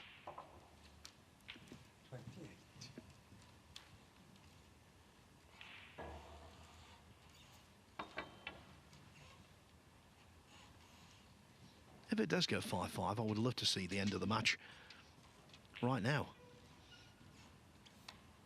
It's not been outstanding snooker by any means, but it's certainly been interesting. The old champion trying to stave off the young buck.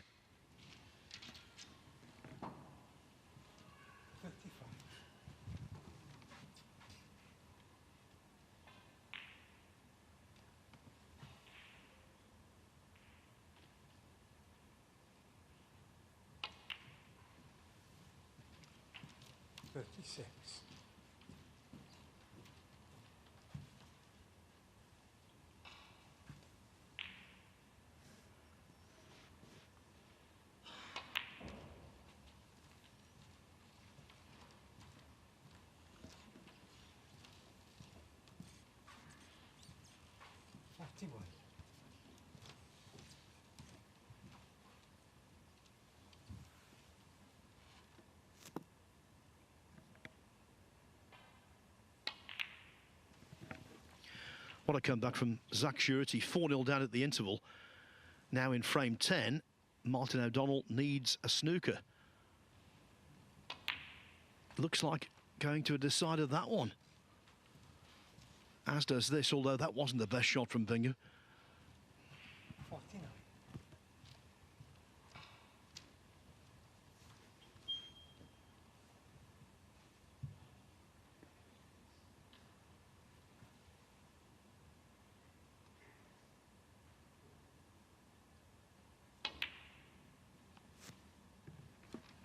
Yeah, you see that shot miss so often when players are queuing diagonally down that side cushion.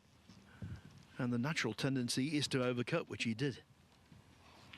Healthy lead, though. 55 in front. 6 reds and 75 points still up for grabs.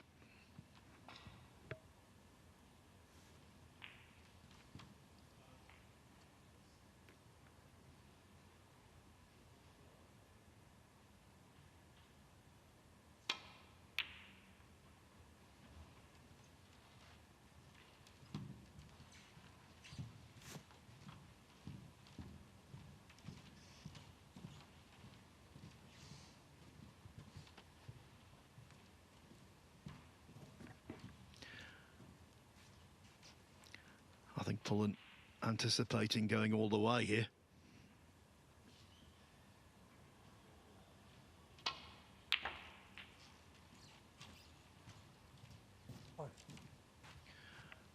Very nice from Bingham. On a sixpence, actually.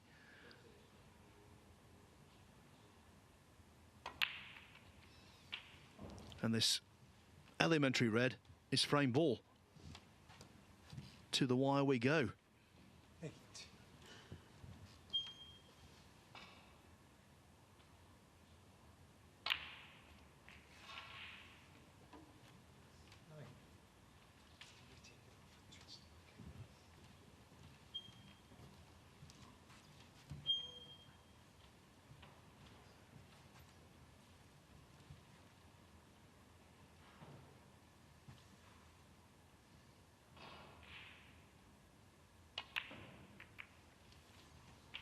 Yeah, definitely now. It is going to be 5 each, and the unique tension that builds in the decider.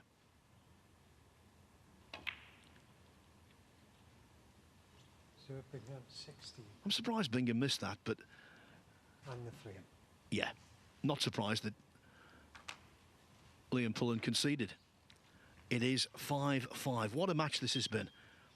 1-0 to Liam Pullen, 2-1 to Bingham, 3-2 to Pullen, 4-3 to Bingham, 5-4 Pullen, and now we are taking the match all the way to the max. Anyone's guess who will prevail. There's no doubt about it. In certain matches, you have clues going into a decider. You feel as though one player is maybe a little more confident than the other. In this one, I think it's been so tight, so even, anything could happen.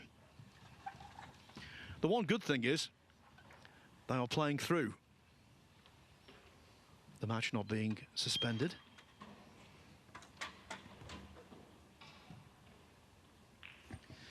And to be honest, that's a relief.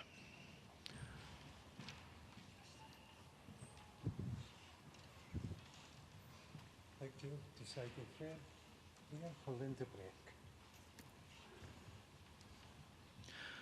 Pullen has got the enthusiasm and the verve of youth. Stuart Bingham, 29 years his senior, 49 years of age, has got a world of experience and, of course, a world title.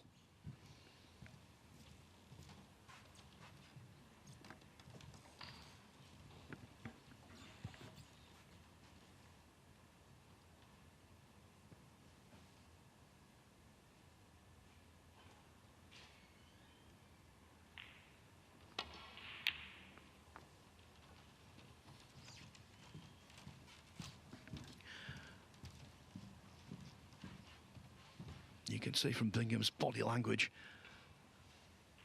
he's extremely concerned.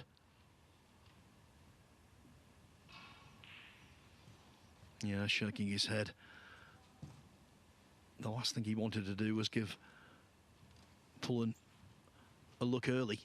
but maybe Pullen can't get through to the red.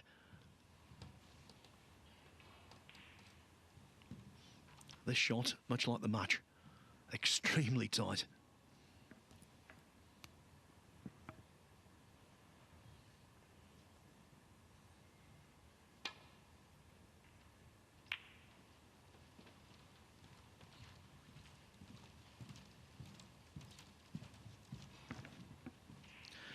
News on Ravesh and Elliot Slesser. Well, the balls in the decider have gone really, really nasty. And that's good news for Ravesh because he's 40 in front with 2 reds left.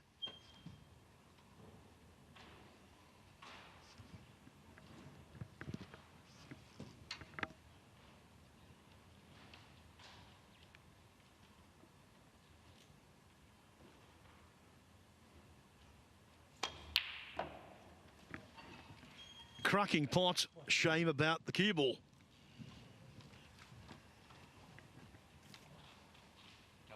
Yeah, good ball.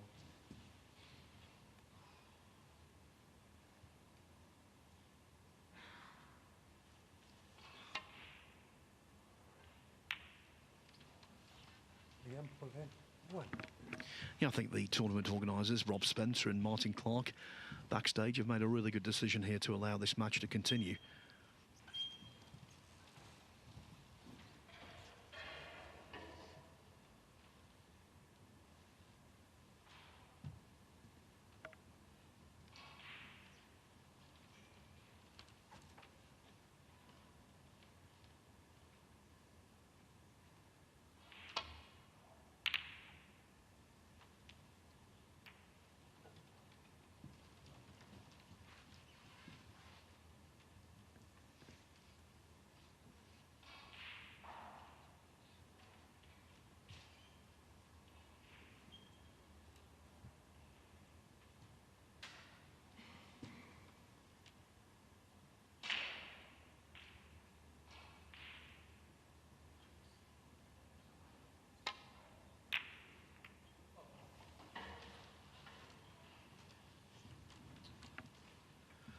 Well, a very aggressive safety shot. The cue ball just about limping over the baulk line. Look at these reds.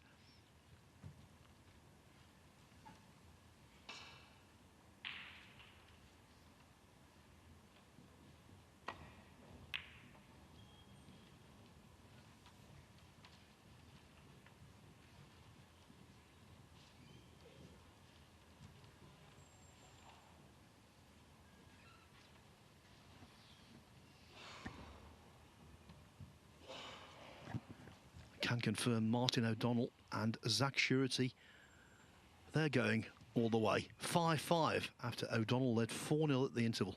Match of 2 halves.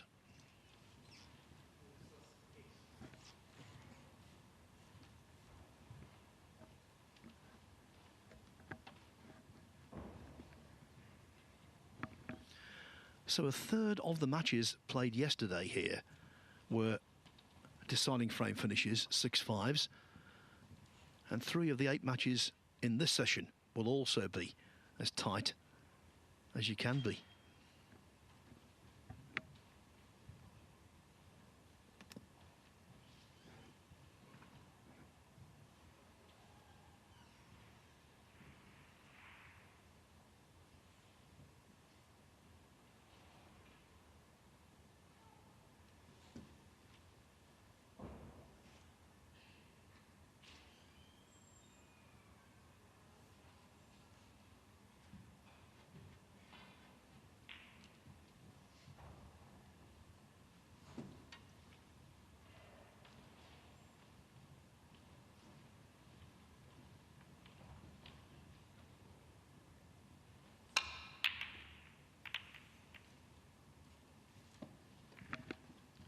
Well, Pullen opened the reds and now he's going to suffer the consequences. Or at least he should.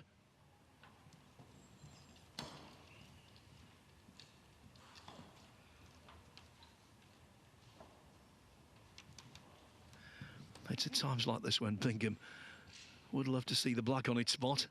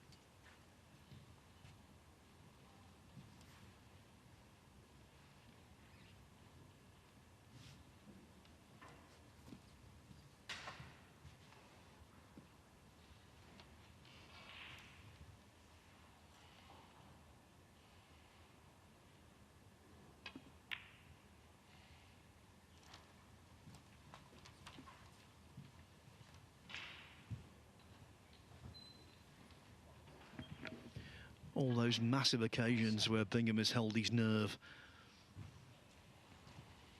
Can't get bigger than winning the World Championship and the Masters. Can he hold his nerve in this frame?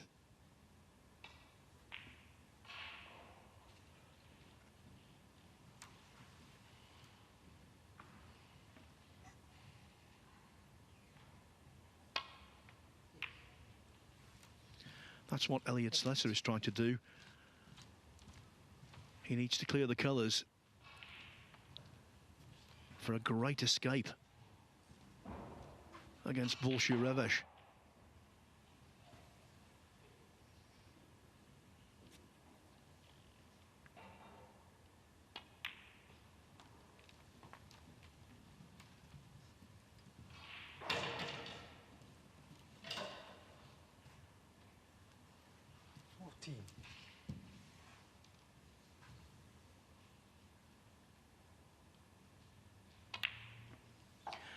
Yes, it's ideal if the black was on its spot and the blue as well. But when the reds are like this, someone like Bingham is more than good enough to be able to concentrate solely on the pink.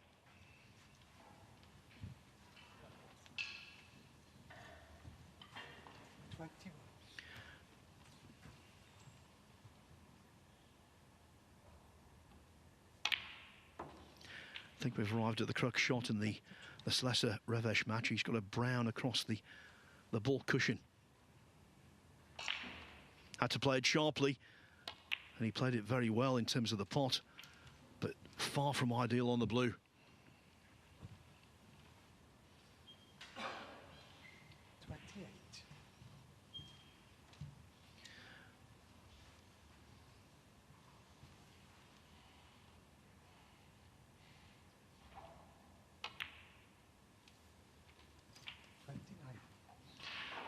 Just a series of routine screws and stuns for Bingham off the pink. Nothing routine about the clearance for Slessor, but he's just knocked in a really gutsy blue. He needs pink and black to win the decider by a single point.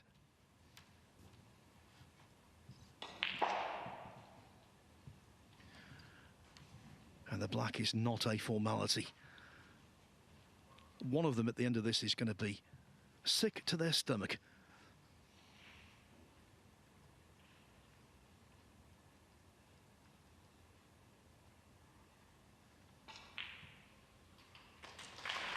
What a performance from Elliott Slessor. The black goes in. He wins 6-5.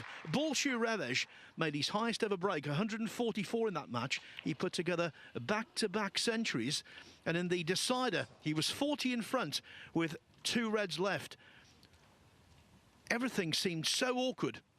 Everything was stacked against Slessor, but what a fighter that man is.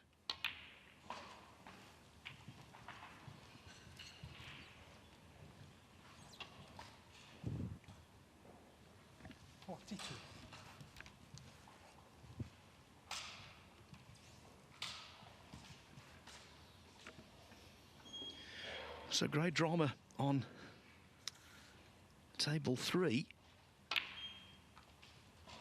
On table 1, Bingham doing his level best to take the sting out of this decider.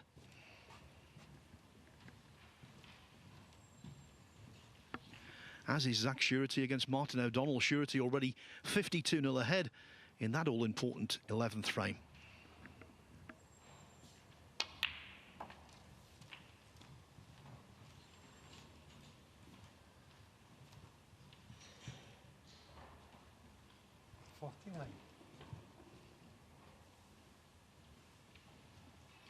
The last time Bingham made a 49 break, it was in frame 7, and he miscued on a very simple black off its spot.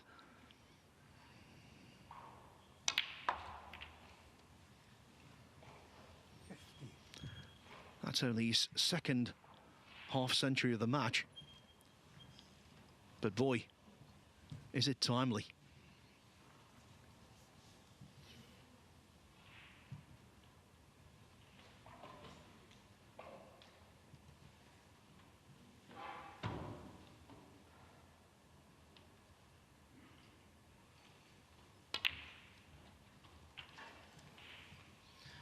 He's far too experienced to be taking anything for granted. But right now, Bingham feeling 56. as though he's got this match by the throat.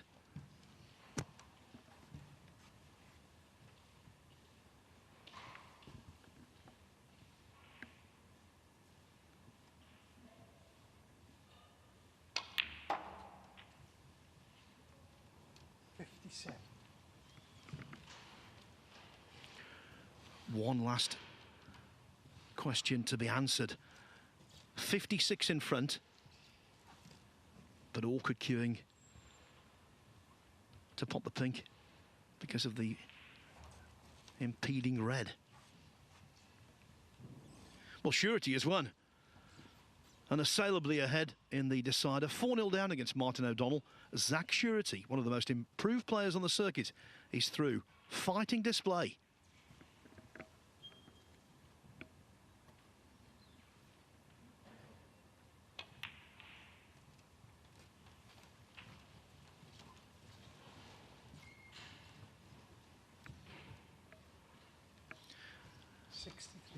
So we've arrived at frame and match ball.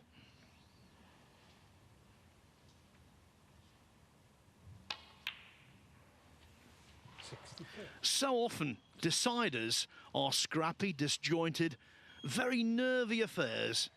This one, not so. Bingham has taken command. Pullen's got good memories from this tournament. Made a 147. He's got a stack of ranking points to tuck away, but not the victory here.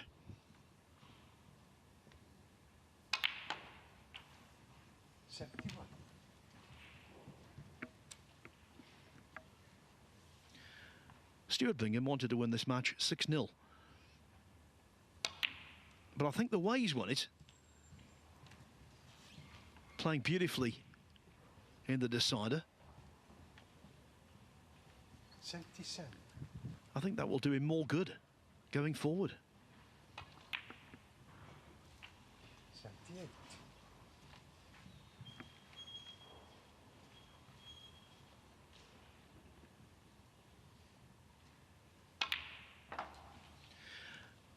Well, considering the ball he spotted in this break, I think it's fair to say Stuart Bingham in the pink.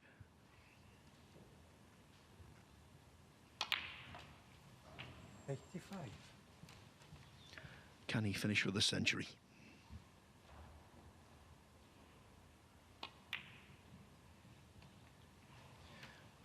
The answer is no, but he won't be concerned in the slightest. After quite an epic, experience prevails over youth. Stuart Bingham defeats Liam Pullen by 6 frames to 5 from 5-4 down. He will now take on Scott Donaldson on Judgment Day in the final qualifying round of the Victorian Plumbing UK Championship. Here the action continues thick and fast in around 20 minutes time. Our offering for you this afternoon, it's going to be something. The newly crowned Northern Ireland Open champion Jack Lazowski will be taking on Louis Heathcote on the main table. David Hendon will guide you through that one. Hope you enjoyed. Hope you enjoyed the match we've just seen. Stuart Bingham elated in Wigan.